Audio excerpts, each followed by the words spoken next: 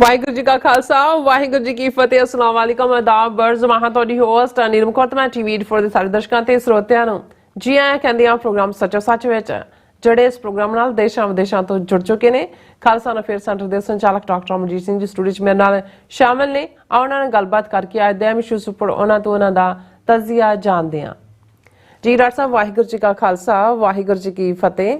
हाँ जी नीरम कौर जी ਤੁਹਾਨੂੰ ਵੀ ਤੇ ਦੁਨੀਆ ਭਰ ਚ ਬੈਠੇ ਸਾਡੇ ਬਹੁਤ ਹੀ ਪਿਆਰੇ ਸੋਹਣੇ ਸਿਆਣੇ ਟੀਵੀ 84 ਦੇ ਵਿਊਅਰਸ ਨੂੰ ਵੀ ਵਾਹਿਗੁਰੂ ਜੀ ਕਾ ਖਾਲਸਾ ਵਾਹਿਗੁਰੂ ਜੀ ਕੀ ਫਤਿਹ। ਸਾਡੇ ਬਹੁਤ ਹੀ ਪਿਆਰੇ ਮੁਸਲਮਾਨ ਭੈਣਾਂ ਭਰਾਵਾਂ ਨੂੰ ਅਸਲਾਮ ਅਲੈਕਮ ਤੇ ਗੰਗਾ ਜਮਨੀ ਤਹਿਜ਼ੀਬ ਦੇ ਹਿੰਦੂ ਤਵੀਆਂ ਨੂੰ ਨਮੋ ਨਮੇ।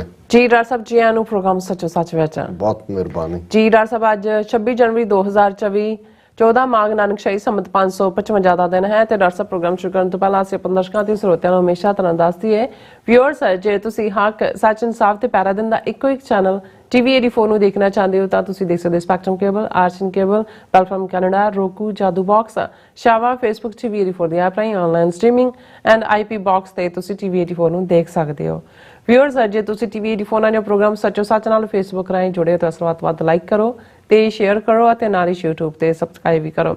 ਇਹ ਵੀ ਦੱਸ ਦਿਓ ਕਿ ਤੁਸੀਂ ਟੀਵੀ 84 ਦੀ ਐਪ ਨੂੰ ਐਂਡਰੋਇਡ ਐਂਡ ਐਪ ਸਟੋਰ ਤੇ ਡਾਊਨਲੋਡ ਕਰਕੇ ਜੋ ਟੀਵੀ 84 ਦੀ ਲਾਈਵ ਸਟ੍ਰੀਮ ਹੈ ਇਸ ਨੂੰ ਤੁਸੀਂ 24 ਆਵਰਸ ਦੇਖ ਸਕਦੇ ਹੋ। ਸੋ ਵਿਊਅਰਸ ਪ੍ਰੋਗਰਾਮ ਦੀ ਸ਼ੁਰੂਆਤ ਕਰਾਂਗੇ ਅੱਜ ਦੀ ਸਪਾਂਸਰਸ਼ਿਪ ਦੇ ਵਾਲੇ ਨਾਲ ਔਰ ਆਪਾਂ ਇਸ ਵੀਕ ਦਾ ਐਂਡ ਵਾਲਾ ਪ੍ਰੋਗਰਾਮ ਕਰਨ ਜਾ ਰਹੇ ਹਾਂ ਔਰ ਆਸ ਤੇ ਦੁਆ ਕਰਾਂਗੇ ਅਰਦਾਸ ਵੀ ਕਰਾਂਗੇ ਵਾਹਿਗੁਰੂ ਅੱਗੇ ਕਿ ਜਿਹੜਾ ਤੁਹਾਡਾ ਵੀਕਐਂਡ ਹੈ ਉਹ ਬਹੁਤ ਹੀ ਵਧੀਆ ਗੁਜ਼ਰੇ। ਸੋ ਅੱਜ ਦੀ ਸਪਾਂਸਰਸ਼ਿਪ ਅੱਜ ਦੇ ਪ੍ਰੋਗਰਾਮ ਸੱਚੋ ਸੱਚ ਨੂੰ ਸਪਾਂਸਰ ਕੀਤਾ ਗਿਆ ਹੈ ਵਰਜੀਨੀਆ ਤੋਂ ਚੱਠਾ ਪਰਿਵਾਰ ਅਤੇ ਓਠੀ ਪਰਿਵਾਰ ਜੀ ਵੱਲੋਂ। ਸੋ ਇਹ ਟੀਵੀ 84 ਦੇ ਵੈਲਵਿਸ਼ਰ ਨੇ ਔਰ ਪੱਕੇ ਸਪੋਰਟਰ ਨੇ ਔਰ ਸਿੱਖ ਕੌਮ ਦੀ ਚੜ੍ਹਦੀ ਕਲਾ ਦੀ ਕਾਮਨਾ ਵੀ ਕਰਦੇ ਨੇ। ਸੋ ਅੱਜ ਦੀ ਸਪਾਂਸਰਸ਼ਿਪ ਲਈ ਅਸੀਂ ਇਹਨਾਂ ਦੋਨਾਂ ਪਰਿਵਾਰਾਂ ਦਾ ਤਹਿ ਦਿਲ ਤੋਂ ਧੰਨਵਾਦ ਕਰਦੇ ਹਾਂ ਔਰ ਤੁਹਾਨੂੰ ਵੀ ਅਪੀਲ ਤੇ ਬੇਨਤੀ ਕਰਦੇ ਹਾਂ ਕਿ ਤੁਸੀਂ ਪ੍ਰੋਗਰਾਮ ਸੱਚੋ ਸੱਚ ਨੂੰ ਵੱਧ ਤੋਂ ਵੱਧ ਸਪਾਂਸਰ ਕਰੋ। ਸਪਾਂਸਰਸ਼ਿਪ ਲਈ ਤੁਸੀਂ ਸਾਨੂੰ ਕਾਲ ਕਰ ਸਕਦੇ ਹੋ ਸਾਡੇ ਫੋਨ ਨੰਬਰ ਤੇ 5166191984 ਸਿਮ ਨੰਬਰ ਤੇ WhatsApp ਕਰ ਸਕਦੇ ਹੋ। ਤੁਸੀਂ ਸਾਨੂੰ ਈਮੇਲ ਵੀ ਕਰ ਸਕਦੇ ਹੋ info@tv84.tv ਤੇ। ਸੋ ਵਿਊਅਰਸ ਪਹਿਲੇ ਸੈਗਮੈਂਟ ਦੇ ਵਿੱਚ ਆਪਾਂ ਗੱਲਬਾਤ ਕਰਨ ਜਾ ਰਹੇ ਹਾਂ ਕਿ ਅੱਜ ਭਾਰਤ ਦਾ 75ਵਾਂ ਅਖੌਤੀ ਗਣਤੰਤਰ ਦਿਵਸ ਹੈ ਔਰ ਦੁਨੀਆ ਭਰ ਵਿੱਚ ਵਸਦੀ 35 ਮਿਲੀਅਨ ਸਿੱਖ ਕੌਮ ਨੇ ਇਸ ਨੂੰ ਖਾਲਿਸਤਾਨ ਆਜ਼ਾਦੀ ਦਿਵਸ ਵਜੋਂ ਯਾਦ ਕੀਤਾ ਔਰ ਪੰਜਾਬ ਦੀ ਧਰਤੀ ਤੋਂ ਲੈ ਕੇ ਦੁਨੀਆ ਦੇ ਅੱਡ-ਅੱਡ ਮੁਲਕਾਂ ਵਿੱਚ ਭਾਰਤੀ ਅੰਬੈਸੀਆਂ, ਹਾਈ ਕਮਿਸ਼ਨਰਾਂ ਅਤੇ ਕੌਂਸਲੇਟਾਂ ਦੇ ਬਾਹਰ ਜਿਹੜੇ ਨੇ ਰੋਸ ਵਿਖਾਵੇ ਕੀਤੇ ਗਏ ਨੇ ਔਰ ਖਾਲਿਸਤਾਨ ਜ਼ਿੰਦਾਬਾਦ ਦੇ ਨਾਰਿਆਂ ਨਾਲ ਜਿਹੜਾ ਅਸਮਾਨ ਹੈ ਉਹ ਗੁੰਜਾਇਆ ਗਿਆ। ਸੋ ਇਸ ਬਾਰੇ ਆਪਾਂ ਗੱਲਬਾਤ ਕਰਨ ਜਾ ਰਹੇ ਹਾਂ। ਸੋ ਅਸੀਂ ਚਾਹਾਂਗੇ ਕਿ ਤੁਸੀਂ ਇਸੇ ਤਰ੍ਹਾਂ ਬਣੇ ਰਹਿਣਾ ਦੇਖਣ ਸੁਣ ਲਈ ਤੁਹਾਡਾ ਸਭ ਦਾ ਬਹੁਤ ਧੰਨਵਾਦ। ਜੀ ਡਾਕਟਰ ਸਾਹਿਬ ਕੀ ਵਿਚਾਰਾਂ ਨੇ? ਦੇਖੋ ਸਭ ਤੋਂ ਪਹਿਲਾਂ ਤਾਂ ਅੱਜ ਦੇ ਪ੍ਰੋਗਰਾਮ ਨੂੰ ਸਪਾਂਸਰ ਕਰਨ ਲਈ ਅਸੀਂ ਦੋਵੇਂ ਹੀ ਪਰਿਵਾਰ ਜਿਹੜੇ ਸਾਡੇ ਲਈ ਪਰਿਵਾਰ ਵਾਂਗ ਨੇ, ਸਾਡੀ ਐਕਸਟੈਂਡਡ ਫੈਮਿਲੀ ਹੈ। ਚੱਠਾ ਪਰਿਵਾਰ ਤੇ ਓਠੀ ਪਰਿਵਾਰ ਹੈ। ਚੱਠਾ ਪਰਿਵਾਰ 'ਚ ਜਿੱਥੇ 4 ਭਰਾ 2 ਭੈਣਾਂ ਨੇ, ਓਠੀ ਪਰਿਵਾਰ ਜਿਹੜਾ 3 ਭਰਾ 2 ਭੈਣਾਂ ਨੇ, ਕਾਮਯਾਬ ਬਿਜ਼ਨਸਮੈਨ ਨੇ। ਲੇਕਿਨ ਜਦੋਂ ਬਿਗਨਿੰਗ 'ਚ ਹੀ ਮੈਂ ਲੇਟ 1980s ਦੇ ਵਿੱਚ ਇਹਨਾਂ ਵਰਜੀਨੀਆ ਜਾਣਾ ਹੋਇਆ ਸੋ ਪਹਿਲਾ ਸਮਾਗਮ ਮੈਨੂੰ ਯਾਦ ਹੈ ਜਦੋਂ ਕਿ ਚੱਠਾ ਸਾਹਿਬ ਦੇ ਘਰ ਦੇ ਉਦਘਾਟਨ ਦਾ ਸੀ ਔਰ ਉਦੋਂ ਬਜ਼ੁਰਗਾਂ ਨੇ ਚੱਠਾ ਪਰਿਵਾਰ ਦੇ ਪਿਤਾ ਜੀ ਸਰ ਜਰਨੈਲ ਸਿੰਘ ਚੱਠਾ ਜਿਹੜੇ ਭਰਪੂਰ 97-98 ਸਾਲ ਦੀ ਉਮਰ 'ਚ ਉਹਨਾਂ ਨੇ ਚੜ੍ਹਾਈ ਕੀਤੀ ਹੈ।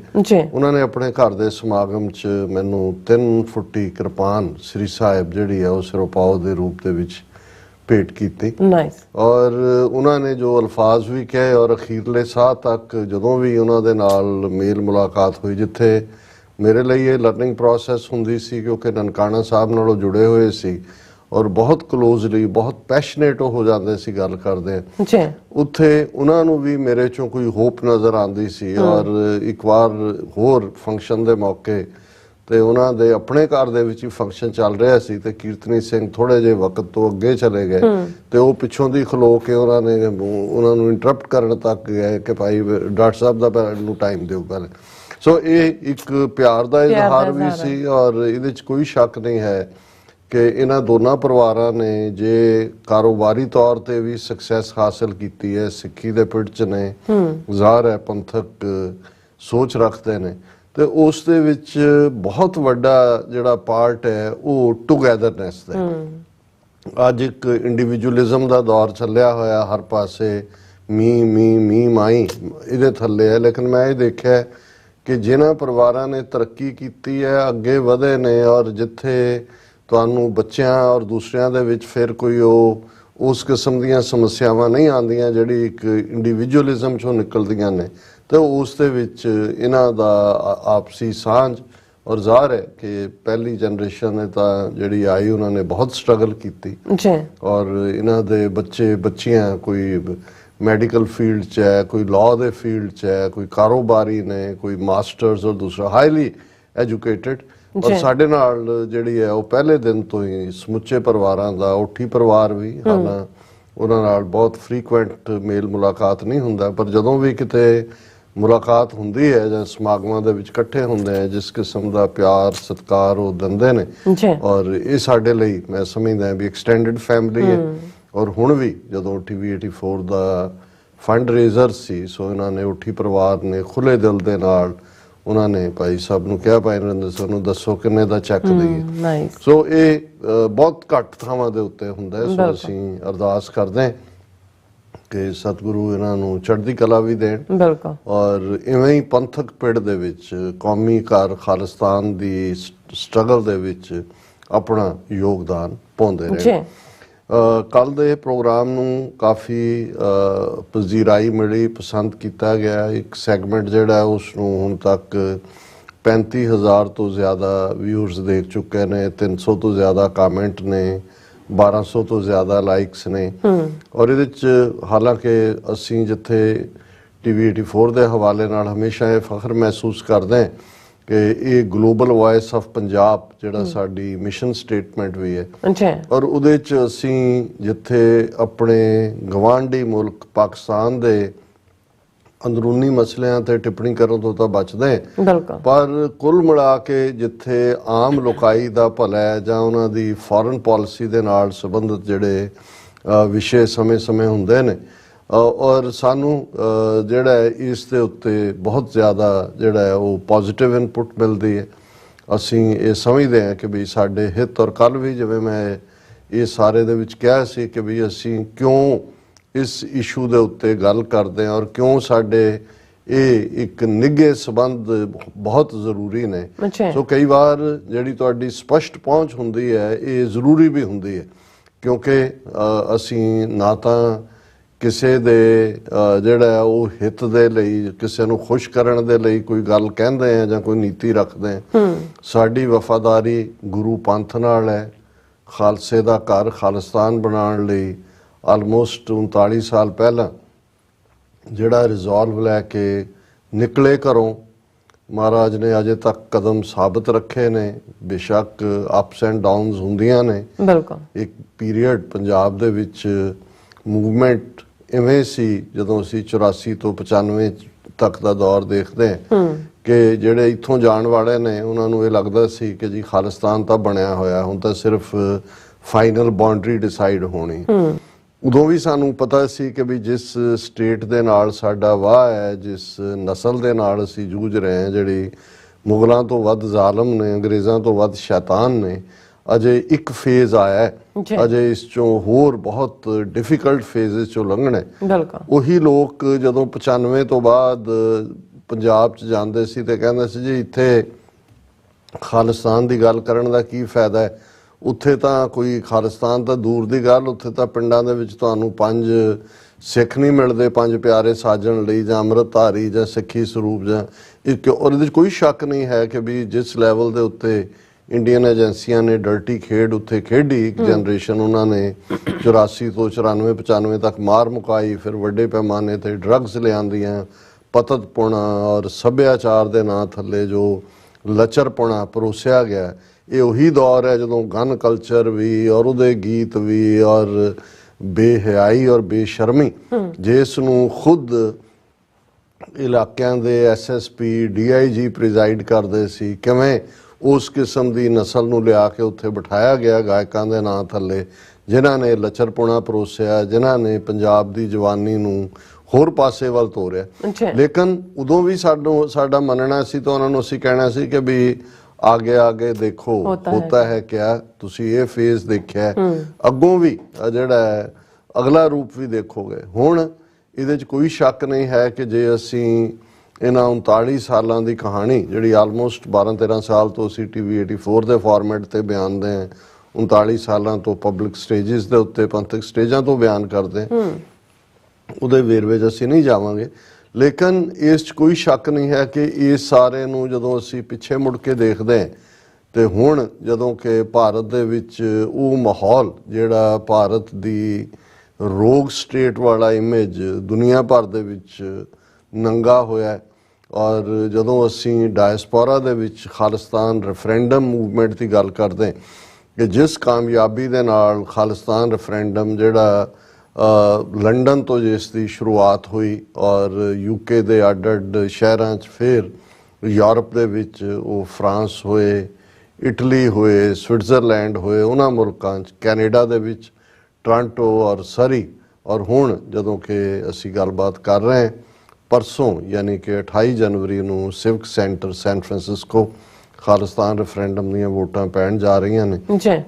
ਸੋ ਇਸ ਨੇ ਉਸ ਭਰਮ ਨੂੰ ਵੀ ਤੋੜਿਆ ਜਿੱਥੇ ਜਦੋਂ ਪੰਜਾਬ ਬਾਰੇ ਇਸ ਕਿਸਮ ਦੇ ਲੋਕਾਂ ਦੇ ਇਹ ਕਾਮੈਂਟ ਹੁੰਦੇ ਸੀ ਤੇ ਬਾਰ-ਬਾਰੇ ਉਹਨਾਂ ਦੇ ਜਿਹੜੇ ਟੁਕੜਿਆਂ ਤੇ ਪਲਣ ਵਾਲੇ ਪੱਤਰਕਾਰ ਨੇ ਜਾਂ ਉਹਨਾਂ ਦੇ ਟੌਂਟ ਬਟੌਂਟ, ਉਹਨਾਂ ਦਾ ਇਹ ਕਹਿਣਾ ਸੀ ਕਿ ਜੀ ਇਹ ਤਾਂ ਬਾਹਰ ਐਵੇਂ ਗਿਣਤੀ ਦੇ ਨੇ, ਉਂਗਲਾਂ ਤੇ ਗਿਣਨ ਵਾਲੇ, ਇਹਨਾਂ ਨੇ ਦੁਕਾਨਾਂ ਖੋਲੀਆਂ ਹੋਈਆਂ ਤੇ ਇਹਨਾਂ ਦਾ ਹਲਵਾ ਮਾਂਡਾ ਇਸ ਚੋਂ ਚੱਲਦਾ ਹੈ, ਉੱਥੇ ਤਾਂ ਕੋਈ ਖਾਲਿਸਤਾਨ ਨਹੀਂ ਮੰਗਦਾ, ਲੋਕ ਆਪੋ ਆਪਣੇ ਕੰਮਾਂ 'ਚ 2-2 ਸ਼ਿਫਟਾਂ ਲਾਉਂਦੇ ਨੇ, ਉਹਨਾਂ ਤਾਂ ਕੋਈ ਸੁੱਧ ਬੁੱਧ ਹੀ ਨਹੀਂ ਹੈ ਕਿ ਭਾਈ ਉਹਨਾਂ ਨੇ ਕੁਝ ਹੋਰ ਕਰਨਾ।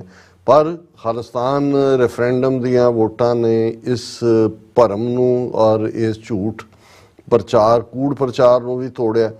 ਔਰ ਇੰਡੀਅਨ ਸਟੇਟ ਜਿਹਨੂੰ ਸਾਡੀ ਤਾਕਤ ਦਾ ਸ਼ਾਇਦ ਸਾਡੇ ਆਪਣੇ ਬਹੁਤਿਆਂ ਨਾਲੋਂ ਜ਼ਿਆਦਾ ਚੰਗੀ ਤਰ੍ਹਾਂ ਅਹਿਸਾਸ ਸੀ ਹੈ, ਉਹਨਾਂ ਨੇ ਇਸ ਪੀਸਫੁਲ ਖਾਲਿਸਤਾਨ ਰੈਫਰੈਂਡਮ ਨੂੰ ਇੱਕ ਬਹੁਤ ਵੱਡੇ ਡੇਂਜਰ ਦੇ ਤੌਰ ਤੇ ਦੇਖਿਆ।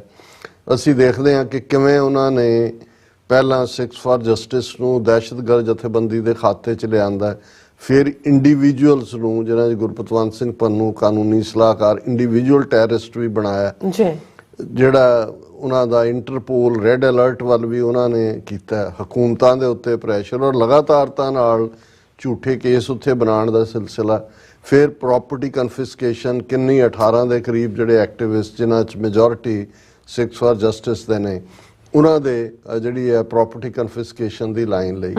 ਔਰ ਉਹਨਾਂ ਨੂੰ ਜਦੋਂ ਇਹ ਲੱਗਾ ਕਿ ਵੀ ਈਵਨ ਉਹਨਾਂ ਦੇ ਇਹ ਸਾਰੇ ਇਸ ਕਿਸਮ ਦੇ ਜਿਹੜੇ ਮੇਸ਼ਰਸ ਨੇ ਉਹ ਕਾਰਗਰ ਨਹੀਂ ਹੋ ਰਹੇ ਚੁੱਪ ਕਰਾਉਣ, ਤੇ ਫਿਰ ਉਹਨਾਂ ਨੇ ਫਾਈਨਲ ਗੰਦਾ ਹਥਿਆਰ ਜੋ ਕਿ ਰਸ਼ੀਅਨ ਏਜੰਸੀਜ਼ ਔਰ ਦੂਸਰੀਆਂ ਜਿਹੜੀਆਂ ਨੇ ਉਹ ਕਰਦੀਆਂ ਰਹੀਆਂ ਨੇ, ਹਾਲਾਂਕਿ ਅਮਰੀਕਾ ਦੀ ਸੋਇਲ ਦੇ ਉੱਤੇ ਕਦੇ ਈਵਨ KGB ਨੇ ਵੀ ਡੇਅਰ ਨਹੀਂ ਕੀਤਾ। ਜੇ ਅਸੀਂ ਇਹ ਕਹਿਣਾ ਹੋਏ ਕਿ ਕੋਲਡ ਵਾਰ ਈਰਾ ਦੇ ਵਿੱਚ ਜਦੋਂ ਕਿ ਪੋਲੀਟੀਕਲ ਅਸੈਸੀਨੇਸ਼ਨ ਹੁੰਦੀਆਂ ਸੀ ਸਾਊਥ ਅਮਰੀਕਾ 'ਚ, ਪ੍ਰੋ ਕਮਿਊਨਿਸਟ ਬਲਾਕ ਹੈ, ਇੱਕ ਪ੍ਰੋ ਅਮਰੀਕਾ ਬਲਾਕ ਹੈ, ਕਿਹਨੂੰ ਬਣਾ ਦਿੱਤਾ, ਕਿਹਨੂੰ CIA, ਤੇ ਸ਼ਾਇਦ 1980s 'ਚ US ਕਾਂਗਰਸ 'ਚ ਫਿਰ ਫਾਈਨਲੀ CIA ਸਪਾਂਸਰਡ ਅਸੈਸੀਨੇਸ਼ਨਸ ਨੂੰ ਰੋਕਿਆ ਗਿਆ।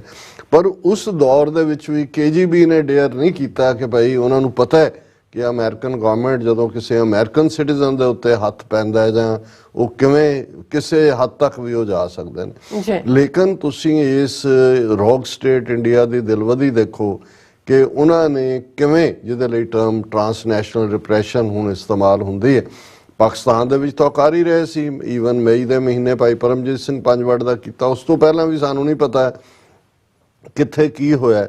ਲੇਕਿਨ ਜਦੋਂ ਅਸੀਂ 15 ਜੂਨ ਨੂੰ ਅਵਤਾਰ ਸਿੰਘ ਖੰਡਾ, ਜਿਨ੍ਹਾਂ ਦੀ ਬੜੀ ਜਿਹੜੀ ਹੈ ਉਹ ਮਿਸਟੀਰੀਅਸ ਸਰਕਮਸਟੈਂਸਿਸ ਦੇ ਵਿੱਚ ਮੌਤ ਹੁੰਦੀ ਹੈ, ਹਾਲਾਂਕਿ ਅਸੀਂ ਉਦੋਂ ਵੀ ਉਹਨੂੰ ਕੈਮੀਕਲ ਵੈਪਨ ਹੀ ਕਿਹਾ ਸੀ, ਹਾਲਾਂਕਿ ਆਪਣੀਆਂ ਧਿਰਾਂ ਦੇ ਵੀ ਕੁਝ ਲੋਕ ਜਿਹੜੇ ਨੇ ਉਹਨਾਂ ਨੂੰ ਲੱਗਦਾ ਸੀ ਕਿ ਨਹੀਂ ਜੀ ਉਹ ਤਾਂ ਕੈਂਸਰ ਡਾਇਗਨੋਸਿਸ ਸੀ ਜਾਂ ਦੂਜਾ।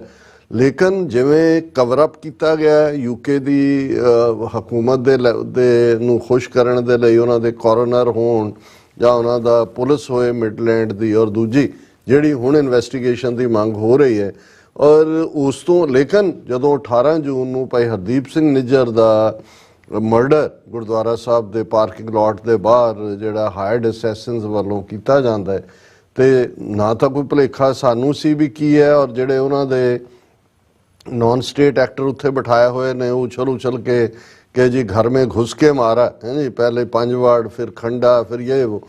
ਲੇਕਿਨ ਮੈਂ ਸਮਝਦਾ ਵੀ ਗੇਮ ਚੇਂਜਰ ਤਾਂ 18 ਸਤੰਬਰ ਨੂੰ ਜਦੋਂ ਜਸਟਿਨ ਟਰੂਡੋ ਕੈਨੇਡੀਅਨ ਪਾਰਲੀਮੈਂਟ ਦੇ ਵਿੱਚ ਇਹ ਇੰਕਸ਼ਾਫ ਕਰਦੇ ਨੇ, ਔਰ ਉਹਦਾ ਅਸੀਂ ਜ਼ਿਕਰ ਕਰਾਂਗੇ ਜਿਵੇਂ ਅਸੀਂ ਲਗਾਤਾਰਤਾ ਦੇ ਨਾਲ ਕਰਦੇ ਹਾਂ। ਪਰ ਉਸ ਤੋਂ ਅੱਗੇ ਅਮਰੀਕਾ ਔਰ ਕੈਨੇਡਾ ਨੂੰ ਤਾਂ ਇਹਨਾਂ ਨੇ ਬਿਲਿਟਲ ਕੀਤਾ ਹੀ ਕੀਤਾ। ਇੰਡੀਅਨਸ ਨੇ ਜਿਸ ਕਿਸਮ ਦਾ ਦੀ ਕਰੈਕਟਰ ਅਸੈਸੀਨੇਸ਼ਨ ਜਸਟਿਨ ਟਰੂਡੋ ਦੀ ਕੀਤੀ, ਲੇਕਿਨ ਜਦੋਂ 29 ਨਵੰਬਰ ਨੂੰ ਅਮਰੀਕਾ ਦੇ ਨਿਊਯਾਰਕ ਦੇ ਕੋਰਟ ਦੇ ਵਿੱਚ ਡਿਸਟ੍ਰਿਕਟ ਕੋਰਟ 'ਚ ਜਸਟਿਸ ਡਿਪਾਰਟਮੈਂਟ ਵੱਲੋਂ ਨਿਖਿਲ ਗੁਪਤਾ ਦੇ ਖਿਲਾਫ 15 ਸਫ਼ਿਆਂ ਦੀ ਇੰਡਾਇਕਟਮੈਂਟ ਫਾਈਲ ਕੀਤੀ ਜਾਂਦੀ ਹੈ, ਗੁਰਪਤਵੰਤ ਸਿੰਘ ਪੰਨੂ ਮਰਡਰ ਪਲਾਟ, ਕਿ ਕਿਵੇਂ ਜਿਹੜਾ ਉਹ 1 ਲੱਖ ਦਾ ਸੌਦਾ ਹੋ ਕੇ 15,000 ਜਿਹੜਾ ਉਹਨਾਂ ਦੇ ਅੰਡਰ ਕਵਰ ਨੂੰ ਵੀ ਦਿੱਤਾ।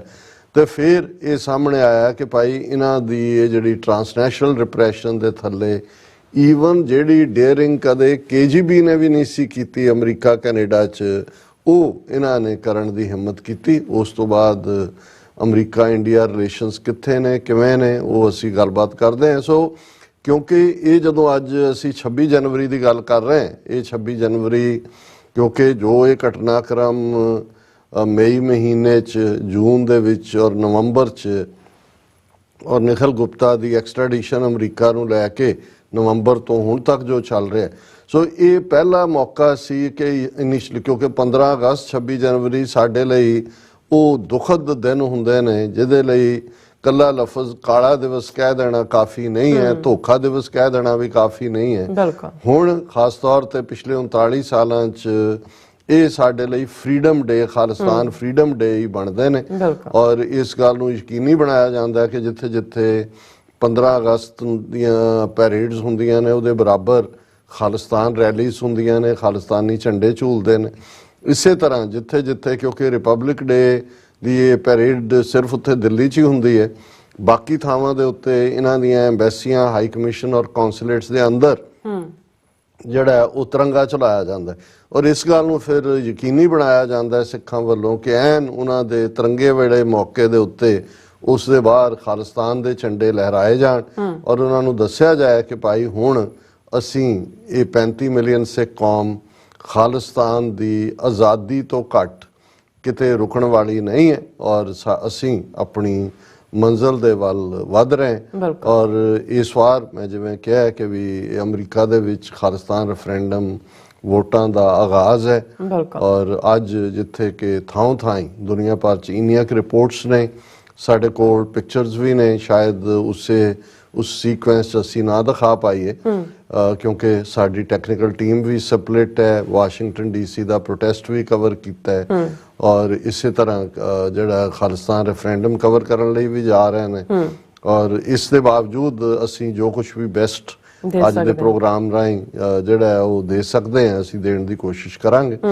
ਔਰ ਇਹ ਸਾਰੇ ਦੇ ਚੱਲਦੇ ਆ ਇੱਕ ਤਾਂ ਅਸੀਂ ਇਹੀ ਕਹਿਣਾ ਚਾਹੁੰਦੇ ਹਾਂ ਕਿ ਵੀ ਹੁਣ ਵੀ ਅੱਜ ਸਾਡਾ ਲਾਸਟ ਪ੍ਰੋਗਰਾਮ ਹੈ ਇਸ ਵੀਕ ਦਾ ਕਿ ਵੱਡੀ ਗਿਣਤੀ ਦੇ ਵਿੱਚ ਸਿੱਖ ਸੰਗਤਾਂ ਸੈਨ ਫਰਾਂਸਿਸਕੋ, ਜਿਵੇਂ ਅਸੀਂ ਦੱਸਿਆ ਸੀ ਸੈਕਰਾਮੈਂਟੋ ਬੀ ਦੀ ਸਟੋਰੀ ਤੇ ਵੀ ਬੇਸਡ ਕਿ 60 ਤੋਂ ਜ਼ਿਆਦਾ ਬੱਸਾਂ ਦਾ ਪ੍ਰਬੰਧ ਹੈ ਥਾਂ ਥਾਂ ਆਪੋ ਆਪਣੇ। ਔਰ ਉੱਥੇ ਜਿਹੜੀ ਬਾਰਟ ਹੈ, ਬਾਰਟ ਦੇ ਵਿੱਚ ਜਿਹਨੂੰ ਇੱਥੇ ਸਬਵੇ ਕਹਿੰਦੇ ਨੇ ਕੈਲੀਫੋਰਨੀਆ 'ਚ ਬਾਰਟ ਹੈ, ਉਹ ਬੜੀ ਕਨਵੀਨੀਅੰਟ ਹੈ।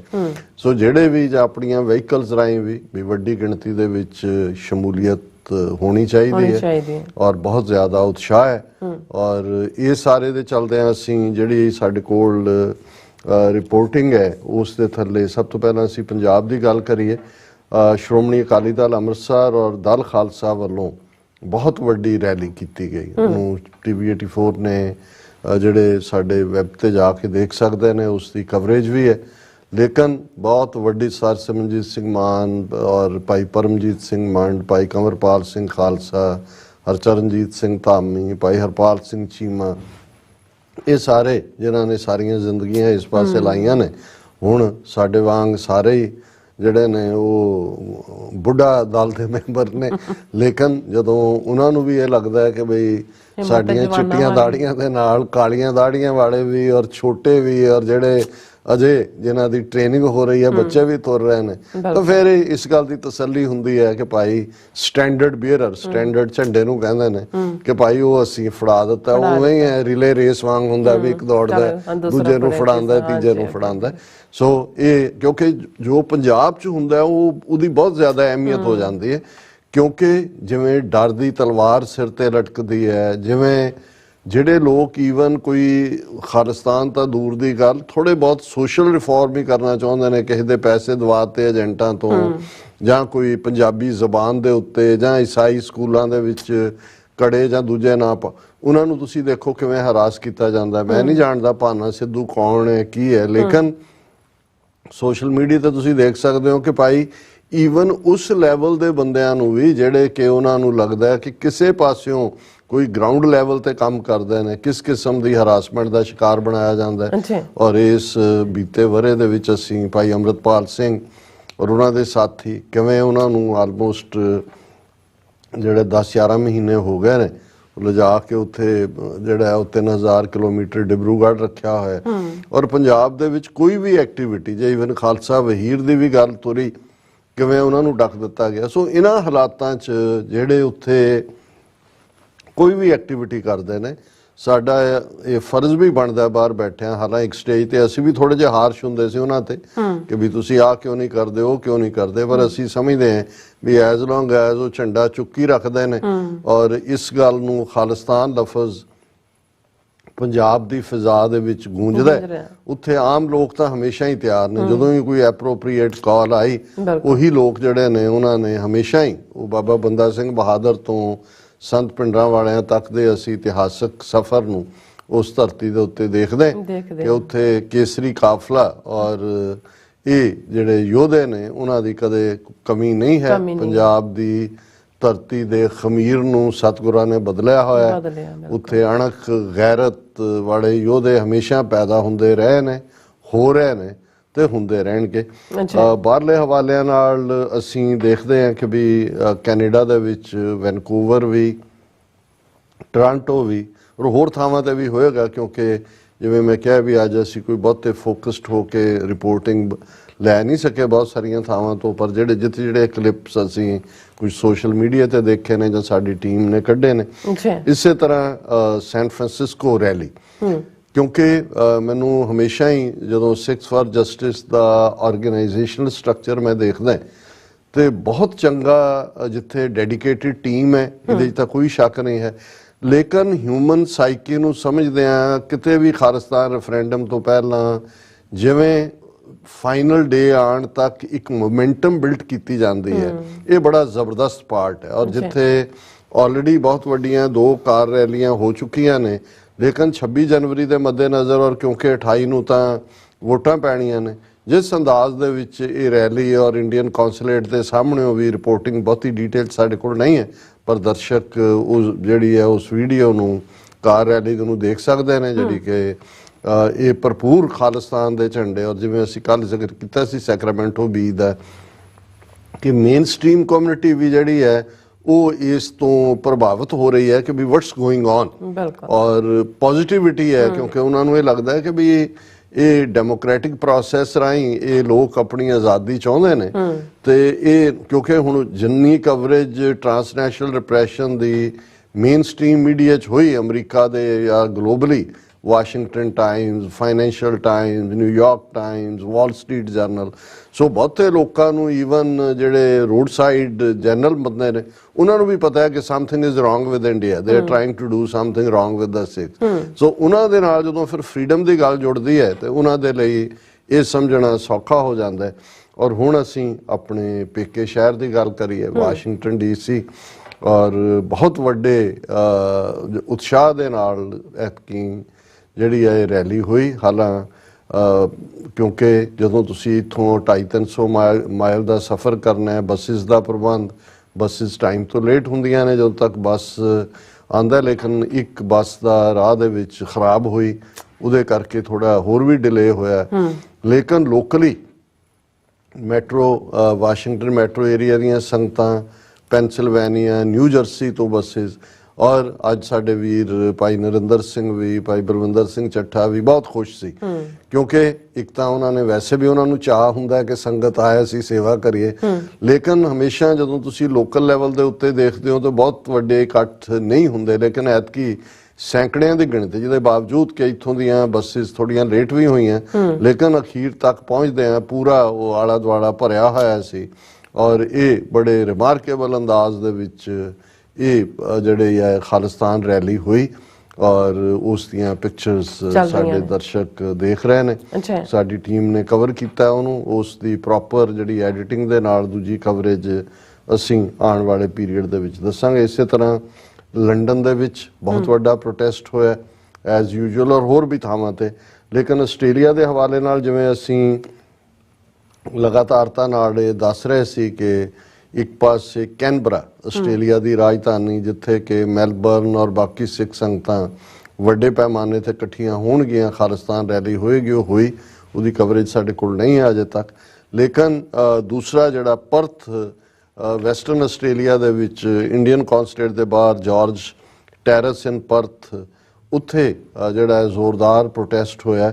ਸਾਡੇ ਵੀਰ ਜਿਨ੍ਹਾਂ ਨੇ ਸਾਨੂੰ ਉੱਥੋਂ ਰਿਪੋਰਟ ਕੀਤਾ, ਉਹਨਾਂ ਨੇ ਦੱਸਿਆ ਕਿ ਜੀ ਸਾਡੀ ਐਕਸਪੈਕਟੇਸ਼ਨ ਤੋਂ ਵੀ ਬਿਯੋਂਡ ਵੱਡੀ ਗਿਣਤੀ 'ਚ ਨੌਜਵਾਨ ਯੰਗਸਟਰ ਜਿਹੜੇ ਆਏ ਨੇ ਕਿ ਵੀ ਹਾਲਾਂ ਉਹਨਾਂ ਨੇ ਇੰਡੀਅਨ ਸਿਸਟਮ ਨੇ ਜਿਵੇਂ ਇੱਥੇ WhatsApp ਰਾਹੀਂ ਨੈਗੇਟਿਵ ਮੈਸੇजेस ਉਹ ਖਾਲਿਸਤਾਨ ਰੈਫਰੈਂਡਮ ਦੇ ਹੋਣ ਜਾਂ ਦੂਜੇ ਡਰ ਕੇ ਜੀ ਤੁਹਾਡੇ ਵੀਜ਼ੇ ਕੈਂਸਲ, ਤੁਹਾਡੀਆਂ ਜਾਇਦਾਦਾਂ ਤੇ ਕਬਜ਼ਾ ਕਰਾਂਗੇ, ਤੁਹਾਡੇ ਫਲਾਣਾ। ਆਸਟ੍ਰੇਲੀਆ ਪਰਥ ਦੇ ਵਿੱਚ ਇਹ ਇੰਡੀਅਨ ਏਜੰਟਸ ਵੱਲੋਂ ਇੱਕ ਬੜੇ ਸਿਸਟਮੈਟਿਕ ਤਰੀਕੇ ਦੇ ਨਾਲ ਲੋਕਾਂ ਨੂੰ ਡਰਾਉਣ ਦੀ ਕੋਸ਼ਿਸ਼ ਕੀਤੀ ਗਈ। ਮੈਸੇजेस ਵੀ 1 to 1 ਵੀ ਲੋਕ ਔਰ ਕਈਆਂ ਨੇ ਕਨਫਰਮ ਕੀਤਾ। ਹਾਲਾਂ ਇਹ ਰਿਪੋਰਟ ਹੋ ਰਿਹਾ ਕਿਉਂਕਿ ਇਹ ਵੀ ਟਰਾਂਸਨੈਸ਼ਨਲ ਰਿਪਰੈਸ਼ਨ ਦਾ ਜਿਹੜਾ ਹਿੱਸਾ ਬਣ ਜਾਂਦਾ ਹੈ। ਔਰ ਈਵਨ ਸਾਡੇ ਜਿਵੇਂ ਬ੍ਰੇਕ ਟਾਈਮ ਦੇ ਵਿੱਚ FBI ਵੱਲੋਂ ਭੇਜੀ ਐਡ ਚੱਲ ਰਹੀ ਹੈ, ਇਹ ਵੀ ਰਿਪੋਰਟ ਕਰਨਾ ਚਾਹੀਦਾ। ਜੇ ਤੁਹਾਨੂੰ ਇੱਥੇ ਵੀ ਆ ਕੇ ਕੋਈ ਇਹ ਕਹਿੰਦਾ ਜੀ ਤੁਸੀਂ ਵੋਟ ਨਾ ਕਰੋ ਤੇ ਨਹੀਂ ਤਾਂ ਤੁਹਾਡੇ ਪਿੱਛੇ ਅਸੀਂ ਇਹ ਕੇਸ ਪਾ ਦੇਾਂਗੇ ਜਾਂ ਦੂਜਾ, ਇਹ ਵੀ ਰਿਪੋਰਟ ਕਰਨਾ ਬਣਦਾ। ਸੋ ਆਸਟ੍ਰੇਲੀਆ 'ਚ ਵੀ ਉਹਨਾਂ ਨੇ ਰਿਪੋਰਟ ਕੀਤਾ ਕਿ ਭਾਈ ਇਵੇਂ ਹੋ ਰਿਹਾ। ਲੇਕਿਨ ਇਹਦੇ ਬਾਵਜੂਦ ਜਿਹੜੇ ਯੰਗ ਨੌਜਵਾਨ ਉੱਥੇ ਨਿਤਰੇ ਬੱਚੇ ਬੱਚੀਆਂ, ਉਹਨੇ ਪ੍ਰਬੰਧਕਾਂ ਨੂੰ ਪੂਰੀ ਤਰ੍ਹਾਂ ਉਤਸ਼ਾਹਿਤ ਵੀ ਕੀਤਾ। ਔਰ ਇਹ ਆਸਟ੍ਰੇਲੀਆ ਦੇ ਲਈ ਕਿਉਂਕਿ 26 ਜਨਵਰੀ ਦਾ ਦਿਨ ਹੀ ਆਸਟ੍ਰੇਲੀਆ ਦਾ ਵੀ ਇੰਡੀਪੈਂਡੈਂਸ ਡੇ ਹੈ so called.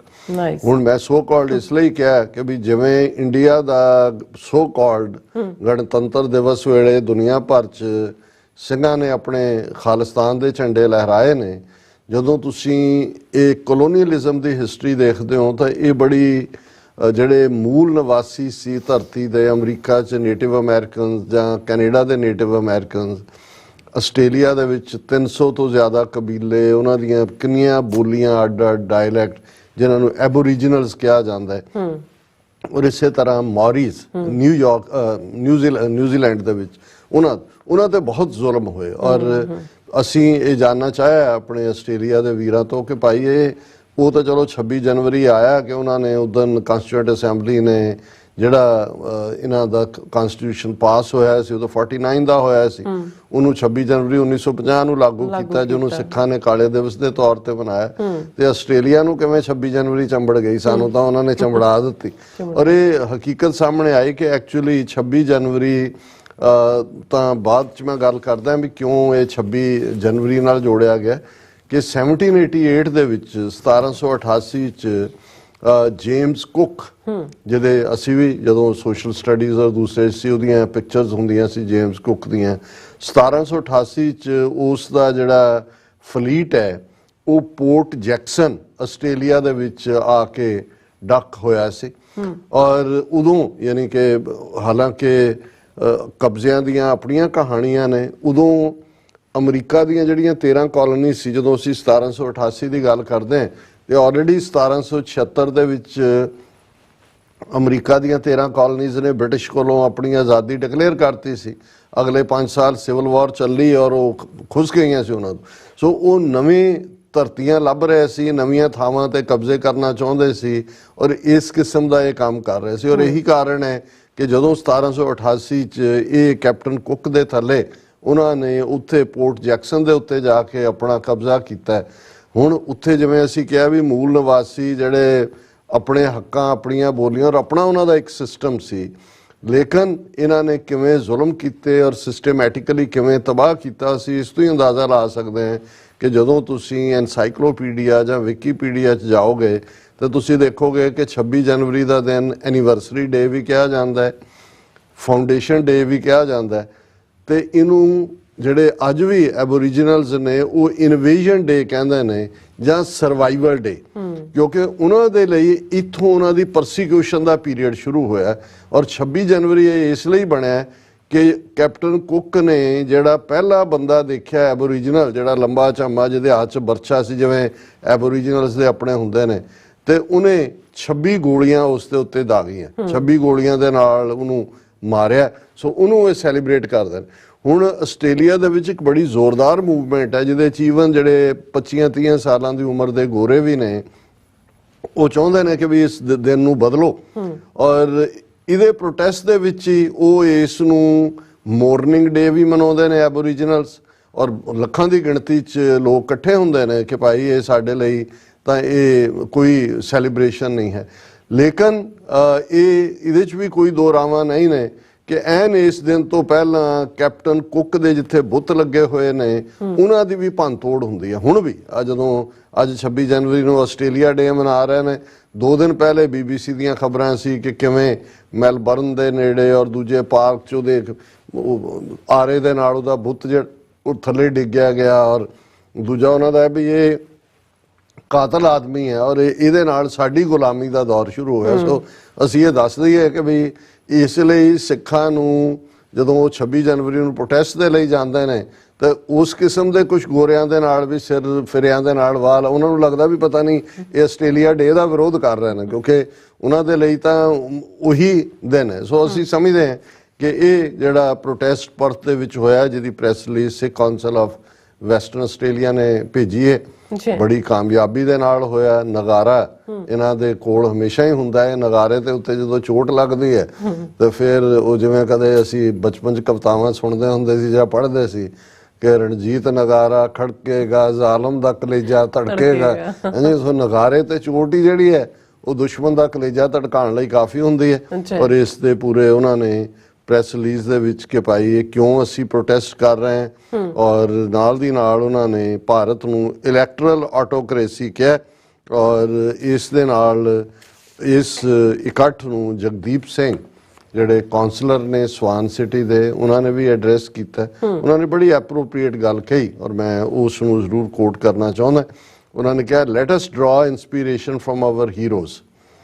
If we can fight and die in both the world wars for our allies and help them attain freedom, then we Sikhs know how to fight for our own rights, our own land and our own sovereignty। ਕਿ ਭਾਈ ਜੇ ਕਿਉਂਕਿ ਹੁਣ Australia ਦੀ history ਹੈ ਕਿ Australian ਫੌਜੀਆਂ ਨੇ ਔਰ ਸਿੱਖ ਫੌਜੀਆਂ ਨੇ ਟੁਗੈਦਰ ਫਸਟ ਵਰਲਡ ਵਾਰ 1914 ਤੋਂ 1918 ਗੈਲੀਪੋਲੀ ਦੀ ਲੜਾਈ ਟਰਕੀ ਦੇ ਵਿੱਚ ਉਸ 'ਚ ਇਕੱਠਾ ਖੂਨ ਡੋਲਿਆ। ਉਹਨੂੰ ਕਿਹਾ ਵੀ ਜੇ ਅਸੀਂ ਫਸਟ ਵਰਲਡ ਵਾਰ ਔਰ ਸੈਕੰਡ ਵਰਲਡ ਵਾਰ ਤੁਹਾਡੀਆਂ ਆਜ਼ਾਦੀਆਂ ਦੇ ਲਈ ਆ ਕੇ ਮਰ ਸਕਦੇ ਹਾਂ ਤੇ ਸਾਨੂੰ ਆਪਣੀ ਆਜ਼ਾਦੀ ਦੇ ਲਈ ਲੜਨ ਮਰਨ ਤੋਂ ਕੌਣ ਰੋਕ ਸਕਦਾ ਹੈ। ਔਰ ਇਹ ਬਹੁਤ ਭਾਵਪੂਰਤ ਲਫ਼ਜ਼ ਨੇ ਔਰ ਜਿਹੜੇ ਪੋਸਟਰ ਵੀ ਪ੍ਰੋਟੈਸਟਰਸ ਦੇ ਕੋਲ ਸੀ ਉਹਦੇ 'ਚ ਸੀ ਕਿ ਭਾਈ ਇਹ ਜਿਹੜਾ 에ਅਰ ਇੰਡੀਆ ਫਲਾਈਟ 182 ਦਾ ਹਾਦਸਾ ਉਹ ਵੀ ਇੰਡੀਆ ਇਹਦੇ ਲਈ ਜ਼ਿੰਮੇਵਾਰ ਹੈ ਔਰ ਇਹ ਜਿਹੜੇ ਟਾਡਾ ਵਰਗੇ ਜਾਂ ਯੂਆਪਾ ਵਰਗੇ ਕਾਨੂੰਨ ਨੇ ਇਹ ਦੱਸਦੇ ਨੇ ਕਿ ਇਹ ਕੋਈ ਡੈਮੋਕ੍ਰੇਸੀ ਨਹੀਂ ਹੈ ਔਰ Canada and the US subdued India's transnational repression will Australia do it too. ਇਹ ਉਹਨਾਂ ਨੇ ਆਪਣੀ ਹਕੂਮਤ ਨੂੰ ਕਿਹਾ ਕਿਉਂਕਿ ਆਸਟ੍ਰੇਲੀਆ ਵੀ 5 ਆਈਜ਼ ਕੰਟਰੀ ਦਾ ਮੈਂਬਰ ਹੈ ਕਿ ਭਾਈ ਅਮਰੀਕਾ ਤੇ ਕੈਨੇਡਾ ਨੇ ਤਾਂ ਇਹਨਾਂ ਨੂੰ ਫੜ ਲਿਆ ਧੌਣ ਤੋਂ, ਕੀ ਤੁਸੀਂ ਆਸਟ੍ਰੇਲੀਆ ਵਾਲੇ ਵੀ ਇਸ ਦੇ ਉੱਤੇ ਜਿਹੜਾ ਉਹ ਲਾਈਨ ਲਾਓਗੇ। ਔਰ ਅਸੀਂ ਸਮਝਦੇ ਹਾਂ ਕਿ ਵੀ ਇਹ ਦਿਨ ਜਿੱਥੇ ਭਾਰਤ ਦਾ ਅਖੌਤੀ ਗਣਤੰਤਰ ਦਿਵਸ ਦਿੱਲੀ 'ਚ ਇਹਨਾਂ ਨੇ ਉਹੀ ਫਰਾਂਸ ਦੇ ਪ੍ਰੈਜ਼ੀਡੈਂਟ ਨੂੰ ਸੱਦਿਆ ਹੋਇਆ ਸੀ ਔਰ ਨਾਰੀ ਸ਼ਸਤਰੀਕਰਨ ਔਰ ਪਤਾ ਨਹੀਂ ਕਿਹੜਾ ਤੇ ਕੀ ਉਹੀ ਡਰਾਮੇਬਾਜ਼ੀਆਂ ਉਹੀ ਫਰਾਡ। ਲੇਕਿਨ ਸਿੱਖ ਕੌਮ ਨੇ ਦੁਨੀਆ ਭਰ ਦੇ ਵਿੱਚ ਖਾਲਿਸਤਾਨੀ ਝੰਡੇ ਝੁਲਾ ਕੇ ਰੈਲੀਆਂ ਦੇ ਨਾਲ ਇਹ ਦੱਸ ਦਿੱਤਾ ਹੈ ਕਿ ਸਿੱਖ ਕੌਮ ਦਾ ਰਿਜ਼ੋਲਵ ਖਾਲਿਸਤਾਨ ਲਈ ਹੈ। ਦਰਿਆਏ ਜਮਨਾ ਤੋਂ ਵਾਗਾ ਤੱਕ ਇੰਡੀਪੈਂਡੈਂਟ ਸੋਵਰਨ ਨੇਸ਼ਨ ਖਾਲਿਸਤਾਨ ਦਸਤਕ ਦੇ ਰਿਹਾ ਔਰ ਕੋਈ ਦੁਨੀਆ ਦੀ ਤਾਕਤ ਸਿੱਖਾਂ ਦੇ ਇਸ ਰਿਜ਼ੋਲਵ ਨੂੰ ਕਮਜ਼ੋਰ ਨਹੀਂ ਕਰ ਸਕਦੀ। ਖਾਲਿਸਤਾਨ ਜ਼ਿੰਦਾਬਾਦ। ਜੀ ਰਾਜ ਸਾਹਿਬ ਤੁਹਾਡਾ ਬਹੁਤ ਬਹੁਤ ਸ਼ੁਕਰੀਆ। ਸੋ ਇੱਥੇ ਲੈਣੇ ਬ੍ਰੇਕ ਔਰ ਬ੍ਰੇਕ ਤੇ ਜਾਣ ਤੋਂ ਪਹਿਲਾਂ ਅਸੀਂ ਦਰਸ਼ਕਾਂ ਤੇ ਸਰੋਤਿਆਂ ਨੂੰ ਅਪੀਲ ਤੇ ਬੇਨਤੀ ਕਰਦੀ ਹਾਂ ਵੀਅਰਸ, ਜਿਸ ਤਰ੍ਹਾਂ ਕਿ ਤੁਸੀਂ ਜਾਣਦੇ ਹੋ ਕਿ ਟੀਵੀ 84 ਹੱਕ ਸੱਚ ਇਨਸਾਫ ਦੀ ਆਵਾਜ਼ ਬੁਲੰਦ ਕਰ ਰਿਹਾ ਹੈ। ਇਹ ਆਵਾਜ਼ ਤੁਹਾਡੇ ਪਿਆਰ ਸਦਕਾ, ਤੁਹਾਡੇ ਵਿਸ਼ਵਾਸ ਸਦਕਾ, ਤੁਹਾਡੇ ਡੋਨੇਸ਼ਨ ਸਦਕਾ ਹੀ ਹੋ ਸਕਦੀ ਹੈ। ਸੋ ਅਸੀਂ ਚਾਹਾਂਗੇ ਕਿ ਤੁਸੀਂ ਟੀਵੀ 84 ਦੀ ਚੜ੍ਹਦੀ ਕਲਾ ਲਈ ਵੱਧ ਤੋਂ ਵੱਧ ਡੋਨੇਟ ਕਰੋ। ਡੋਨੇਟ ਕਰਨ ਲਈ ਸਾਡੀ ਵੈਬਸਾਈਟ tv4.tv ਤੇ ਜਾ ਕੇ ਪੇਪਲ ਦੀ ਵਰਤੋਂ ਕਰਕੇ ਵਨ ਟਾਈਮ ਡੋਨੇਟ ਕਰ ਸਕਦੇ ਹੋ, ਮੰਥਲੀ ਡੋਨੇਟ ਵੀ ਕਰ ਸਕਦੇ ਹੋ। ਤੁਸੀਂ ਟੀਵੀ 84 ਦੇ ਨਾਮ ਤੇ ਚੈੱਕ ਬਣਾ ਕੇ ਸਾਨੂੰ ਮੇਲ ਵੀ ਕਰ ਸਕਦੇ ਹੋ ਸਾਡੇ ਇਸ ਪਤੇ ਤੇ 36-01 37th Avenue, Long Island City, New York 11101 USA, ਜਾਂ ਫਿਰ ਤੁਸੀਂ ਸਾਨੂੰ ਫੋਨ ਰਾਹੀਂ ਵੀ ਸੰਪਰਕ ਕਰ ਸਕਦੇ ਹੋ 5166191984। ਤੁਸੀਂ ਸਾਨੂੰ ਈਮੇਲ ਵੀ ਕਰ ਸਕਦੇ ਹੋ info@tv84.tv ਤੇ। ਅਸੀਂ ਤੁਹਾਡੇ ਤਹਿ ਦਿਲ ਤੋਂ ਸ਼ੁਕਰਗੁਜ਼ਾਰ ਹੋਵਾਂਗੇ। ਸੋ ਇੱਥੇ ਲੈਣੇ ਬ੍ਰੇਕ। ਵਿਊਅਰਸ, ਤੁਸੀਂ ਸਾਨੂੰ ਇਸੇ ਤਰ੍ਹਾਂ ਬਣੇ ਰਹਿਣਾ। ਮਿਲਦੇ ਹਾਂ ਆਫਟਰ ਦਿਸ ਸ਼ਾਰਟ ਬ੍ਰੇਕ।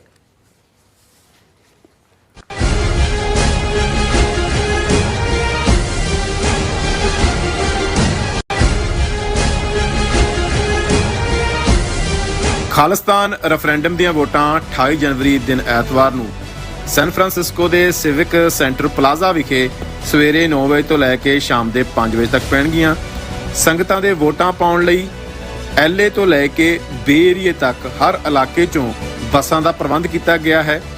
ਬੱਸਾਂ ਦੀ ਜਾਣਕਾਰੀ ਜਾਂ ਹੋਰ ਇਨਫੋਰਮੇਸ਼ਨ ਲੈਣ ਲਈ ਸੰਪਰਕ ਕਰੋ 669 222 0946 ਜਾਂ 669 222 0306। FBI ਤੋਂ ਮੈਂ ਹਾਂ ਸੁਖਵੀਰ ਕੌਰ ਤੇ ਹੁਣ ਸੁਣੋ FBI ਵੱਲੋਂ ਜ਼ਰੂਰੀ ਜਾਣਕਾਰੀ। ਸਾਡੇ ਦੇਸ਼ ਅਮਰੀਕਾ ਵਿੱਚ ਬਾਹਰਲੇ ਦੇਸ਼ਾਂ ਦੀਆਂ ਸਰਕਾਰਾਂ ਵੱਲੋਂ ਅੰਤਰਰਾਸ਼ਟਰੀ ਦਬਾਅ ਪਾਇਆ ਜਾ ਰਿਹਾ ਹੈ। ਇਸ ਨੂੰ ਰੋਕਣ ਲਈ FBI ਨੂੰ ਤੁਹਾਡੇ ਸਹਿਯੋਗ ਦੀ ਲੋੜ ਹੈ। ਵਿਦੇਸ਼ੀ ਸਰਕਾਰਾਂ ਜਾਂ ਉਹਨਾਂ ਦੇ ਮੁਲਾਜ਼ਮਾਂ ਜਾਂ ਮੁਖਬਰਾਂ ਵੱਲੋਂ ਅਮਰੀਕਾ ਵਿੱਚ ਵਸਦੇ ਕਿਸੇ ਵੀ ਇਨਸਾਨ ਨਾਲ ਕੀਤੇ ਜਾ ਰਹੇ ਅੰਤਰਰਾਸ਼ਟਰੀ ਦਬਾਅ ਦੀਆਂ ਕੁਝ ਕਿਸਮਾਂ ਇਹ ਨੇ: ਨਿਗਰਾਨੀ ਰੱਖਣੀ, ਪਿੱਛਾ ਕਰਨਾ, ਤੰਗ ਪਰੇਸ਼ਾਨ ਕਰਨਾ, ਅਗਵਾ ਕਰਨ ਦੀ ਕੋਸ਼ਿਸ਼ ਜਾਂ ਉਸ ਤੇ ਸਰੀਰਕ ਹਮਲਾ ਕਰਨਾ, ਅਤੇ ਧਮਕੀਆਂ ਤੇ ਡਰਾਵੇ ਰਾਹੀਂ ਜ਼ਬਰਦਸਤੀ ਕਿਸੇ ਭਾਈਚਾਰੇ ਜਾਂ ਵਿਅਕਤੀਆਂ ਬਾਰੇ ਜਾਣਕਾਰੀ ਇਕੱਠੀ ਕਰਨ ਦੀ ਕੋਸ਼ਿਸ਼ ਕਰਨੀ, ਕਿਸੇ ਨੂੰ ਉਸ ਦੇ ਮੂਲ ਦੇਸ਼ ਨੂੰ ਮੁੜਨ ਲਈ ਮਜਬੂਰ ਕਰਨਾ ਜਾਂ ਮੂਲ ਦੇਸ਼ ਵਿੱਚ ਵਸਦੇ ਉਸ ਦੇ ਰਿਸ਼ਤੇਦਾਰਾਂ ਨੂੰ ਡਰਾਉਣਾ ਜਾਂ ਹਿਰਾਸਤ ਵਿੱਚ ਲੈਣਾ, ਕਿਸੇ ਦੇ ਕੰਪਿਊਟਰ ਜਾਂ ਫੋਨ ਨੂੰ ਹੈਕ ਕਰਕੇ ਉਸ ਦੀ ਨਿੱਜਤਾ ਤੇ ਹਮਲਾ ਕਰਨਾ ਜਾਂ ਉਸ ਬਾਰੇ ਇੰਟਰਨੈਟ ਤੇ ਕੂੜ ਪ੍ਰਚਾਰ ਕਰਨਾ, ਕਿਸੇ ਦੀਆਂ ਵਿੱਤੀ ਜਾਇਦਾਦਾਂ ਨੂੰ ਜ਼ਬਤ ਕਰਨਾ। ਜੇ ਤੁਹਾਨੂੰ ਲੱਗਦਾ ਹੈ ਕਿ ਤੁਸੀਂ ਅੰਤਰਰਾਸ਼ਟਰੀ ਦਬਾਅ ਦੇ ਸ਼ਿਕਾਰ ਹੋ ਤਾਂ FBI ਨੂੰ ਹੁਣੇ ਕਾਲ ਕਰੋ 1-800-CALL-FBI ਜਾਂ 1-800-225-5324 ਤੇ ਸੰਪਰਕ ਕਰੋ। ਤੇ ਜੇ ਤੁਹਾਡੇ ਲਈ ਅੰਗਰੇਜ਼ੀ ਵਿੱਚ ਗੱਲ ਕਰਨਾ ਮੁਸ਼ਕਲ ਹੈ ਤਾਂ ਤੁਸੀਂ ਪੰਜਾਬੀ ਵਿੱਚ ਗੱਲ ਕਰਨ ਲਈ ਕਹਿ ਸਕਦੇ ਹੋ ਜਾਂ FBI ਦੀ ਵੈਬਸਾਈਟ tips.fbi.gov ਤੇ ਆਪਣੀ ਸ਼ਿਕਾਇਤ ਦਰਜ ਕਰਾਓ। ਹੋਰ ਜਾਣਕਾਰੀ ਲਈ ਦੇਖੋ fbi.gov/TNR। ਜੇਕਰ ਤੁਸੀਂ ਤੁਰੰਤ ਸਰੀਰਕ ਖਤਰੇ ਵਿੱਚ ਹੋ ਤਾਂ 911 ਤੇ ਕਾਲ ਕਰੋ। FBI ਵੱਲੋਂ ਤੁਹਾਡੀ ਰਿਪੋਰਟ ਕਦੀ ਵੀ ਕਿਸੇ ਵਿਦੇਸ਼ੀ ਸਰਕਾਰ ਨਾਲ ਸਾਂਝੀ ਨਹੀਂ ਕੀਤੀ ਜਾਵੇਗੀ। FBI ਦਾ ਮਨੋਰਥ ਅਮਰੀਕਾ ਵਿੱਚ ਵਸਦੇ ਲੋਕਾਂ ਦੀ ਰੱਖਿਆ ਕਰਨਾ ਅਤੇ ਯੂਨਾਈਟਿਡ ਸਟੇਟਸ ਦੇ ਸੰਵਿਧਾਨ ਨੂੰ ਕਾਇਮ ਰੱਖਣਾ ਹੈ। ਖਾਲਿਸਤਾਨ ਰੈਫਰੈਂਡਮ ਦੀਆਂ ਵੋਟਾਂ 28 ਜਨਵਰੀ ਦਿਨ ਐਤਵਾਰ ਨੂੰ ਸੈਨ ਫਰਾਂਸਿਸਕੋ ਦੇ ਸਿਵਿਕ ਸੈਂਟਰ ਪਲਾਜ਼ਾ ਵਿਖੇ ਸਵੇਰੇ 9 ਵਜੇ ਤੋਂ ਲੈ ਕੇ ਸ਼ਾਮ ਦੇ 5 ਵਜੇ ਤੱਕ ਪੈਣਗੀਆਂ। ਸੰਗਤਾਂ ਦੇ ਵੋਟਾਂ ਪਾਉਣ ਲਈ LA ਤੋਂ ਲੈ ਕੇ ਬੇ ਏਰੀਏ ਤੱਕ ਹਰ ਇਲਾਕੇ 'ਚੋਂ ਬੱਸਾਂ ਦਾ ਪ੍ਰਬੰਧ ਕੀਤਾ ਗਿਆ ਹੈ। ਬੱਸਾਂ ਦੀ ਜਾਣਕਾਰੀ ਜਾਂ ਹੋਰ ਇਨਫੋਰਮੇਸ਼ਨ ਲੈਣ ਲਈ ਸੰਪਰਕ ਕਰੋ 669 222 0946 ਜਾਂ 669 222 0306। ਖਾਲਿਸਤਾਨ ਰੈਫਰੈਂਡਮ ਦੀਆਂ ਵੋਟਾਂ 28 ਜਨਵਰੀ ਦਿਨ ਐਤਵਾਰ ਨੂੰ ਸੈਨ ਫਰਾਂਸਿਸਕੋ ਦੇ ਸਿਵਿਕ ਸੈਂਟਰ ਪਲਾਜ਼ਾ ਵਿਖੇ ਸਵੇਰੇ 9 ਵਜੇ ਤੋਂ ਲੈ ਕੇ ਸ਼ਾਮ ਦੇ 5 ਵਜੇ ਤੱਕ ਪੈਣਗੀਆਂ। ਸੰਗਤਾਂ ਦੇ ਵੋਟਾਂ ਪਾਉਣ ਲਈ LA ਤੋਂ ਲੈ ਕੇ ਬੇ ਏਰੀਏ ਤੱਕ ਹਰ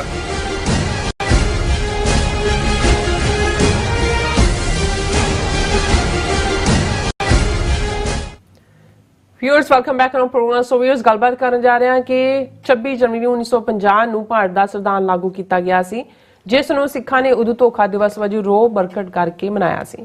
ਸੋ ਭਾਰਤੀ ਸੰਵਿਧਾਨ ਆਪਣੇ ਆਪ ਵਿੱਚ ਸਿੱਖਾਂ ਨਾਲ ਕੀਤੀ ਗਈ ਬੇਵਫਾਈ ਦੀ ਕਹਾਣੀ ਹੈ ਔਰ ਪਿਛਲੇ 75 ਸਾਲਾਂ ਵਿੱਚ ਸਿੱਖ ਕੌਮ ਨੇ ਕਿਵੇਂ ਭਾਰਤੀ ਜ਼ੁਲਮਾਂ ਨੂੰ ਚੈਲੰਜ ਕਰਦਿਆਂ ਖਾਲਿਸਤਾਨ ਦੀ ਆਜ਼ਾਦੀ ਵੱਲ ਪੇਸ਼ਕਦਮੀ ਕੀਤੀ ਹੈ। ਸੋ ਇਹ ਕਹਾਣੀ ਸਿੱਖ ਕੌਮ ਦਾ ਸੁਨਹਿਰੀ ਇਤਿਹਾਸ ਹੈ। ਸੋ ਇਸ ਬਾਰੇ ਆਪਾਂ ਗੱਲਬਾਤ ਕਰਨ ਜਾ ਰਹੇ ਹਾਂ। ਸੋ ਅਸੀਂ ਚਾਹਾਂਗੇ ਕਿ ਤੁਸੀਂ ਇਸੇ ਤਰ੍ਹਾਂ ਬਣੇ ਰਹਿਣਾ। ਦੇਖਣ ਸੁਣ ਲਈ ਐਂ ਲਿਖਣ ਲਈ ਤੁਹਾਡਾ ਸਭ ਦਾ ਬਹੁਤ ਬਹੁਤ ਸ਼ੁਕਰੀਆ। ਜੀ ਡਾਕਟਰ ਸਾਹਿਬ, ਕੀ ਵਿਚਾਰਾਂ ਨੇ? ਦੇਖੋ, ਕੁਝ ਇਤਿਹਾਸਕ ਤੱਥਾਂ ਦੀ ਰੈਪੂਟੇਸ਼ਨ ਹੁੰਦੀ ਹੈ ਜੀ, ਕਿਉਂਕਿ ਇਤਿਹਾਸ ਤਾਂ ਤੁਸੀਂ ਬਦਲ ਨਹੀਂ ਸਕਦੇ। ਤੇ ਇਹ ਵੀ ਹੁੰਦਾ ਹੈ ਕਿ ਕੁਝ ਜਿਹੜੇ ਸਾਡੇ ਨਵੇਂ ਵੀਰ ਭੈਣਾਂ ਜੁੜਦੇ ਨੇ ਜਾਂ ਯੰਗਸਟਰ ਸਾਡੇ, ਉਹ ਜਿਨ੍ਹਾਂ ਸਾਹਮਣੇ ਇਹ ਸਾਰਾ ਕਰੰਟ ਜੋ ਚੱਲ ਰਿਹਾ ਉਹ ਹੁੰਦਾ ਤੇ ਉਹ ਇਹਨੂੰ ਕਿਤੇ ਨਾ ਕਿਤੇ ਰਿਲੇਟ ਨਹੀਂ ਕਰ ਪਾਉਂਦੇ। ਇਹੀ ਕਾਰਨ ਹੈ ਕਿ ਬਹੁਤ ਸਾਰਿਆਂ ਨੂੰ ਇਹ ਲੱਗਦਾ ਹੈ ਕਿ ਵੀ ਜੇ ਜੂਨ 84 ਦਾ ਹਮਲਾ ਨਾ ਹੁੰਦਾ ਤੇ ਕੋਈ ਜਿਹੜੀ ਹੈ ਉਹ ਖਾਲਿਸਤਾਨ ਦੀ ਸਟਰਗਲ ਹੀ ਨਾ ਹੁੰਦੀ। ਕੁਛ ਨੂੰ ਇਹ ਲੱਗਦਾ ਹੈ ਕਿ ਭਾਈ ਇਹ ਸਿਰਫ ਇੱਕ ਛੋਟੇ ਜਿਹੇ ਤਬਕੇ ਨੇ ਇਸ ਨੂੰ ਲੈ ਲਿਆ, ਕੋਈ ਸਿੱਖਾਂ ਦੇ ਨਾਲ ਕੋਈ ਦਾ ਤਾਲੁਕ ਨਹੀਂ। ਬਹੁਤ ਸਾਰਿਆਂ ਨੂੰ ਜਿਹੜੇ ਤਾਂ ਇਤਿਹਾਸ ਦੇ ਵਿਦਿਆਰਥੀ ਨੇ, ਦਿਲਚਸਪੀ ਰੱਖਦੇ ਨੇ, ਉਹ ਤਾਂ ਇਸ ਤਹਿ ਤੱਕ ਜਾਣਾ ਚਾਹੁੰਦੇ ਨੇ। ਬਿਲਕੁਲ। ਲੇਕਿਨ ਕਿਉਂਕਿ ਸਾਡਾ ਇਹ ਫਰਜ਼ ਵੀ ਬਣਦਾ ਹੈ ਕਿ ਅਸੀਂ ਪਾਸਟ ਨੂੰ ਪ੍ਰੈਜ਼ੈਂਟ ਦੇ ਨਾਲ ਜੋੜ ਕੇ ਭਵਿੱਖਤਾ ਜ਼ਾਹਰ ਹੈ ਕਿ ਭਵਿੱਖਤਾ ਹੁਣ ਖਾਲਿਸਤਾਨ ਦੀ ਕਾਇਮੀ ਤੋਂ ਬਿਨਾਂ ਕੋਈ ਨਾ ਚੋਇਸ ਹੈ ਔਰ ਨਾ ਹੀ ਕੋਈ ਰਾਹ ਬਚਿਆ ਤੇ ਨਾ ਹੀ ਕੋਈ ਹੋਰ ਸਾਡੀ ਮੰਗ ਹੈ। ਉਹ ਤਾਂ 39 ਸਾਲ ਪਹਿਲਾਂ ਜਿਵੇਂ 20ਵੀਂ ਸਦੀ ਦੇ ਮਹਾਨ ਸਿੱਖ ਸੰਤ ਪਿੰਡਾਂ ਵਾਲਿਆਂ ਦੇ ਅਲਫਾਜ਼ ਨੇ ਕਿ ਅਸੀਂ ਇਹਨਾਂ ਦੇ ਨਾਲ ਰਹਿਣਾ ਚਾਹੁੰਦੇ ਪਰ ਬਰਾਬਰ ਦੇ ਸ਼ਹਿਰੀ ਬਣ ਕੇ।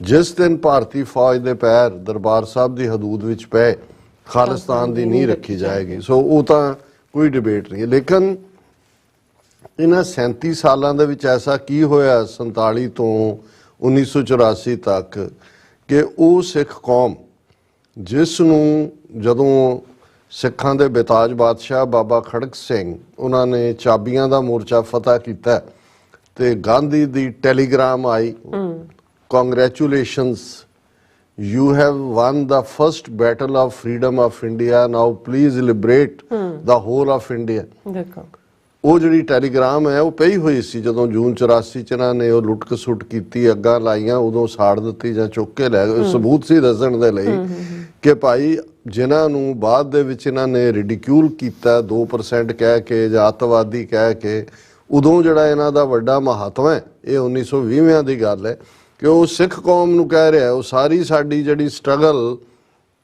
ਸਾਡੀ ਤਾਕਤ ਕਿਵੇਂ ਸਿੱਖ ਨੈਸ਼ਨਲਿਜ਼ਮ ਚੋਂ ਕੱਢ ਕੇ ਇੰਡੀਅਨ ਨੈਸ਼ਨਲਿਜ਼ਮ, ਜਿਹਦਾ ਮਤਲਬ ਰਾਮ ਰਾਜ, ਜਿਹਦਾ ਮਤਲਬ ਅਲਟੀਮੇਟਲੀ ਅਸੀਂ ਹਿੰਦੂ ਰਾਜ ਦੇਖ ਹੀ ਲਿਆ, ਉਹ ਗਾਂਧੀ ਦੇ ਅੰਦਰ ਲੁਕਿਆ ਹੋਇਆ ਸੀ, ਉਹ ਰਾਮ ਰਾਜ ਦੇ ਲਬਾਦੇ ਥੱਲੇ ਸੀ। ਇਹਨਾਂ ਨੇ ਨੰਗਾ ਚਿੱਟਾ ਉਹਨੂੰ ਹਿੰਦੂ ਰਾਜ, ਹਿੰਦੂ ਰਾਸ਼ਟਰ ਕਹਿਣਾ ਸ਼ੁਰੂ ਕਰ ਦਿੱਤਾ। ਹੁਣ ਤਾਂ ਸਿੱਧੀ ਡਿਮਾਂਡ ਵੀ ਹੋ ਰਹੀ ਹੈ ਕਿ ਰਾਮਚਰਿਤਮਾਨਸ ਨੂੰ ਜਿਹੜਾ ਹੈ ਉਹ ਰਾਸ਼ਟਰੀ ਗ੍ਰੰਥ ਘੋਸ਼ਿਤ ਕਰੋ।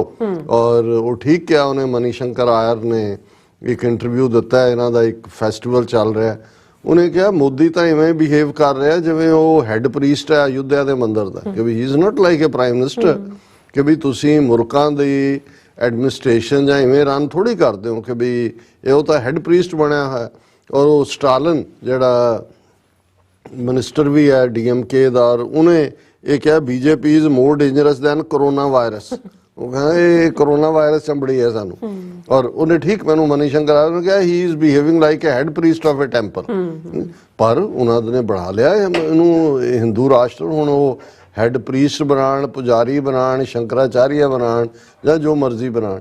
ਲੇਕਿਨ ਸਾਡੇ ਲਈ ਸਭ ਤੋਂ ਮੈਂ ਸਮਝਦਾ, ਜਦੋਂ ਮੈਂ ਵੀ ਬਾਰ-ਬਾਰ ਤੁਸੀਂ ਹਿਸਟਰੀ ਨੂੰ ਰੀਵਿਜ਼ਿਟ ਕਰਦੇ ਹੋ, ਕੋਈ ਨਵਾਂ ਸੋਰਸ ਆ ਜਾਏ, ਕੋਈ ਨਵੀਂ ਕਿਤਾਬ ਆ ਜਾਏ, ਕੋਈ ਨਵਾਂ ਕਮੈਂਟ ਆ ਜਾਏ, ਉਹਨੂੰ ਫਿਰ ਅਸੀਂ ਦੇਖਦੇ ਹਾਂ ਕਿ ਵੀ ਕਿੱਥੇ ਗੁਨਾਹ ਹੋਇਆ ਸਾਡੇ ਤੋਂ, ਕਿੱਥੇ ਅਸੀਂ ਇਹਨਾਂ ਨੂੰ ਸਮਝ ਨਹੀਂ ਸਕੇ, ਕਿੱਥੇ ਹੁਣ ਉਹ ਦੋ ਯੰਗ ਬॉयਜ਼ ਜਿਹੜੇ 10th ਕਲਾਸ ਦੇ ਨੇ ਇੰਡੀਆਨਾ 'ਚ, ਉਹਨਾਂ ਨੇ ਹਿਸਟਰੀ ਪ੍ਰੋਜੈਕਟ ਦੇ ਥੱਲੇ ਲਿਆ ਕਿ ਵੀ ਇਹ ਜਿਹੜਾ ਖਾਲਿਸਤਾਨ ਦੀ ਮੂਵਮੈਂਟ ਨੂੰ, ਔਰ ਦੂਜਾ ਉਹ 2 ਦਿਨ ਪਹਿਲਾਂ ਉਹਨਾਂ ਨੇ ਜ਼ੂਮ ਦੇ ਉੱਤੇ ਮੇਰੇ ਨਾਲ ਆਲਮੋਸਟ 1.5-2 ਘੰਟੇ ਕਰ, ਮੈਨੂੰ ਚੰਗਾ ਵੀ ਲੱਗਦਾ ਹੈ, ਛੋਟੇ ਬੱਚੇ 10ਵੀਂ ਦੇ 15-16 ਸਾਲ ਦੇ ਔਰ ਦੂਸਰੇ, ਤੇ ਹੁਣ ਉਹ ਜਾਣਨਾ ਚਾਹੁੰਦੇ ਨੇ। ਹੁਣ ਕੁਝ ਚੀਜ਼ਾਂ ਤਾਂ ਐਸੀਆਂ ਨੇ ਜਦੋਂ ਅਸੀਂ ਕੋਟ ਵੀ ਕਰਦੇ ਹਾਂ ਕਹਿੰਦੇ ਨੇ ਵੀ ਵੇਅਰ ਇਜ਼ ਦਾ ਸੋਰਸ, ਵੀ ਸੋਰਸ ਦੱਸੋ ਕਿੱਥੇ ਹੈ।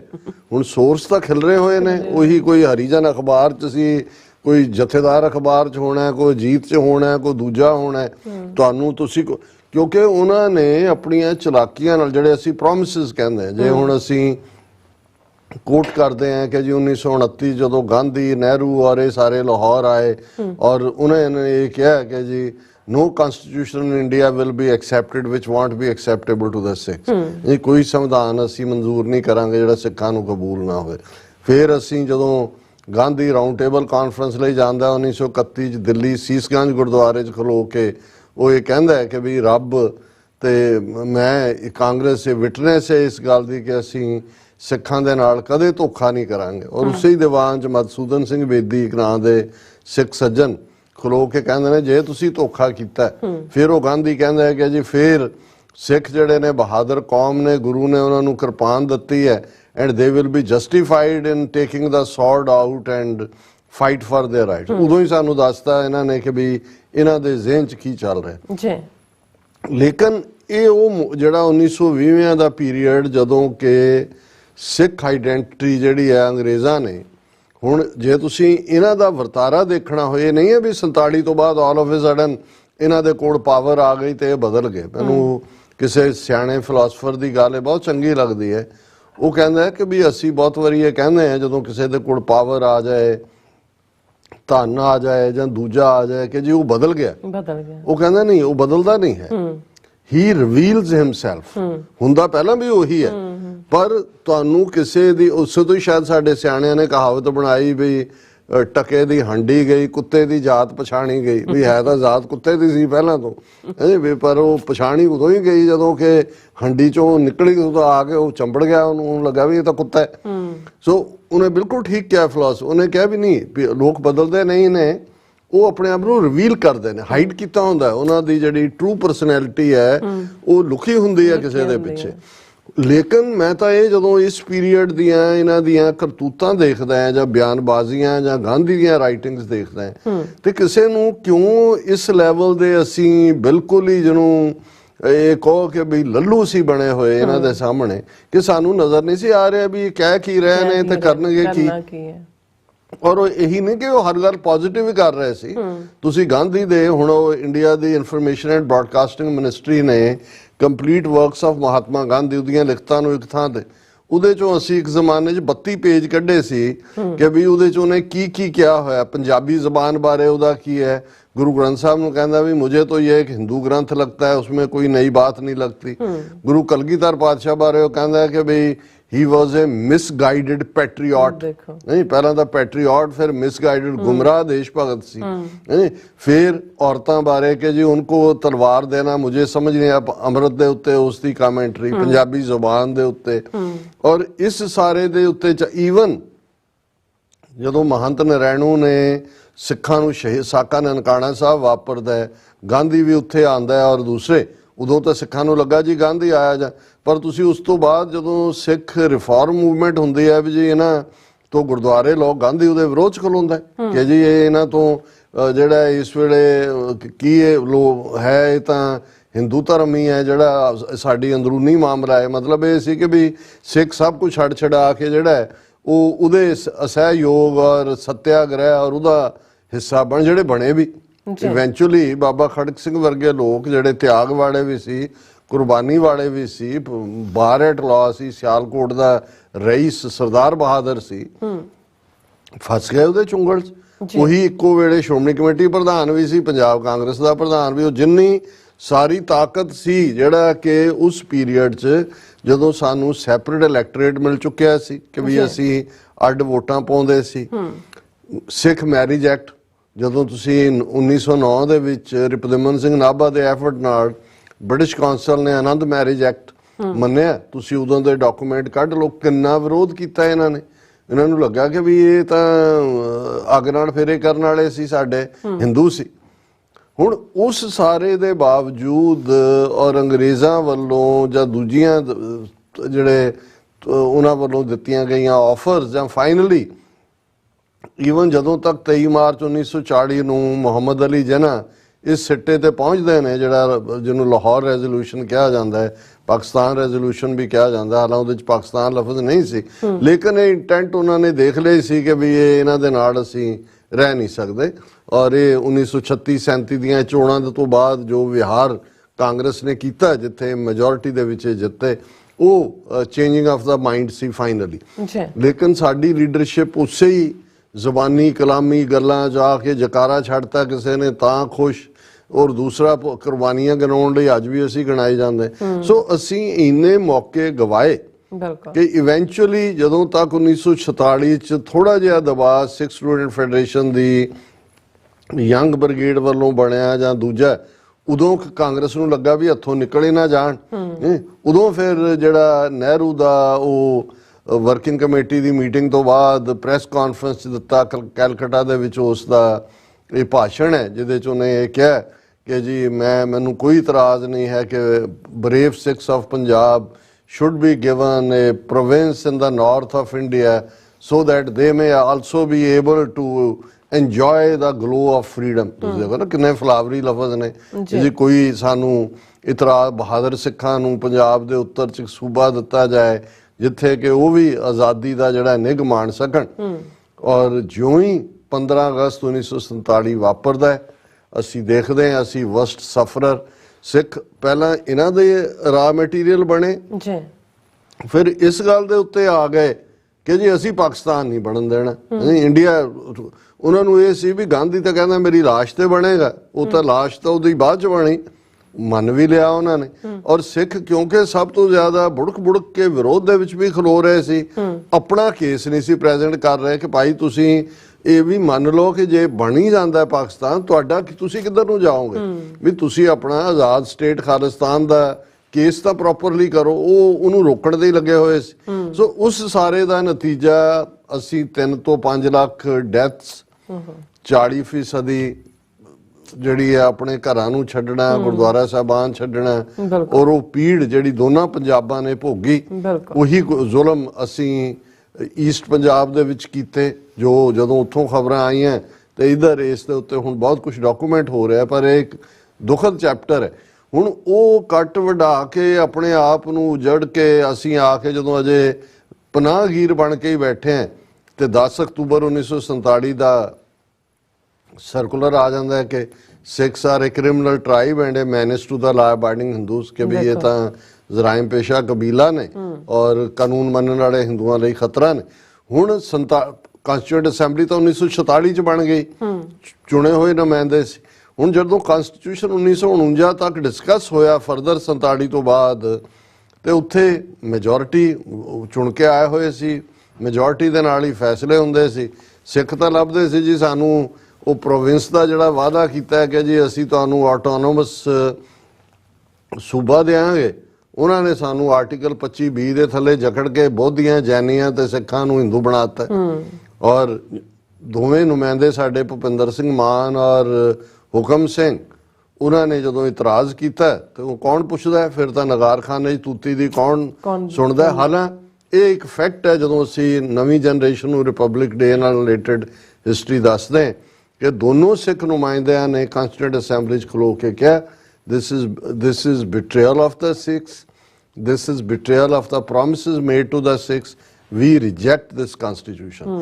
So ਸਾਡੀ ਸਟਰਗਲ ਕੋਈ ਜੂਨ 84 ਨੂੰ ਸ਼ੁਰੂ ਨਹੀਂ ਹੁੰਦੀ ਹੈ, ਕਾਨੂੰਨੀ ਤੌਰ ਤੇ ਤਾਂ ਅਸੀਂ ਉਹਨਾਂ ਦੇ ਸੰਵਿਧਾਨ ਦਾ ਕਦੇ ਹਿੱਸਾ ਹੀ ਨਹੀਂ ਰਹੇ। ਬਿਲਕੁਲ। ਪਰ ਇਹੀ ਕਾਰਨ ਸੀ ਕਿ 26 ਜਨਵਰੀ 1950 ਨੂੰ ਜਦੋਂ ਰਿਪਬਲਿਕ ਡੇ ਦੀਆਂ ਸੈਲੀਬ੍ਰੇਸ਼ਨਸ ਭਾਰਤ ਭਰ 'ਚ ਹੋ ਰਹੀਆਂ ਸੀ, ਸਿੱਖਾਂ ਦੇ ਘਰਾਂ ਦੇ ਬਾਹਰ ਕਾਲੇ ਝੰਡੇ ਸੀ, ਸਿੰਘਾਂ ਦੇ ਕਾਲੀਆਂ ਦਸਤਾਰਾਂ ਸੀ, ਬੀਬੀਆਂ ਦੀਆਂ ਕਾਲੀ ਚੁੰਨੀਆਂ ਸੀ, ਔਰ ਉਹਨੂੰ ਧੋਖਾ ਦਿਵਸ ਵਜੋਂ ਮਨਾਇਆ ਗਿਆ। 37 ਸਾਲ ਪੀਸਫੁਲ ਅੰਦਾਜ਼ ਦੇ ਵਿੱਚ ਸਿੱਖਾਂ ਨੇ ਯਤਨ ਕੀਤੇ ਕਿ ਭਾਈ ਸਾਡਾ ਸੂਬਾ, ਸਾਡੀ ਰਾਜਧਾਨੀ, ਪਾਣੀਆਂ ਦੇ ਉੱਤੇ ਹੱਕ, ਪੰਜਾਬੀ ਬੋਲਦੇ ਇਲਾਕੇ, ਸਾਡਾ ਸੱਭਿਆਚਾਰ। ਔਰ ਧਰਮ ਯੁੱਧ ਮੋਰਚਾ ਜਿਹਦੇ 'ਚ 2 ਲੱਖ ਤੋਂ ਜ਼ਿਆਦਾ ਜਿਹੜੀਆਂ ਨੇ ਉਹ ਗ੍ਰਿਫਤਾਰੀਆਂ ਹੋਈਆਂ। ਅਨੰਦਪੁਰ ਦਾ ਮਤਾ ਫੈਡਰਲ ਸਟਰਕਚਰ ਸੀ, ਪਰ ਜਵਾਬ ਟੈਂਕਾਂ ਤੋਪਾਂ ਨਾਲ ਹਮਲਾ। ਔਰ ਇੱਥੋਂ ਸਾਡਾ ਫਿਰ ਖਾਲਿਸਤਾਨ ਦਾ ਸੰਘਰਸ਼ ਸ਼ੁਰੂ ਹੋ ਜਾਂਦਾ ਹੈ, ਕਲੀਅਰਲੀ ਮਾਰਕਡ। ਔਰ 26 ਜਨਵਰੀ 1986 ਦਾ ਸਰਬੱਤ ਖਾਲਸਾ, 29 ਅਪ੍ਰੈਲ 1986 ਦੀ ਖਾਲਿਸਤਾਨ ਦੀ ਡੈਕਲੇਰੇਸ਼ਨ। ਔਰ ਇਸ ਸਾਰੇ ਪੀਰੀਅਡ 'ਚ ਅਸੀਂ ਦੇਖਦੇ ਕਿ ਹਥਿਆਰਬੰਦ ਸੰਘਰਸ਼ ਵੀ ਸਾਡੇ ਯੋਧਿਆਂ ਨੇ ਜਿਹੜਾ ਉਹ ਗਲੋਰੀਅਸ ਇਤਿਹਾਸ ਸਿਰਜਿਆ। ਜ਼ੁਲਮਾਂ ਦੀ ਕਹਾਣੀ ਕਹਿਣੀ ਹੋਏ ਕਿ ਝੂਠੇ ਪੁਲਿਸ ਮੁਕਾਬਲੇ ਲੱਖ, 1.5 ਲੱਖ ਕਿੰਨੇ, ਕਿਉਂਕਿ ਉਹਨਾਂ ਨੇ ਅਣਪਛਾਤੀਆਂ ਲਾਸ਼ਾਂ ਬਣਾਇਆ, ਸਮਾਧਾਂ ਤਾਂ ਨਹੀਂ ਬਣਾਈਆਂ ਕਿ ਤੁਸੀਂ ਉਹਨਾਂ ਦੀ ਗਿਣਤੀ ਕਰ ਲਓ। ਤੇ ਅੱਜ ਵੀ ਜਦੋਂ ਇੱਕ ਪਾਸੇ ਧੋਖਾ ਦਿਵਸ, ਬਲੈਕ ਦਿਵਸ ਦਾ ਮਾਰਚ ਹੋ ਰਹੇ ਨੇ, ਤੇ ਚੰਡੀਗੜ੍ਹ ਦੇ ਵਿੱਚ ਕੌਮੀ ਇਨਸਾਫ ਮੋਰਚੇ ਨੇ ਬੰਦੀ ਸਿੰਘਾਂ ਦੀ ਰਿਹਾਈ ਦੇ ਲਈ ਵੱਡਾ ਮਾਰਚ ਕੱਢਿਆ, ਕਿਉਂਕਿ 30 ਸਾਲ ਤੋਂ ਜੇਲ੍ਹਾਂ ਦੇ ਵਿੱਚ। ਔਰ ਅਮਿਤ ਸ਼ਾਹ ਇਹ ਕਹਿੰਦਾ ਜੀ ਰਾਜੋਆਣੇ ਨੂੰ ਕਿਵੇਂ ਅਸੀਂ ਦੇ ਦਈਏ ਕੱਢ ਦਈਏ ਬਾਹਰ, ਉਹਨੂੰ ਤਾਂ ਕੀਤੇ ਤਾਂ ਹੀ ਪਛਤਾਵਾ ਨਹੀਂ ਹੈ।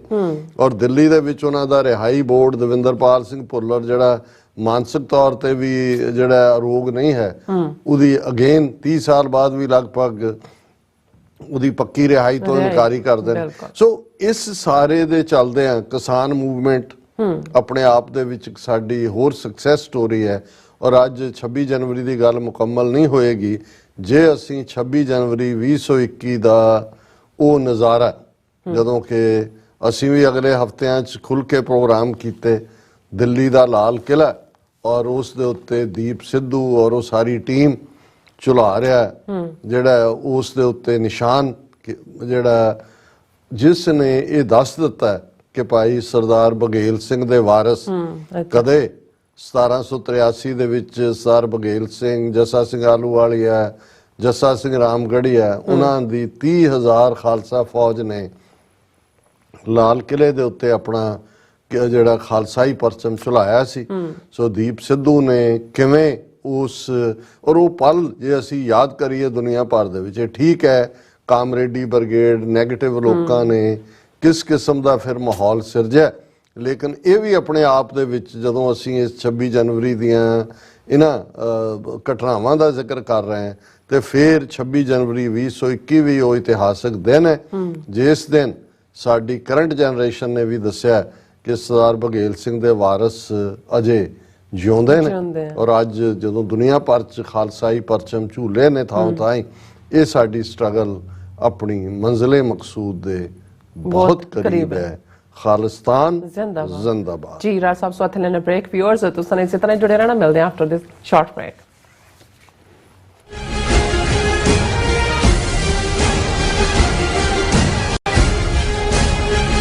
ਜਦੋਂ ਸਾਡੀ ਜ਼ਮੀਰਾਂ ਦੀ ਗੱਲ ਹੋਊਗੀ, ਜਦੋਂ ਸਾਡੀ ਹੋਂਦ ਦੀ ਗੱਲ ਹੋਊਗੀ, ਉਦੋਂ ਅਸੀਂ ਖੜੇ ਹੋ ਜਾਾਂਗੇ। ਉਹ ਵੱਖਰੀ ਗੱਲ ਆ ਵੀ ਅਸੀਂ ਆਪਣੀ ਪਛਾਣ ਤੋਂ ਦੂਰ ਹੋਏ ਫਿਰਦੇ ਹਾਂ। ਗੁਰਦੁਆਰਾ ਗੁਰੂ ਹਰਗੋਬਿੰਦ ਸਾਹਿਬ ਗ੍ਰੀਨਵੁੱਡ ਇੰਡੀਆਨਾ ਵਿਖੇ ਸ਼ਹੀਦ ਭਾਈ ਸੰਦੀਪ ਸਿੰਘ ਦੀਪ ਸਿੱਧੂ ਦੀ ਸ਼ਹਾਦਤ ਨੂੰ ਸਮਰਪਿਤ ਅਖੰਡ ਪਾਠ ਸਾਹਿਬ 16 ਫਰਵਰੀ 2024 ਨੂੰ ਆਰੰਭ ਹੋਣਗੇ ਅਤੇ 18 ਫਰਵਰੀ ਦਿਨ ਐਤਵਾਰ ਨੂੰ ਭੋਗ ਪਾਏ ਜਾਣਗੇ। ਐਤਵਾਰ ਦੇ ਦਿਨ ਦੇ ਦੀਵਾਨ ਵਿੱਚ ਪੰਥ ਦੇ ਪ੍ਰਸਿੱਧ ਕੀਰਤਨੀ ਜਥੇ ਕਥਾਵਾਚਕ ਗੁਰਬਾਣੀ ਅਤੇ ਗੁਰ ਇਤਿਹਾਸ ਨਾਲ ਸੰਗਤ ਨੂੰ ਨਿਹਾਲ ਕਰਨਗੇ। ਅਜੋਕੇ ਸਿੱਖ ਸੰਘਰਸ਼ ਅਤੇ ਮੌਜੂਦਾ ਹਾਲਾਤਾਂ ਬਾਰੇ ਖਾਲਿਸਤਾਨ ਅਫੇਅਰ ਸੈਂਟਰ ਦੇ ਸੰਚਾਲਕ ਡਾਕਟਰ ਅਮਰਜੀਤ ਸਿੰਘ ਵਿਚਾਰਾਂ ਦੀ ਸਾਂਝ ਪਾਉਣਗੇ। ਗੁਰੂ ਘਰ ਦੀ ਪ੍ਰਬੰਧਕ ਕਮੇਟੀ ਅਤੇ ਪਹਿਲਵਾਨ ਯੂਥ ਗਰੁੱਪ ਆਰਗੇਨਾਈਜੇਸ਼ਨ ਵੱਲੋਂ ਆਪ ਸਭ ਨੂੰ ਇਸ ਸਮਾਗਮ ਵਿੱਚ ਹਾਜ਼ਰੀ ਲਵਾਉਣ ਲਈ ਬੇਨਤੀ ਕੀਤੀ ਜਾਂਦੀ ਹੈ। ਮਰਨ ਮੁਨਸਾ ਸੂਰਿਆ ਹੱਕ ਹੈ। ਖਾਲਿਸਤਾਨ ਰੈਫਰੈਂਡਮ ਦੀਆਂ ਵੋਟਾਂ 28 ਜਨਵਰੀ ਦਿਨ ਐਤਵਾਰ ਨੂੰ ਸੈਨ ਫਰਾਂਸਿਸਕੋ ਦੇ ਸਿਵਿਕ ਸੈਂਟਰ ਪਲਾਜ਼ਾ ਵਿਖੇ ਸਵੇਰੇ 9 ਵਜੇ ਤੋਂ ਲੈ ਕੇ ਸ਼ਾਮ ਦੇ 5 ਵਜੇ ਤੱਕ ਪੈਣਗੀਆਂ। ਸੰਗਤਾਂ ਦੇ ਵੋਟਾਂ ਪਾਉਣ ਲਈ LA ਤੋਂ ਲੈ ਕੇ ਬੇ ਏਰੀਏ ਤੱਕ ਹਰ ਇਲਾਕੇ 'ਚੋਂ ਬੱਸਾਂ ਦਾ ਪ੍ਰਬੰਧ ਕੀਤਾ ਗਿਆ ਹੈ। ਬੱਸਾਂ ਦੀ ਜਾਣਕਾਰੀ ਜਾਂ ਹੋਰ ਇਨਫੋਰਮੇਸ਼ਨ ਲੈਣ ਲਈ ਸੰਪਰਕ ਕਰੋ 669 222 0946 ਜਾਂ 669 222 0306। ਕੀ ਤੁਹਾਨੂੰ 30, 40 ਜਾਂ 50 ਦਿਨ ਵੇਟ ਕਰਨੀ ਪੈ ਰਹੀ ਹੈ ਤੁਹਾਡੇ ਚੈੱਕ ਲਈ? ਫਿਰ ਬ੍ਰੋਕਰਾਂ ਪਿੱਛੇ ਭੱਜਦੇ ਫਿਰਦੇ ਹੋ ਪੈਸੇ ਲਈ। ਬਹੁਤ ਜ਼ਿਆਦਾ ਟਾਈਮ ਵੇਸਟ ਹੋ ਜਾਂਦਾ ਇੱਦਾਂ ਤਾਂ। ਜੇ ਤੁਸੀਂ ਅੱਜ ਹੀ ਪੈਸੇ ਲੈਣੇ ਤਾਂ ਬੌਬਟੇਲ ਨੂੰ ਕਾਲ ਕਰੋ। ਬੌਬਟੇਲ ਤੁਹਾਡੀਆਂ ਇਨਵੋਇਸਿਸ ਸੇਮ ਡੇ ਫੰਡ ਕਰ ਸਕਦੇ ਹਨ for a small fee, no contract, no reserve and no hidden fees। ਅੱਜ ਹੀ ਕਾਲ ਕਰੋ ਬੌਬਟੇਲ ਨੂੰ ਤੇ ਤੁਹਾਡਾ ਪਹਿਲਾ ਮਹੀਨਾ free. 410 204 2084। Again 410 204 2084। Signature truck service route 81 ਉੱਤੇ ਐਗਜ਼ਿਟ 235 ਤੇ ਟਰੱਕਰ ਵੀਰਾਂ ਲਈ 24 ਘੰਟੇ ਰੋਡ ਸਰਵਿਸ ਦੀ ਸੁਵਿਧਾ ਮੌਜੂਦ। Heavy duty repair, oil change, ਪੁਰਾਣੇ ਅਤੇ ਨਵੇਂ tyre, computer diagnostic, DPF cleaning, brake service ਜਾਂ ਰਸਤੇ ਵਿੱਚ ਆਈ ਹਰ ਤਰ੍ਹਾਂ ਦੀ ਰਿਪੇਅਰ ਪ੍ਰੋਫੈਸ਼ਨਲ ਟੀਮ ਵੱਲੋਂ ਕੀਤੀ ਜਾਂਦੀ ਹੈ। ਬ੍ਰੇਕਫਾਸਟ, ਲੰਚ ਅਤੇ ਡਿਨਰ ਲਈ ਪੰਜਾਬੀ ਢਾਬੇ ਦਾ ਆਨੰਦ ਵੀ ਮਾਣੋ। ਡਰਾਈਵਰ ਅਤੇ ਟਰੱਕ ਆਪਰੇਟਰ ਵੀਰ ਡਿਸਪੈਚ ਦੀ ਸਰਵਿਸ ਲਈ ਸਾਡੇ ਨਾਲ ਸੰਪਰਕ ਕਰਨ। Signature truck service 58 triangle drive, Weyers Cave, Virginia 24486।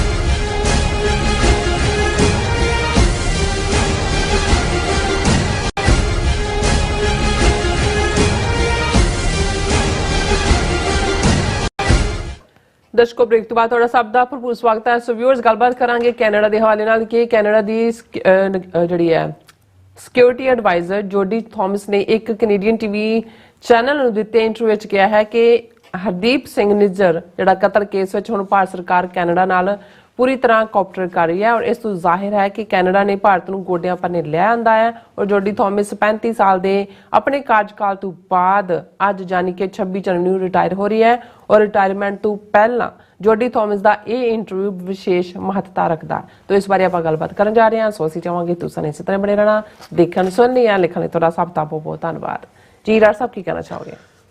देखो, दोनों केस भाई हरदीप सिंह निज्जर मर्डर इन्वेस्टिगेशन और ਜ਼ਾਹਰ है कि निखिल गुप्ता की एक्सट्राडिशन इस वेले ਜਿਹੜੇ ਵੀ ਸਿੱਖ ਮਾਮਲਿਆਂ ਦੇ ਉੱਤੇ ਨਜ਼ਰਸਾਨੀ ਕਰਦੇ ਨੇ ਜਾਂ ਬਾਜ਼ ਅੱਖ ਰੱਖਦੇ ਨੇ ਉਹ ਇਹਨਾਂ ਨੂੰ ਬੜਾ ਕਲੋਜ਼ਲੀ ਮੋਨੀਟਰ ਕਰ ਰਹੇ ਨੇ।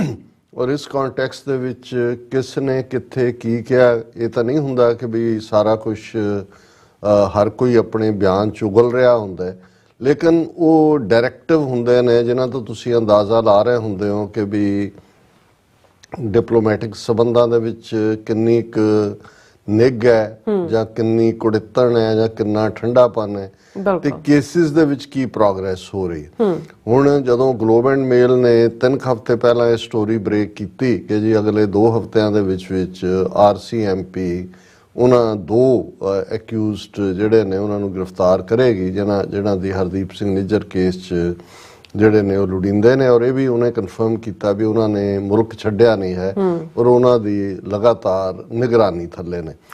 ਇਹ ਲੇਟੈਸਟ ਸੀ ਔਰ ਫਿਰ ਇਸ ਦੇ ਚੱਲਦਿਆਂ ਇਹ ਵੀ ਵੇਰਵਾ ਸਾਹਮਣੇ ਆਇਆ ਕਿ ਜਦੋਂ ਜਸਟਿਨ ਟਰੂਡੋ ਨੇ ਥੋੜੀ ਰੀਕਨਸੀਲੇਟਰੀ ਟੋਨ ਦੇ ਵਿੱਚ ਗੱਲ ਕਰਨ ਦੀ ਕੋਸ਼ਿਸ਼ ਕੀਤੀ, ਲੇਕਿਨ S ਜੈਸ਼ੰਕਰ ਦਾ ਜਿਹੜਾ ਇੰਟਰਵਿਊਜ਼ ਥਾਂ ਥਾਈਂ ਆਏ ਉਹਦੇ 'ਚ ਉਹਨਾਂ ਦਾ ਐਟੀਚਿਊਡ ਉਹੀ ਸੀ ਕਿ ਜੀ ਦੇਖੋ ਅਮਰੀਕਾ ਦੇ ਨਾਲ ਤਾਂ ਅਸੀਂ ਇਸ ਲਈ ਕੰਫਰਟੇਬਲ ਮਹਿਸੂਸ ਕਰਦੇ ਹਾਂ ਜੀ ਜੋ ਉਹਨਾਂ ਨੇ ਚਾਰਜ ਲਾਇਆ ਉਹਦੇ ਪ੍ਰੂਫ ਦਿੱਤੇ ਜਿਹਨੂੰ ਅਸੀਂ ਇਨਵੈਸਟੀਗੇਟ ਕਰ ਰਹੇ ਹਾਂ, ਜਦੋਂ ਕਿ ਜਸਟਿਨ ਟਰੂਡੋ ਨੇ ਤਾਂ ਕੋਈ ਜਿਹੜਾ ਕੈਨੇਡਾ ਨੇ ਸਾਨੂੰ ਕੋਈ ਨਹੀਂ ਦਿੱਤਾ। ਹਾਲਾਂ ਜੋ ਇੰਡੀਆ ਚਾਹੁੰਦਾ ਸੀ ਜਾਂ ਜੋ ਉਹਨਾਂ ਦੀ ਇਸ ਸਾਰੇ ਚੋਂ ਨੈਗੇਟਿਵਿਟੀ ਜੋ ਉਹਨਾਂ ਨੇ ਕ੍ਰੀਏਟ ਕੀਤੀ ਉਹਦਾ ਇੱਕ ਨਤੀਜਾ ਤਾਂ ਹੈ ਜਿਹਦੇ 'ਚ ਪੰਜਾਬ ਦੇ ਸਿੱਖ ਸਟੂਡੈਂਟ ਸਫਰ ਕਰ ਰਹੇ ਨੇ ਕਿ ਸਟੂਡੈਂਟ ਕੋਟਾ ਹਾਲਾਂ ਬਹਾਨਾ ਤਾਂ ਉਹ ਹਾਊਸਿੰਗ ਔਰ ਦੂਸਰੀਆਂ ਇਸ਼ੂਜ਼ ਨੂੰ ਬਣਾਇਆ ਗਿਆ ਕੈਨੇਡਾ 'ਚ, ਪਰ ਇਹ ਪਿਛਲੇ ਜਿਹੜਾ ਕੁਆਟਰ ਦੇ ਵਿੱਚ ਬਹੁਤ ਘਟਿਆ ਨੰਬਰ ਕਿਉਂਕਿ ਉੱਥੇ ਜਿਵੇਂ ਉਹਨਾਂ ਨੇ ਉਹਨਾਂ ਦੇ 39 ਡਿਪਲੋਮੈਟ ਕੱਢੇ ਜਾਂ ਪ੍ਰੋਸੈਸਿੰਗ ਵੀ ਪ੍ਰੋਸੈਸ ਨਹੀਂ ਸੀ ਉਹਨਾਂ ਦੇ ਕੋਲ, ਹਾਲਾਂ ਉਹਨਾਂ ਨੇ ਉਹਨੂੰ ਹਾਊਸਿੰਗ ਪ੍ਰੋਬਲਮ ਤੇ ਇਹ ਉਹ ਕਹਿ ਕੇ ਕਰਨ ਦੀ ਕੋਸ਼ਿਸ਼ ਕੀਤੀ, ਪਰ ਇੱਕ ਇੰਡੀਆ ਇਹ ਸਮਝਦਾ ਸੀ ਜਿਵੇਂ ਕੈਨੇਡਾ ਨੂੰ ਉਹ ਇਕਨੋਮਿਕਲੀ ਹਾਰਮ ਕਰ ਰਿਹਾ ਹੈ, ਇਹ ਸਾਰੇ ਦੇ ਨਾਲ ਸਿੱਖਾਂ ਨੂੰ ਵੀ ਹਾਰਮ ਕਰ ਰਿਹਾ ਕਿ ਉਹ ਪੰਜਾਬ 'ਚ ਜਿਹੜੇ ਨੇ ਉਹ ਫਸੇ ਰਹਿਣਗੇ ਜਾਂ ਜੋ ਵੀ ਹੈ ਉਹਨਾਂ ਦਾ। ਪਰ ਜ਼ਿਆਦਾ ਸੀ ਜੀ ਦੇਖੋ ਜਿਹੜਾ ਕੈਨੇਡਾ ਦੀ ਇਨਕਮ ਐਜੂਕੇਸ਼ਨ ਵਾਈਜ਼ ਜਾਂ ਦੂਜੀ ਹੁੰਦੀ ਹੈ ਇਹਨਾਂ ਇੰਟਰਨੈਸ਼ਨਲ ਸਟੂਡੈਂਟਸ ਨਾਲ ਜਿਵੇਂ ਉਹਨੂੰ ਹਰਟ ਕਰ ਰਿਹਾ ਹੋਏ। ਪਰ ਇਹ ਸਾਰੇ ਨੂੰ ਜਿਵੇਂ ਅਸੀਂ ਕਿਹਾ ਵੀ ਕੈਨੇਡੀਅਨ ਜਸਟਿਨ ਟਰੂਡੋ ਸਮੇਤ ਉਹਨਾਂ ਦੇ ਐਡਮਿਨਿਸਟ੍ਰੇਸ਼ਨ ਨੇ ਜਿਵੇਂ ਰਿਸਟ੍ਰੇਨ ਰੱਖਿਆ, ਜਿਵੇਂ ਬਹੁਤ ਜਿਹੜਾ ਲਿਆਕਤ ਦਾ ਵੀ ਮੁਜ਼ਾਹਰਾ ਕੀਤਾ ਔਰ ਉਹ ਸਾਰੇ ਦੇ ਵਿੱਚ ਕਿਉਂਕਿ ਜਿਹੜੀ ਫੋਕਸ ਸੀ ਜਦੋਂ ਅਸੀਂ ਜੋਡੀ ਥਾਮਸ ਦੇ ਹਵਾਲੇ ਨਾਲ ਗੱਲ ਕਰਦੇ ਹਾਂ ਇਹ ਨੈਸ਼ਨਲ ਸਿਕਿਉਰਿਟੀ ਐਡਵਾਈਜ਼ਰ ਔਰ ਜੋਡੀ ਥਾਮਸ ਨੂੰ ਜਨਵਰੀ 2022 ਦੇ ਵਿੱਚ ਆਲਮੋਸਟ 2 ਸਾਲ ਪਹਿਲਾਂ ਜਿਹੜਾ ਉਹ ਜਸਟਿਨ ਟਰੂਡੋ ਨੇ ਅਪਾਇੰਟ ਕੀਤਾ ਸੀ ਕਿਉਂਕਿ ਇਹ ਪੋਸਟ ਜਿਹੜੀ ਹੈ ਨੈਸ਼ਨਲ ਸਿਕਿਉਰਿਟੀ ਐਡਵਾਈਜ਼ਰ ਦੀ ਬੜੀ ਕੀ ਪੋਸਟ ਹੈ ਔਰ ਜਸਟਿਨ ਟਰੂਡੋ ਦਾ ਮੈਂ ਦੇਖਦਾ ਕਿ ਜਦੋਂ ਇਹ ਪਹਿਲੀ ਵਾਰ ਵੀ ਪਾਵਰ 'ਚ ਆਇਆ ਉਦੋਂ ਇਹਨੇ ਐਲਾਨ ਕੀਤਾ ਸੀ ਕਿ ਵੀ 50% ਸੀਟਾਂ ਅਸੀਂ ਔਰਤਾਂ ਨੂੰ ਦੇਵਾਂਗੇ ਔਰ ਦਿੱਤੀਆਂ ਵੀ ਔਰ 50% ਵਜ਼ੀਰ ਵੀ ਬਣਾਇਆ ਔਰ ਇਹ ਕੈਨੇਡਾ ਆਪਣੇ ਆਪ ਦੇ ਵਿੱਚ ਯੂਰਪ ਅਮਰੀਕਾ ਸਮੇਤ ਉਹਨਾਂ ਮੁਲਕਾਂ 'ਚੋਂ ਸਰੇ ਫਰਿਸ਼ਤ ਚਲਾ ਗਿਆ ਹੈ ਜਿੱਥੇ ਜੇ ਰੀਅਲ ਵਿਮਨ ਐਮਪਾਵਰਮੈਂਟ ਕਹਿਣਾ ਹੋਏ ਤੇ ਉਹ ਅਸੀਂ ਇੱਥੇ ਦੇਖਦੇ ਹਾਂ ਕਿ ਉਹਨੇ 50% ਸਾਰਾ ਹੀ ਔਰਤਾਂ ਦੇ ਕਿ ਭਾਈ ਜੇ ਇੰਨੀ ਕੁ ਆਬਾਦੀ ਹੈ ਤੇ ਦਿਓ। ਹਾਲਾਂ ਜੇ ਭਾਰਤ ਵਰਗੇ ਹੌਲੋ ਮੁਲਕ ਨੂੰ ਅਸੀਂ ਦੇਖਦੇ ਹਾਂ ਜਿਹੜੇ reap capital of the world ਹੈ ਔਰਤਾਂ ਦੇ ਨਾਲ ਕਿ ਹੁਣ ਐਤਕੀ ਕਿਉਂਕਿ ਫ੍ਰੈਂਚ ਪ੍ਰੈਜ਼ੀਡੈਂਟ ਨੂੰ ਸੱਦਿਆ ਹੋਇਆ ਕਿ ਜੀ ਔਰਤ ਸ਼ਸਤਰੀ ਜਿਹੜਾ ਉਸ ਨੂੰ ਐਮਪਾਵਰਿੰਗ ਵਿਮਨ कि जी इन्नी कंटिंजेंट ਐਤਕੀ 1500 ਬੀਬੀਆਂ ਫੌਜ ਚੋਂ ਦੂਜੇ ਉਹ ਸਲੂਟ ਦੇ ਰਹੀਆਂ, ਉਹ ਫਲਾਣਾ ਲੈ ਰਹੀਆਂ, ਅਸੀਂ ਉਹਨੂੰ ਜਿਹੜਾ ਉਹਨਾਂ ਦਾ ਸ਼ਕਤੀਕਰਨ ਕੀਤਾ ਔਰਤਾਂ ਦਾ। ਵੀ ਤੁਸੀਂ ਤਾਂ ਔਰਤਾਂ ਦੇ ਨਾਲ ਜੋ ਤੁਹਾਡੇ ਉੱਥੇ ਹੁੰਦਾ ਹੈ ਉਹ ਤੁਸੀਂ ਐਡਵਾਈਜ਼ਰੀ ਇਹਨਾਂ ਮੁਲਕਾਂ ਦੀ ਪੜ੍ਹ ਲਓ ਕਿ ਉੱਥੇ ਤੁਸੀਂ ਕਿਵੇਂ ਉਹਨਾਂ ਨੂੰ ਟਰੀਟ ਕਰਦੇ ਹੋ। ਲੇਕਿਨ ਜਦੋਂ ਤੁਸੀਂ ਝੂਠ ਹੀ, ਉਹਨਾਂ ਨੂੰ ਵੀ ਪਤਾ ਹੁੰਦਾ ਵੀ ਦੁਨੀਆ 'ਚ ਕਿਹੜੀ ਗੱਲ ਵਿਖਦੀ ਹੈ। ਸੋ ਜਸਟਿਨ ਟਰੂਡੋ ਨੇ ਇਸ ਪੱਖੋਂ ਕੀਤਾ ਔਰ ਮੈਂ ਸਮਝਦਾ ਵੀ ਜੋਰਡੀ ਥਾਮਸਨ ਨੇ, ਜੇ ਹਰਦੀਪ ਸਿੰਘ ਨਿੱਜਰ ਕੇਸ ਦੇ ਹਵਾਲੇ ਨਾਲ ਹੀ ਗੱਲ ਕਰੀਏ, ਤੇ ਆਪਣੇ ਫਰਜ਼ਾਂ ਨੂੰ ਬਾਖੂਬੀ ਜਿਹੜਾ ਉਹ ਨਿਭਾਇਆ। ਜਿਉਂ ਹੀ ਇਹ ਕੇਸ ਜੂਨ ਦੇ ਮਹੀਨੇ 'ਚ ਸਾਹਮਣੇ ਆਉਂਦਾ ਹੈ, ਆਲਮੋਸਟ 3 ਜਾਂ 4 ਫੇਰੇ ਜੋਰਡੀ ਥਾਮਸ ਨੇ ਭਾਰਤ ਦੇ ਵਿੱਚ ਲਾਏ। ਅਜੀਤ ਡੋਵਲ ਦੇ ਨਾਲ ਵੀ 1-to-1 ਮੁਲਾਕਾਤ, NSA ਉਹਨਾਂ ਦੇ ਜਿਹੜੀ ਹੈ ਦਿਨਕਰ ਗੁਪਤੇ ਦੇ ਨਾਲ ਮੁਲਾਕਾਤਾਂ, ਔਰ ਦੂਸਰਾ ਉਹਨਾਂ ਨੂੰ ਫੈਕਟਸ ਪੇਸ਼ ਕਰਕੇ ਕਿ ਭਾਈ ਤੁਸੀਂ ਕੋਆਪਰੇਟ ਕਰੋ।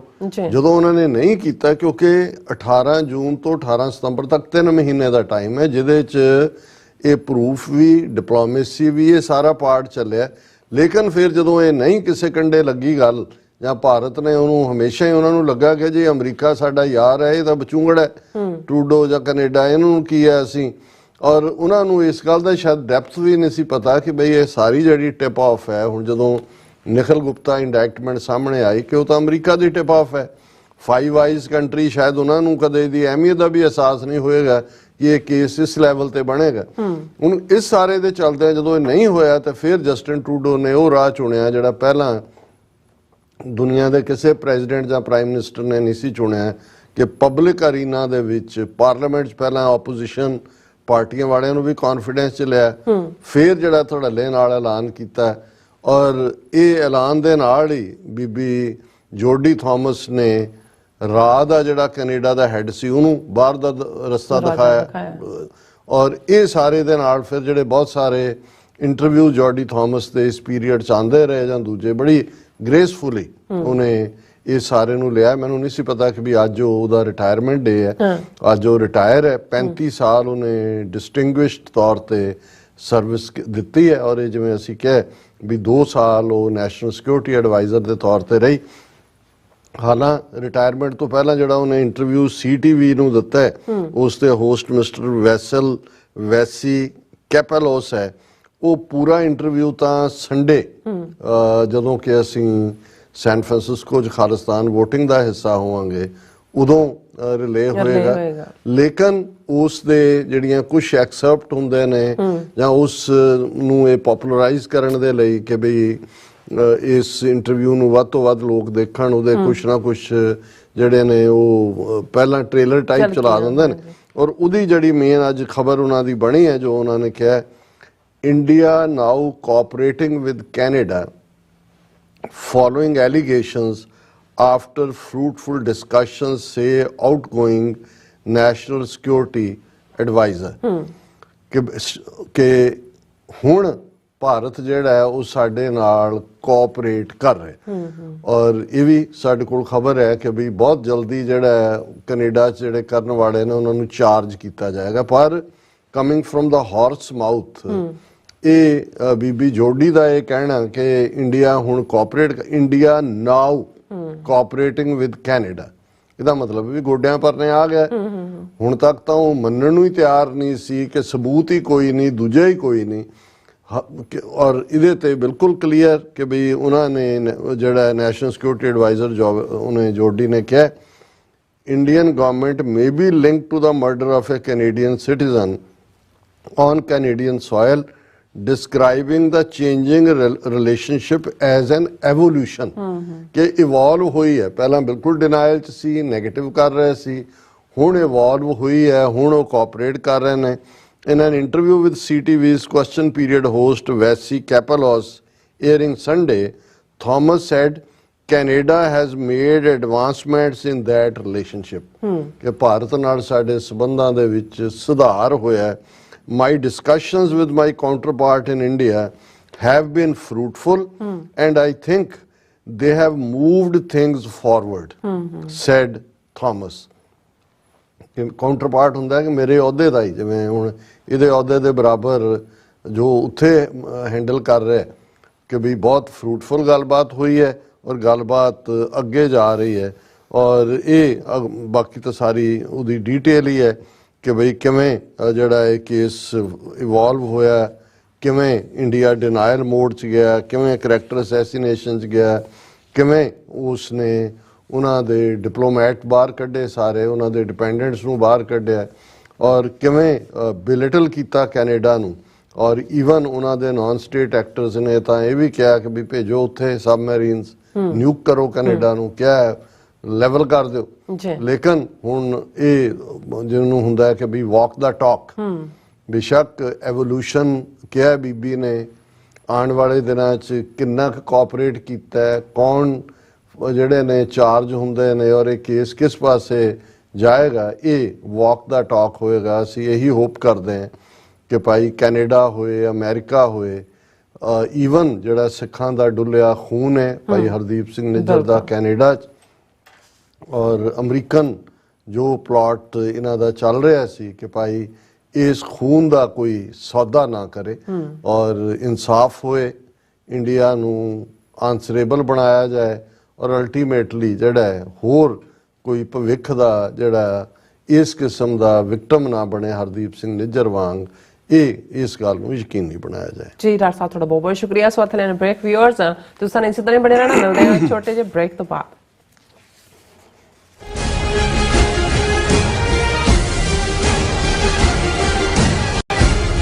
ਖਾਲਿਸਤਾਨ ਰੈਫਰੈਂਡਮ ਦੀਆਂ ਵੋਟਾਂ 28 ਜਨਵਰੀ ਦਿਨ ਐਤਵਾਰ ਨੂੰ ਸੈਨ ਫਰਾਂਸਿਸਕੋ ਦੇ ਸਿਵਿਕ ਸੈਂਟਰ ਪਲਾਜ਼ਾ ਵਿਖੇ ਸਵੇਰੇ 9 ਵਜੇ ਤੋਂ ਲੈ ਕੇ ਸ਼ਾਮ ਦੇ 5 ਵਜੇ ਤੱਕ ਪੈਣਗੀਆਂ। ਸੰਗਤਾਂ ਦੇ ਵੋਟਾਂ ਪਾਉਣ ਲਈ LA ਤੋਂ ਲੈ ਕੇ ਬੇ ਏਰੀਏ ਤੱਕ ਹਰ ਇਲਾਕੇ 'ਚੋਂ ਬੱਸਾਂ ਦਾ ਪ੍ਰਬੰਧ ਕੀਤਾ ਗਿਆ ਹੈ। ਬੱਸਾਂ ਦੀ ਜਾਣਕਾਰੀ ਜਾਂ ਹੋਰ ਇਨਫੋਰਮੇਸ਼ਨ ਲੈਣ ਲਈ ਸੰਪਰਕ ਕਰੋ 669 222 0946 ਜਾਂ 669 222 0306। ਜਦੋਂ ਸਾਡੀ ਜ਼ਮੀਰਾਂ ਦੀ ਗੱਲ ਹੋਊਗੀ, ਜਦੋਂ ਸਾਡੀ ਹੋਂਦ ਦੀ ਗੱਲ ਹੋਊਗੀ, ਉਦੋਂ ਅਸੀਂ ਖੜੇ ਹੋ ਜਾਾਂਗੇ। ਉਹ ਵੱਖਰੀ ਗੱਲ ਆ ਵੀ ਅਸੀਂ ਆਪਦੀ ਪਛਾਣ ਤੋਂ ਦੂਰ ਹੋਏ ਫਿਰਦੇ ਹਾਂ। ਗੁਰਦੁਆਰਾ ਗੁਰੂ ਹਰਗੋਬਿੰਦ ਸਾਹਿਬ ਗ੍ਰੀਨਵੁੱਡ ਇੰਡੀਆਨਾ ਵਿਖੇ ਸ਼ਹੀਦ ਭਾਈ ਸੰਦੀਪ ਸਿੰਘ ਦੀਪ ਸਿੱਧੂ ਦੀ ਸ਼ਹਾਦਤ ਨੂੰ ਸਮਰਪਿਤ ਅਖੰਡ ਪਾਠ ਸਾਹਿਬ 16 ਫਰਵਰੀ 2024 ਨੂੰ ਆਰੰਭ ਹੋਣਗੇ ਅਤੇ 18 ਫਰਵਰੀ ਦਿਨ ਐਤਵਾਰ ਨੂੰ ਭੋਗ ਪਾਏ ਜਾਣਗੇ। ਐਤਵਾਰ ਦੇ ਦਿਨ ਦੇ ਦੀਵਾਨ ਵਿੱਚ ਪੰਥ ਦੇ ਪ੍ਰਸਿੱਧ ਕੀਰਤਨੀ ਜਥੇ, ਕਥਾਵਾਚਕ ਗੁਰਬਾਣੀ ਅਤੇ ਗੁਰ ਇਤਿਹਾਸ ਨਾਲ ਸੰਗਤ ਨੂੰ ਨਿਹਾਲ ਕਰਨਗੇ।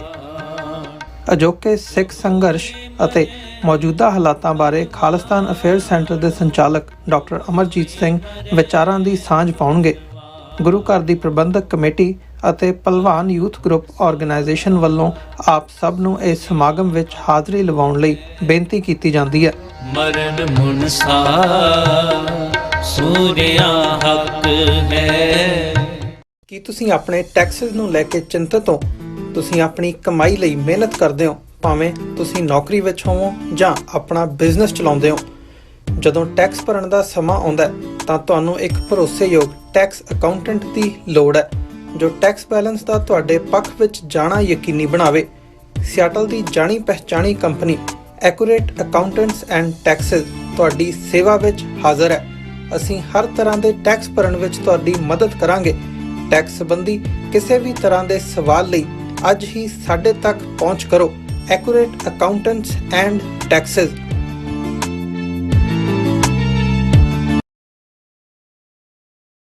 ਖਾਲਿਸਤਾਨ ਰੈਫਰੈਂਡਮ ਦੀਆਂ ਵੋਟਾਂ 28 ਜਨਵਰੀ ਦਿਨ ਐਤਵਾਰ ਨੂੰ ਸੈਨ ਫਰਾਂਸਿਸਕੋ ਦੇ ਸਿਵਿਕ ਸੈਂਟਰ ਪਲਾਜ਼ਾ ਵਿਖੇ ਸਵੇਰੇ 9 ਵਜੇ ਤੋਂ ਲੈ ਕੇ ਸ਼ਾਮ ਦੇ 5 ਵਜੇ ਤੱਕ ਪੈਣਗੀਆਂ। ਸੰਗਤਾਂ ਦੇ ਵੋਟਾਂ ਪਾਉਣ ਲਈ LA ਤੋਂ ਲੈ ਕੇ ਬੇ ਏਰੀਏ ਤੱਕ ਹਰ ਇਲਾਕੇ 'ਚੋਂ ਬੱਸਾਂ ਦਾ ਪ੍ਰਬੰਧ ਕੀਤਾ ਗਿਆ ਹੈ। ਬੱਸਾਂ ਦੀ ਜਾਣਕਾਰੀ ਜਾਂ ਹੋਰ ਇਨਫੋਰਮੇਸ਼ਨ ਲੈਣ ਲਈ ਸੰਪਰਕ ਕਰੋ 669 222 0946 ਜਾਂ 669 222 0306।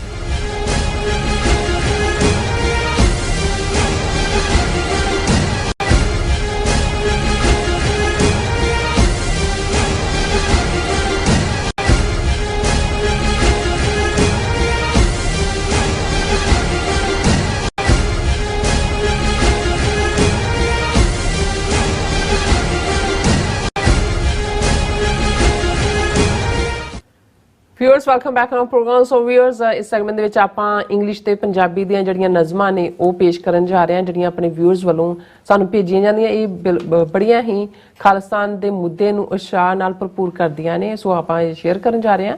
ਸੋ ਅਸੀਂ ਚਾਹਾਂਗੇ ਕਿ ਤੁਸੀਂ ਇਸੇ ਤਰ੍ਹਾਂ ਬੜੇ ਰਹਿਣਾ, ਦੇਖਣ ਸੁਣਨ ਲਈ ਐਂਡ ਲਿਖਣ ਲਈ ਤੁਹਾਡਾ ਸਭ ਦਾ ਬਹੁਤ ਬਹੁਤ ਧੰਨਵਾਦ ਜੀ। ਰਾਜ ਸਾਹਿਬ ਕੀ ਕਹਿਣਾ ਚਾਹੋਗੇ ਇਹਨਾਂ ਨਜ਼ਮਾਂ ਬਾਰੇ? ਦੇਖੋ, ਜਿਹੜੇ ਹੁਣ ਪੋਇਟਰੀ ਦੇ ਆਸ਼ਕ ਨੇ ਉਹਨਾਂ ਨੇ ਕਿਹਾ ਜੀ ਇਸ ਹਫਤੇ 'ਚ ਤੁਸੀਂ ਕੋਈ ਸੁਣਾਈ ਨਹੀਂ ਨਜ਼ਮ। ਅਸੀਂ ਫਰਾਈਡੇ ਦੇ ਪ੍ਰੋਗਰਾਮ 'ਚ ਕੋਸ਼ਿਸ਼ ਕਰਦੇ ਹਾਂ ਕਿ ਚਿੱਠੀਆਂ ਵੀ ਪੜ੍ਹੀਏ ਔਰ ਇਹ ਕ੍ਰੀਏਟਿਵ ਜਿਹੜੇ ਸਾਡੇ ਵਿਊਅਰਸ ਦਾ ਹੈ ਪਾਰਟ ਉਸ ਨੂੰ ਵੀ ਸਾਹਮਣੇ ਲਿਆਈਏ। ਅਸੀਂ ਵੀਰ ਅਮਰਜੀਤ ਸਿੰਘ ਚੀਮਾ ਜਿਨ੍ਹਾਂ ਦੀ ਇੱਕ ਨਜ਼ਮ ਪਹਿਲਾਂ ਸਾਂਝੀ ਕੀਤੀ ਸੀ, ਰਹਿ ਗਈ ਸੀ, ਉਹਨਾਂ ਨੇ ਮਾਂ ਬੋਲੀ ਪੰਜਾਬੀ ਤੇ ਲਿਖੀ ਹੈ। ਮੈਂ ਪਹਿਲਾਂ ਇਹ ਸ਼ੇਅਰ ਕਰਦਾ, ਫਿਰ ਭਾਈ ਸੰਤੋਖ ਸਿੰਘ ਭਾਊ ਜਿਨ੍ਹਾਂ ਦੀ ਬੜੀ ਮੰਜੀ ਹੋਈ ਲਿਖਤ ਹੁੰਦੀ ਹੈ, ਪੋਇਟਰੀ ਹੈ, ਔਰ ਫਿਰ ਸਾਡੇ ਗੁਮਨਾਮ ਅੰਗਰੇਜ਼ੀ ਸ਼ਾਇਰ ਜਿਨ੍ਹਾਂ ਦੀਆਂ ਨਜ਼ਮਾਂ ਨੂੰ ਬਹੁਤ ਪਸੰਦ ਕੀਤਾ ਜਾਂਦਾ ਹੈ। ਹਫ਼ਤੇ ਦਾ ਇਹਨਾਂ ਨੇ ਗੈਪ ਪਾਇਆ ਤੇ ਉਹਨਾਂ ਫਿਰ ਹੁਣ ਅਸੀਂ ਵੀ ਪਾ ਦਿੱਤਾ, ਉਹ ਸ਼ੇਅਰ ਕਰਾਂਗੇ। ਔਰ ਇਹ ਅਮਰਜੀਤ ਸਿੰਘ ਚੀਮਾ ਉਹਨਾਂ ਦੀ ਨਜ਼ਮ ਮਾਂ ਬੋਲੀ। ਮੈਂ ਮਾਂ ਬੋਲੀ ਪੰਜਾਬੀ ਹਾਂ, ਪੁੱਤਰੋ ਨਾ ਦਿਲੋਂ ਵਿਸਾਰ ਦਿਓ, ਮੈਨੂੰ ਮਾਣ ਏ ਪੰਜਾਂ ਆਬਾਂ ਤੇ ਤੁਸੀਂ ਵੀ ਰਲ ਸਤਿਕਾਰ ਦਿਓ। ਇਹ ਬੋਲੀ ਪੀਰਾਂ ਫਕੀਰਾਂ ਦੀ, ਇਹ ਬੋਲੀ ਹੀਰਾਂ ਰਾਂਝਿਆਂ ਦੀ, ਇਹ ਬੋਲੀ ਨਲੂਏ ਸਰਦਾਰਾਂ ਦੀ, ਇਹ ਬੋਲੀ ਤੇਗ ਸ਼ਮਸ਼ੀਰਾਂ ਦੀ, ਜੋ ਬੋਲੀ ਖਾਤਰ ਕੁਰਬਾਨ ਹੋਏ, ਕਰਜ਼ਾ ਉਹ ਤੁਸੀਂ ਉਤਾਰ ਦਿਓ। ਮੈਂ ਮਾਂ ਬੋਲੀ ਪੰਜਾਬੀ ਹਾਂ, ਪੁੱਤਰੋ ਨਾ ਦਿਲੋਂ ਵਿਸਾਰ ਦਿਓ। ਇਹ ਬੋਲੀ ਅੰਮ੍ਰਿਤ ਵੰਡਦੀ ਏ, ਇਹ ਜਾਨੋਂ ਵੱਧ ਪਿਆਰੀ ਏ, ਇਸ ਬੋਲੀ ਦੇ ਵਿੱਚ ਨਾਨਕ ਨੇ ਬਾਣੀ ਕੁੱਲ ਉਚਾਰੀ ਏ, ਸਾਡੀ ਰਗ ਰਗ ਦੇ ਵਿੱਚ ਵਸਦੀ ਏ, ਸਾਨੂੰ ਚੜ੍ਹਦੀ ਨਿਤ ਖੁਮਾਰੀ ਏ। ਇਹ ਬੋਲੀ ਕਿਰਤੀਆਂ ਯੋਧਿਆਂ ਦੀ, ਇਹਨੂੰ ਰਜ ਰਜ ਤੁਸੀਂ ਪਿਆਰ ਦਿਓ। ਮੈਂ ਮਾਂ ਬੋਲੀ ਪੰਜਾਬੀ ਹਾਂ, ਪੁੱਤਰੋ ਨਾ ਦਿਲੋਂ ਵਿਸਾਰ ਦਿਓ। ਅਖੀਰਲਾ ਪਦ ਹੈ, ਤੁਹਾਡਾ ਨਾਂ ਜਗ ਤੇ ਪੰਜਾਬੀ ਏ, ਪੰਜਾਬੀ ਨੂੰ ਦਿਲੋਂ ਪਿਆਰ ਕਰੋ। ਸਕੂਲ ਕਾਲਜ ਦਫ਼ਤਰ ਵਿੱਚ ਪੰਜਾਬੀ ਦਾ ਸਭ ਪ੍ਰਚਾਰ ਕਰੋ। ਬੋਲੀ ਕਰਕੇ ਹੈ ਪਹਿਚਾਣ ਚੀਮਾ, ਬੋਲੀ ਬੋਲਣ ਤੋਂ ਨਾ ਕਦੇ ਡਰੋ। ਪੀੜ੍ਹੀ ਦਰ ਪੀੜ੍ਹੀ ਜਿਉਂਦੀ ਰਹੇ, ਦੁਆਵਾਂ ਸਦਾ ਹਜ਼ਾਰ ਦਿਓ। ਮੈਂ ਮਾਂ ਬੋਲੀ ਪੰਜਾਬੀ ਹਾਂ, ਪੁੱਤਰੋ ਨਾ ਦਿਲੋਂ ਵਿਸਾਰ ਦਿਓ। ਬਹੁਤ ਅਹਿਮੀਅਤ ਵਾਲੀ ਇਹ ਨਜ਼ਮ ਹੈ, ਕਿਉਂਕਿ ਕੌਮਾਂ ਦੀ ਪਛਾਣ ਜਾਂ ਹੋਂਦ ਦੇ ਵਿੱਚ ਬੋਲੀ ਦਾ ਬਹੁਤ ਵੱਡਾ ਰੋਲ ਹੁੰਦਾ ਹੈ। ਜਿਉਂ-ਜਿਉਂ ਅਸੀਂ ਬੋਲੀ ਤੋਂ ਦੂਰ ਹੁੰਦੇ ਹਾਂ, ਜੇ ਪੰਜਾਬੀ ਨਹੀਂ ਆਏਗੀ ਗੁਰੂ ਗ੍ਰੰਥ ਸਾਹਿਬ ਵੀ ਨਹੀਂ ਪੜ੍ਹ ਸਕਾਂਗੇ। ਔਰ ਹੌਲੀ ਫਿਰ ਤੁਹਾਡਾ ਆਪਣਾ ਜਿਹਨੂੰ ਅਸੀਂ ਸੱਭਿਆਚਾਰ ਜਾਂ ਤਹਿਜ਼ੀਬ ਕਹਿੰਦੇ ਹਾਂ, ਉਹਦੇ 'ਚ ਬੋਲੀ ਜਿਹੜੀ ਹੈ ਉਹ ਸੈਂਟਰ ਦੇ ਉੱਤੇ ਹੁੰਦੀ ਹੈ।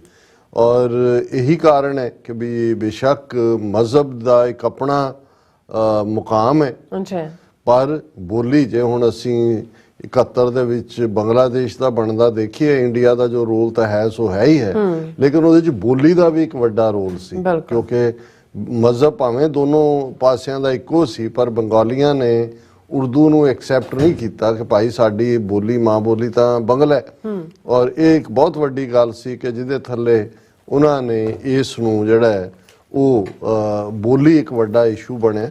ਔਰ ਇਹ ਚੰਗੀ ਗੱਲ ਹੈ ਵੀ ਇੱਥੇ ਅਸੀਂ ਆਪਣੇ ਬੱਚਿਆਂ ਨੂੰ ਸਕੂਲਾਂ 'ਚ ਜਿਹੜੀ ਹੈ ਗੁਰਦੁਆਰਿਆਂ ਦੇ ਨਾਲ ਗੁਰਮਤ ਸਕੂਲ ਨੇ, ਪੰਜਾਬੀ ਦੀ ਗੱਲ ਹੈ, ਪਰ ਘਰਾਂ 'ਚ ਵੀ ਔਰ ਦੂਸਰੇ ਵੀ ਪੰਜਾਬੀ ਨੂੰ ਅਪਣਾਉਣਾ ਔਰ ਪੰਜਾਬੀ ਵਰਗੀ ਮਿੱਠੀ ਜ਼ੁਬਾਨ, ਉਸ ਦਾ ਲਹਿਜਾ, ਉਸ ਵਿੱਚ ਜਿੰਨੀ ਅਮੀਰੀ ਹੈ ਉਹ ਸ਼ਾਇਦ ਹੀ ਕਿਸੇ ਹੋਰ ਬੋਲੀ ਦੇ ਕੋਲ ਹੋਏ।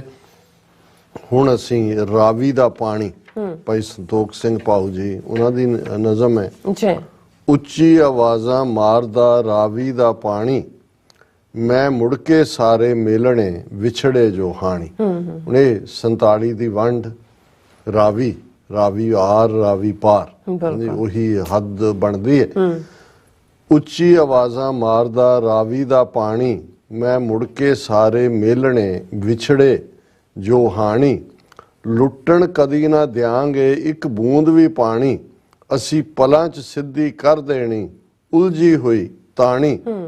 ਜਮਨਾ ਪਾਰ ਭਜਾ ਦੇਣੀ ਵੈਰੀ ਦੀ ਢਾਣੀ, ਚੱਲਣ ਕਦੀ ਨਾ ਦਿਆਂਗੇ ਇੱਥੇ ਵੰਡ ਕਾਣੀ। ਕਿਉਂਕਿ ਇਹ ਗੰਗਾ ਜਮਨੀ ਤਹਿਜ਼ੀਬ ਉੱਥੇ ਹੀ ਹੈ। ਉਹਨਾਂ ਨੇ ਕਿਹਾ ਕਿ ਭਾਈ ਇਹਨਾਂ ਨੂੰ ਅਸੀਂ ਜਿਹੜੀ ਹੈ ਵੈਰੀਆਂ ਦੀ ਢਾਣੀ ਜਿਹੜੀ ਇਹਨਾਂ ਨੂੰ ਜਮਨਾ ਪਾਰ ਕਰਵਾਣਾ ਹੀ ਕਰਵਾਣਾ।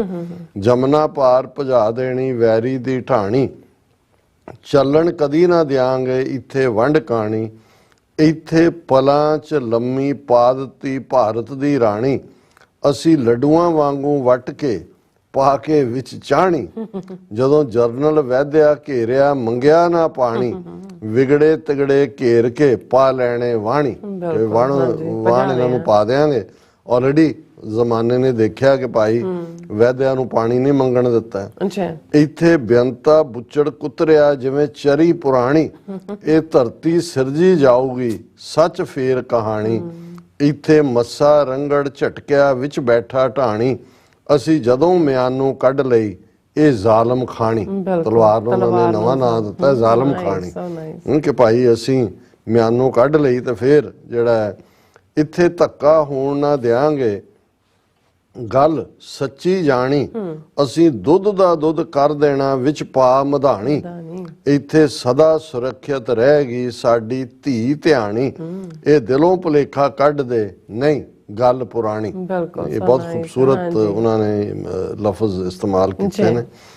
ਇਹ ਧਰਤੀ ਖਾਲਸਾ ਰਾਜ ਦੀ ਸੱਚੀ ਗੱਲ ਜਾਣੀ, ਅਸੀਂ ਤਕਲੇ ਵਾਂਗੂ ਕਰ ਦੇਣੀ ਪਾਈ ਜੱਬ ਪੁਰਾਣੀ। ਅਸੀਂ ਜੇਤੂ ਸਦਾ ਜੰਗ ਦੇ ਲਿਖ ਦਈਏ ਕਹਾਣੀ, ਅਸੀਂ ਪਰਾਂ ਵਗਾ ਕੇ ਮਾਰਨੀ ਸਿਰੋਂ ਪੰਡ ਪੁਰਾਣੀ। ਭਾਊ ਪਲਾਂ 'ਚ ਤਕੜੀ ਤੋਲਣੀ ਕੀਤੀ ਵੰਡ ਕਾਣੀ। ਇਹ ਜਿਹੜੀ ਕਹਾਣੀ ਵੰਡ ਹੈ ਔਰ ਬਹੁਤ ਖੂਬਸੂਰਤ ਇਹਦਾ ਇੱਕ ਇੱਕ ਲਫ਼ਜ਼ ਹੈ। ਉਹਨਾਂ ਨੇ ਕਿਹਾ ਇਹ ਧਰਤੀ ਖਾਲਸਾ ਰਾਜ ਦੀ ਸੱਚੀ ਗੱਲ ਜਾਣੀ, ਕਿ ਇਹ ਧਰਤੀ ਪੰਜਾਬ ਦੀ ਜਿੱਥੇ ਅੱਜ ਇੰਡੀਅਨ ਆਕੂਪੇਸ਼ਨ ਹੈ ਇਹ ਸਾਡੀ ਧਰਤੀ ਹੈ। ਧਰਤੀ ਖਾਲਸਾ ਰਾਜ ਦੀ ਸੱਚੀ ਗੱਲ ਜਾਣੀ, ਅਸੀਂ ਤਕਲੇ ਵਾਂਗੂ ਕਰ ਦੇਣੀ ਪਾਈ ਜੱਬ ਪੁਰਾਣੇ। ਪੁਰਾਣੇ ਜੱਬ ਨੂੰ ਲਾ ਕੇ ਜਿਹੜਾ ਇਹ ਤਕਲੇ ਵਾਂਗੂ ਅਸੀਂ ਇਹਨਾਂ ਨੂੰ ਸਿੱਧੇ ਕਰ ਦੇਣਾ। ਅਸੀਂ ਜੇਤੂ ਸਦਾ ਜੰਗ ਦੇ ਲਿਖ ਦਈਏ ਕਹਾਣੀ। ਅਸੀਂ ਤਾਂ ਹਿਸਟਰੀ ਲਿਖਦੇ ਕ੍ਰੀਏਟ ਕਰਦੇ, ਇਹ ਵੱਖਰੀ ਗੱਲ ਹੈ ਸਾਨੂੰ ਸਾਂਭਣੀ ਨਹੀਂ ਆਉਂਦੀ, ਸਾਡੀ ਕੋਈ ਹੋਰ ਲਿਖਦਾ ਹੈ, ਪਰ ਅਸੀਂ ਹਿਸਟਰੀ ਬਣਾਉਣ ਵਾਲੇ ਹਾਂ, ਹਿਸਟਰੀ ਦੇ ਕ੍ਰੀਏਟਰ ਹੈ।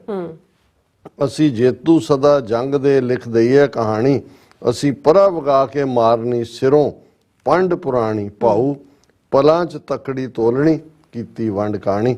ਸੋ ਬਹੁਤ ਬਹੁਤ ਸ਼ੁਕਰੀਆ ਭਾਈ ਸੰਤੋਖ ਸਿੰਘ ਜੀ। ਹੁਣ ਅਸੀਂ ਖੂਬਸੂਰਤ ਨਜ਼ਮ ਦਾ ਰਾਈਜ਼ ਆਫ ਨਿਊ ਸਨ, ਔਰ ਅੱਜ ਇਹ ਢੁਕਵੀਂ ਵੀ ਹੈ ਜਦੋਂ ਅਸੀਂ ਇਹ ਕਿਹਾ ਕਿ 75 ਸਾਲ ਬਾਅਦ ਇੱਕ ਪਾਸੇ ਤਾਂ ਉਹ ਜਿੱਥੇ ਆਪਣੇ ਉਹੀ ਕਿਸੇ ਪਿੱਟੇ ਜੁਮਲੇ ਦਿੱਲੀ ਦੇ ਵਿੱਚ ਔਰ ਰਾਜਪਥ ਦਾ ਨਾਂ ਬਦਲ ਕੇ ਕਰਤੱਵਯ ਪੱਖ ਰੱਖ ਕੇ ਸਮਝਦੇ ਨੇ ਜੀ ਬਹੁਤ ਵੱਡੀ ਤਬਦੀਲੀ, ਉਹੀ ਅੰਗਰੇਜ਼ਾਂ ਦੀਆਂ ਝੂਠਾਂ ਜਿਹੜੀਆਂ ਨੇ ਉਹਨਾਂ ਨੂੰ ਅੱਗੇ ਦੁਹਰਾ ਕੇ ਜਿਹੜਾ ਹੈ ਉਹ ਨਾਮ ਬਦਲੀ ਦੇ ਨਾਲ ਸਮਝਦੇ ਨੇ ਕਿ ਭਾਈ ਅਸੀਂ ਜਿਹੜੇ ਆ ਉਹ ਕ੍ਰੀਏਟਰ ਹੋ ਰਹੇ ਹਾਂ ਚੀਜ਼ਾਂ ਦੇ।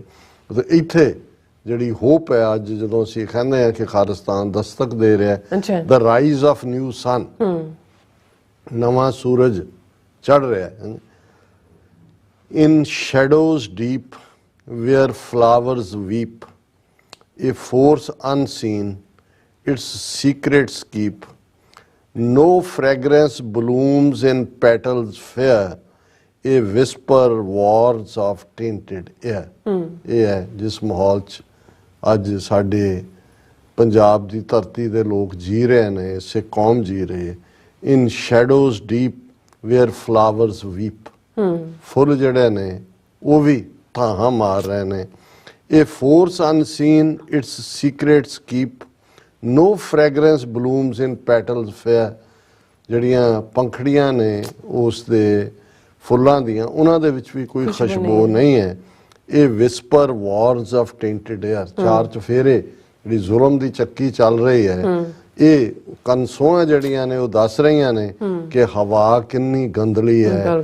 ਹਵਾ ਦੇ ਵਿੱਚ ਆਦਮ ਬੋ ਹੈ। ਸਿੱਖਾਂ ਦੇ ਲਈ ਜੈਨੋਸਾਈਡ ਦੀ ਆਵਾਜ਼ ਚਾਰ ਚਫੇਰੇ ਹੈ। Waters once clear now murky strife, a poison flows through streams of life, cornfields dance with a deadly charm, a subtle threat in nature's arm. ਉਹ ਪਾਣੀ ਜਿਹੜੇ ਕਦੇ ਬਿਲਕੁਲ ਸਾਫ਼ ਸੁਥਰੇ ਅੰਮ੍ਰਿਤ ਵਰਗੇ, ਅੱਜ ਉਹਨਾਂ ਦੇ ਵਿੱਚ ਸਾਨੂੰ ਉਹ ਨਜ਼ਰ ਆਉਂਦੀ ਹੈ ਸਟ੍ਰਾਈਫ, ਉਸ ਦੇ ਵਿੱਚ ਖਿੱਚੋਤਾਣ ਹੈ, ਝਗੜਾ ਹੈ। ਜੀ ਇਹ poison flows through streams of life, ਕਿ ਕਿੱਥੇ ਜ਼ਿੰਦਗੀ ਦੇਣ ਵਾਲੀ ਖੁਸ਼ਨੁਮੋ ਹਵਾ ਹੁੰਦੀ ਹੈ ਪਰ ਉਸ ਦੇ ਵਿੱਚ ਅੱਜ ਇਵੇਂ ਹੈ ਜਿਵੇਂ ਜ਼ਹਿਰ ਵਗ ਰਹੀ ਹੋਏ।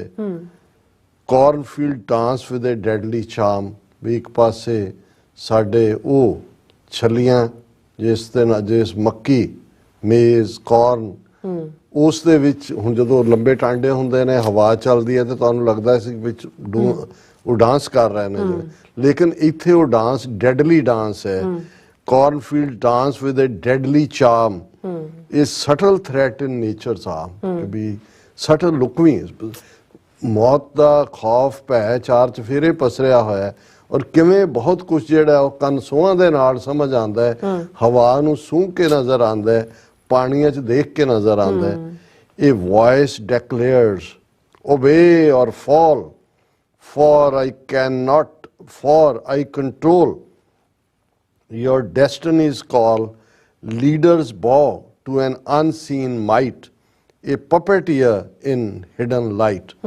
A voice declares, ਜਿਨ੍ਹਾਂ ਦਾ ਕਬਜ਼ਾ ਕੰਟਰੋਲ ਹੈ, ਉਹਨਾਂ ਦੀ ਜਿਹੜੀ ਆ ਉਹ ਗਰਜ਼ ਆਉਂਦੀ ਹੈ। voice declares obey or fall, ਕਿ ਜਾਂ ਸਾਡੇ ਹੁਕਮ ਚਾਹੋ ਜਾਂ ਮਰਨ ਲਈ ਤਿਆਰ ਰਹੋ। A voice declares obey or fall, for I control your destiny's call, ਕਿ ਅਸੀਂ ਤੁਹਾਡੀ ਕਿਸਮਤ ਦੇ ਮਾਲਕ ਹਾਂ। ਹੁਣ ਅਸੀਂ ਡਿਸਾਈਡ ਕਰਾਂਗੇ ਤੁਸੀਂ ਕਿਵੇਂ ਜਿਉਣਾ ਹੈ। Leaders bow to an unseen might, ਕਿ ਉਸ ਕਿਸਮ ਦੀ ਤਾਕਤ ਦੇ ਸਾਹਮਣੇ ਕਿਵੇਂ ਉਹ ਜਿਹੜੇ ਮਰਸਨਰੀ ਬਣੇ ਨੇ, ਜਿਹੜੇ ਬਾਦਲ, ਅਮਰਿੰਦਰ ਔਰ ਭਗਵੰਤ ਮਾਨ ਔਰ ਇਹ ਸਾਰੀ ਨਸਲ, ਕਿਵੇਂ ਉਹ ਲੰਮੇ ਪੈ ਪੈ ਕੇ ਅਸ਼ਟਾਂਗ ਪ੍ਰਣਾਮ ਕਰ ਰਹੇ ਨੇ, ਜਿਹੜੇ ਅਯੁੱਧਿਆ ਤੱਕ ਵੀ ਜਾ ਕੇ ਪਹੁੰਚੇ ਨੇ। ਇਹ ਪਪੇਟੀਅਰ ਇਨ ਹਿਡਨ ਲਾਈਟ, ਕਿ ਕਿਵੇਂ ਇਹ ਸਾਰੀਆਂ ਕਠਪੁਤਲੀਆਂ ਬਣੀਆਂ ਹੋਈਆਂ ਨੇ। Yet don't dismiss this silent power that severed chains in freedoms are. The son of Dashmesh Pitaji, a follower of Guru Nanak am I. Sweet waters flow from Guru's grace. In fragrant fields find sacred space. Let the sun rise on a new decree that died in the mid-19th century. ਇਹ ਹੈ ਡਿਫਾਈਂਸ, ਕਿ ਵੀ ਇਸ ਕਿਸਮ ਦੇ ਖੌਫ ਦੀ ਫਜ਼ਾ ਦੇ ਵਿੱਚ ਜਿੱਥੇ ਪਪੇਟੀਆ ਲੰਮੇ ਵੀ ਪਏ ਹੋਏ ਨੇ, ਆਵਾਜ਼ ਵੀ ਹੈ ਉਸ ਖੌਫ ਦੀ, ਡਰ ਦੀ, ਲੇਕਿਨ yet don't dismiss this silent power, ਪਰ ਉਹ ਰੂਹਾਂ ਜਿਹੜੀਆਂ ਅੰਦਰੋਂ ਗੁਰੂ ਸਾਹਿਬ ਨਾਲ ਜੁੜੀਆਂ ਹੋਈਆਂ, ਆਜ਼ਾਦੀ ਦੀਆਂ ਦੀਵਾਨੀਆਂ, ਮਤਵਾਲੀਆਂ, ਆਜ਼ਾਦੀ ਦੇ ਉਸ ਰੰਗ ਦੇ ਲਈ, ਆਜ਼ਾਦੀ ਮਾਨਣ ਦੇ ਲਈ ਕਿਸੇ ਹੱਦ ਤੱਕ ਵੀ ਕੋਈ ਵੀ ਕੁਰਬਾਨੀ ਕਰਨ ਨੂੰ ਤਿਆਰ। yet don't dismiss this silent power that is severed chains and freedoms are, ਕਿ ਜਿਨ੍ਹਾਂ ਨੇ ਧਈਆ ਕੀਤਾ ਹੋਇਆ ਕਿ ਉਹਨਾਂ ਨੇ ਇਹੀ ਆਵਰ ਸਾਡਾ ਆਜ਼ਾਦੀ ਦਾ ਵੀ ਹੈ, ਉਹਨਾਂ ਨੇ ਗੁਲਾਮੀ ਦੇ ਸੰਗਲ ਤੋੜ ਦੇਣੇ ਨੇ। ਉਹ ਸਾਇਲੈਂਟ ਪਾਵਰ ਜਿਨ੍ਹਾਂ ਦੇ ਅੰਦਰ ਗੁਰੂ ਵਸਦਾ, the son of ਦਸ਼ਮੇਸ਼ ਪਿਤਾ ਜੀ, a follower of Guru Nanak am I, ਕਿ ਮੈਂ ਗੁਰੂ ਨਾਨਕ ਦਾ, ਗੁਰੂ ਗੋਬਿੰਦ ਸਿੰਘ ਦਾ ਪੁੱਤਰ ਹੈ, ਉਸ ਦੀ ਧੀ ਹੈ। sweet waters flow from Guru's grace, ਕਿ ਚਾਰ ਚੁਫੇਰੇ ਭਾਵੇਂ ਜ਼ਹਿਰੀਲੀ ਹਵਾ ਹੈ, ਜ਼ਹਿਰੀਲਾ ਪਾਣੀ ਹੈ, ਮੌਤ ਦੀ ਗੰਧ ਹੈ ਉਹ ਸਾਰੀ ਫਿਜ਼ਾ ਦੇ ਵਿੱਚ, ਪਰ ਗੁਰੂ ਤੋਂ ਦੇ ਉਸ ਸ਼ਖਸੀਅਤ ਚੋਂ ਪਿਆਰ ਦਾ ਮੀਂਹ ਵਸ ਰਿਹਾ ਹੈ। ਉਹ ਪਿਆਰ ਦਾ, ਰਹਿਮਤ ਦਾ ਜਿਹੜੀ ਹੈ ਉਹ ਖੁਸ਼ਬੂ ਹੈ। ਇਨ ਫ੍ਰੈਗਰੈਂਟ ਫੀਲਡਸ ਫਾਈਂਡ ਸੈਕਰਡ ਸਪੇਸ, ਕਿ ਉਹ ਗੁਰੂ ਦੀ ਮਹਿਕ ਦੇ ਨਾਲ, ਗੁਰੂ ਦੇ ਪਿਆਰ ਦੇ ਰੰਗ ਦੇ ਨਾਲ ਚਾਰ ਚਫੇਰੇ ਫ੍ਰੈਗਰੈਂਸ ਹੈ, ਖੁਸ਼ਬੂ ਹੈ, ਔਰ ਸਾਰਾ ਆਲਾ ਦੁਆਲਾ ਪਵਿੱਤਰ ਹੈ। Let the sun rise on a new decree that died in the mid-19th century. Mid-19th, 1849, ਜਦੋਂ ਕਿ ਸਾਡਾ ਰਾਜ ਅੰਗਰੇਜ਼ਾਂ ਨੇ ਉਹੀ ਮਿਸ਼ਰਾਂ ਔਰ ਡੋਗਰਿਆਂ ਨੂੰ ਜਿਹੜਾ ਖਰੀਦ ਕੇ ਆਪਣੇ ਪੇਟੇ ਪਾਇਆ ਸੀ ਕਿ ਭਾਈ ਹੁਣ ਇਹ ਗੁਰੂ ਨਾਨਕ, ਗੁਰੂ ਕਲਗੀਧਰ ਪਾਤਸ਼ਾਹ ਦੇ ਅਸੀਂ ਪੁੱਤਰ ਪੁੱਤਰੀਆਂ, ਅਸੀਂ ਇਹ ਗੁਲਾਮੀ ਦੇ ਸੰਗਲ ਕੱਟਾਂਗੇ। ਇੱਕ ਨਵਾਂ ਸੂਰਜ ਚੜ ਰਿਹਾ ਹੋਰਾਈਜ਼ਨ ਦੇ ਉੱਤੇ, ਔਰ ਗੁਰੂ ਦੀ ਰਹਿਮਤ ਦਾ ਮੀਂਹ ਵਰਸ ਰਿਹਾ, ਔਰ ਇਹ ਜਿਹੜਾ ਅਸੀਂ, ਜਿਹੜਾ ਸਾਡਾ ਸੂਰਜ ਡੁੱਬਿਆ ਸੀ 1849 ਚ, ਉਹ ਸੂਰਜ ਲੈਟ ਦਾ ਸਨ ਰਾਈਜ਼ ਉਹਨੇ ਨਿਊ ਡੈਕਰੀ। ਸੋ ਬਹੁਤ ਬਹੁਤ ਧੰਨਵਾਦ। ਸੋ ਆਪਣੇ ਜਿਹੜੇ ਇਹਨਾਂ ਤਿੰਨੋਂ ਸ਼ਾਇਰਾਂ ਦਾ ਅਸੀਂ ਬਹੁਤ ਬਹੁਤ ਸ਼ੁਕਰੀਆ ਅਦਾ ਕਰਦੇ ਹਾਂ, ਜਿਨ੍ਹਾਂ ਨੇ ਬਹੁਤ ਹੀ ਵਧੀਆ ਜਿਹੜੀ ਖਾਲਿਸਤਾਨ ਨੂੰ ਜਿਹੜੀਆਂ ਸਮਰਪਿਤ ਨਜ਼ਮਾਂ ਜਿਹੜੀਆਂ ਨੇ ਸਾਨੂੰ ਭੇਜੀਆਂ ਨੇ। ਤੁਹਾਡਾ ਬਹੁਤ ਬਹੁਤ ਸ਼ੁਕਰੀਆ, ਹੋਰ ਵੀ ਭੇਜੋ। ਅਸੀਂ ਇੰਜੋਏ ਕੀਤਾ ਔਰ ਆਈ ਥਿੰਕ ਸਾਡੇ ਵਿਊਅਰਸ ਨੇ ਵੀ ਇੰਜੋਏ ਕੀਤਾ ਹੋਵੇਗਾ। ਸੋ ਇੱਥੇ ਲੈਣੇ ਬ੍ਰੇਕ। ਵਿਊਅਰਸ ਤੁਸੀਂ ਇਸੇ ਤਰ੍ਹਾਂ ਬਣੇ ਰਹਿਣਾ। ਮਿਲਦੇ ਹਾਂ ਛੋਟੇ ਜਿਹੇ ਬ੍ਰੇਕ ਤੋਂ ਬਾਅਦ।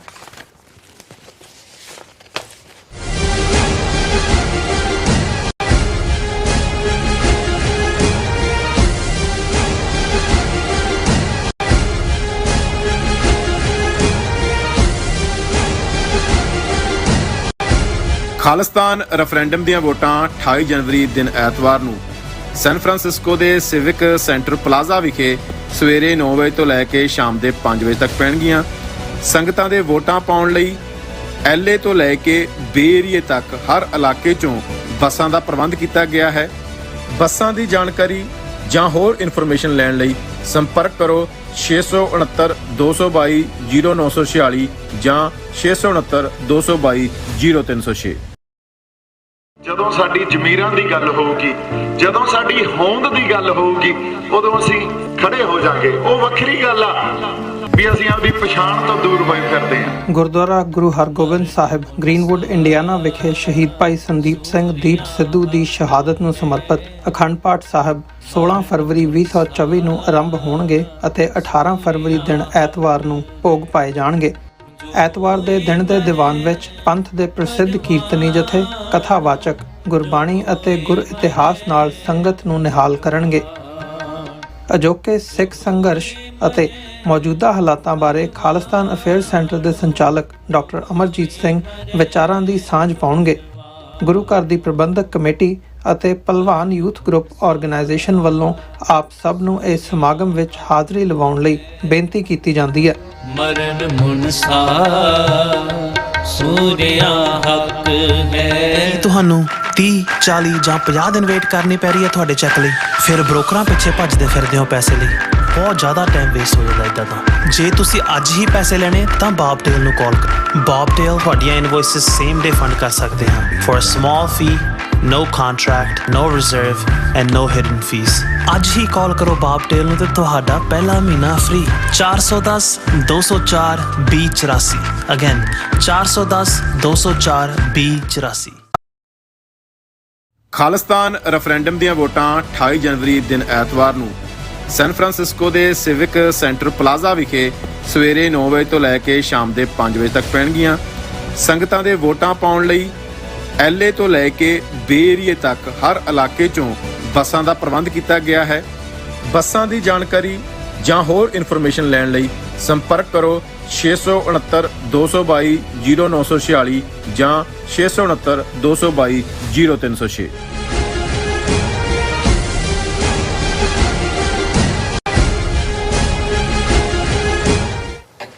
Viewers welcome back to programme. So viewers general section ਦੇ ਵਿੱਚ ਆਪਾਂ ਗੱਲਬਾਤ ਕਰਾਂਗੇ ਕਿ ਇੰਟਰਨੈਸ਼ਨਲ ਕੋਰਟ ਆਫ ਜਸਟਿਸ ਦੇ 15 ਜੱਜਾਂ ਨੇ ਕਿਹਾ ਹੈ ਕਿ ਇਜ਼ਰਾਈਲ ਗਜ਼ਾ ਵਿੱਚ ਫਲਸਤੀਨੀਆਂ ਦੀ ਨਸਲਕੁਸ਼ੀ ਨੂੰ ਰੋਕੇ। ਯਾਦ ਰਹੇ ਸਾਊਥ ਅਫਰੀਕਾ ਵੱਲੋਂ ICJ ਵਿੱਚ ਇਜ਼ਰਾਈਲ ਨੂੰ ਫਲਸਤੀਨੀਆਂ ਦੇ ਜੈਨੋਸਾਈਡ ਲਈ ਜ਼ਿੰਮੇਵਾਰ ਦਾਇਰ ਜਿਹੜਾ ਮੁਕੱਦਮਾ ਹੈ ਉਹ ਕੀਤਾ ਗਿਆ ਹੈ। ਸੋ ਇਸ ਬਾਰੇ ਆਪਾਂ ਗੱਲਬਾਤ ਕਰਨ ਜਾ ਰਹੇ ਹਾਂ ਔਰ ਨਾਲ ਹੀ ਜਿਹੜੇ ਤੁਹਾਡੇ ਲਾਈਵ ਮੈਸੇਜ ਨੇ ਔਰ ਗੁਰਬਾਣੀ ਵਿਚਾਰਾਂ ਦੀ ਸਾਥ ਤੁਹਾਨੂੰ ਪਾਈ ਜਾਏਗੀ। ਸੋ ਅਸੀਂ ਚਾਹਾਂਗੇ ਕਿ ਤੁਸੀਂ ਸਾਨੂੰ ਇਸੇ ਤਰ੍ਹਾਂ ਬਣੇ ਰਹਿਣਾ, ਦੇਖਣ ਸੁਣਨ ਜਾਂ ਲਿਖਣ ਲਈ ਤੁਹਾਡਾ ਸਭ ਦਾ ਬਹੁਤ ਬਹੁਤ ਸ਼ੁਕਰੀਆ। ਜੀ ਡਾਕਟਰ ਸਾਹਿਬ ਕੀ ਕਹਿਣਾ ਚਾਹੋਗੇ? ਦੇਖੋ 7 ਅਕਤੂਬਰ ਨੂੰ ਜਦੋਂ ਹਮਾਸ ਨੇ ਇਜ਼ਰਾਈਲ ਦੇ ਉੱਤੇ ਧਾਵਾ ਬੋਲਿਆ, 1200 ਦੇ ਕਰੀਬ ਇਜ਼ਰਾਈਲੀਆਂ ਨੂੰ ਮਾਰਿਆ, 250 ਦੇ ਕਰੀਬ ਨੂੰ ਅਗਵਾ ਕੀਤਾ, ਉਦੋਂ ਇਸ ਲੜਾਈ ਦੀ ਸ਼ੁਰੂਆਤ ਹੋਈ।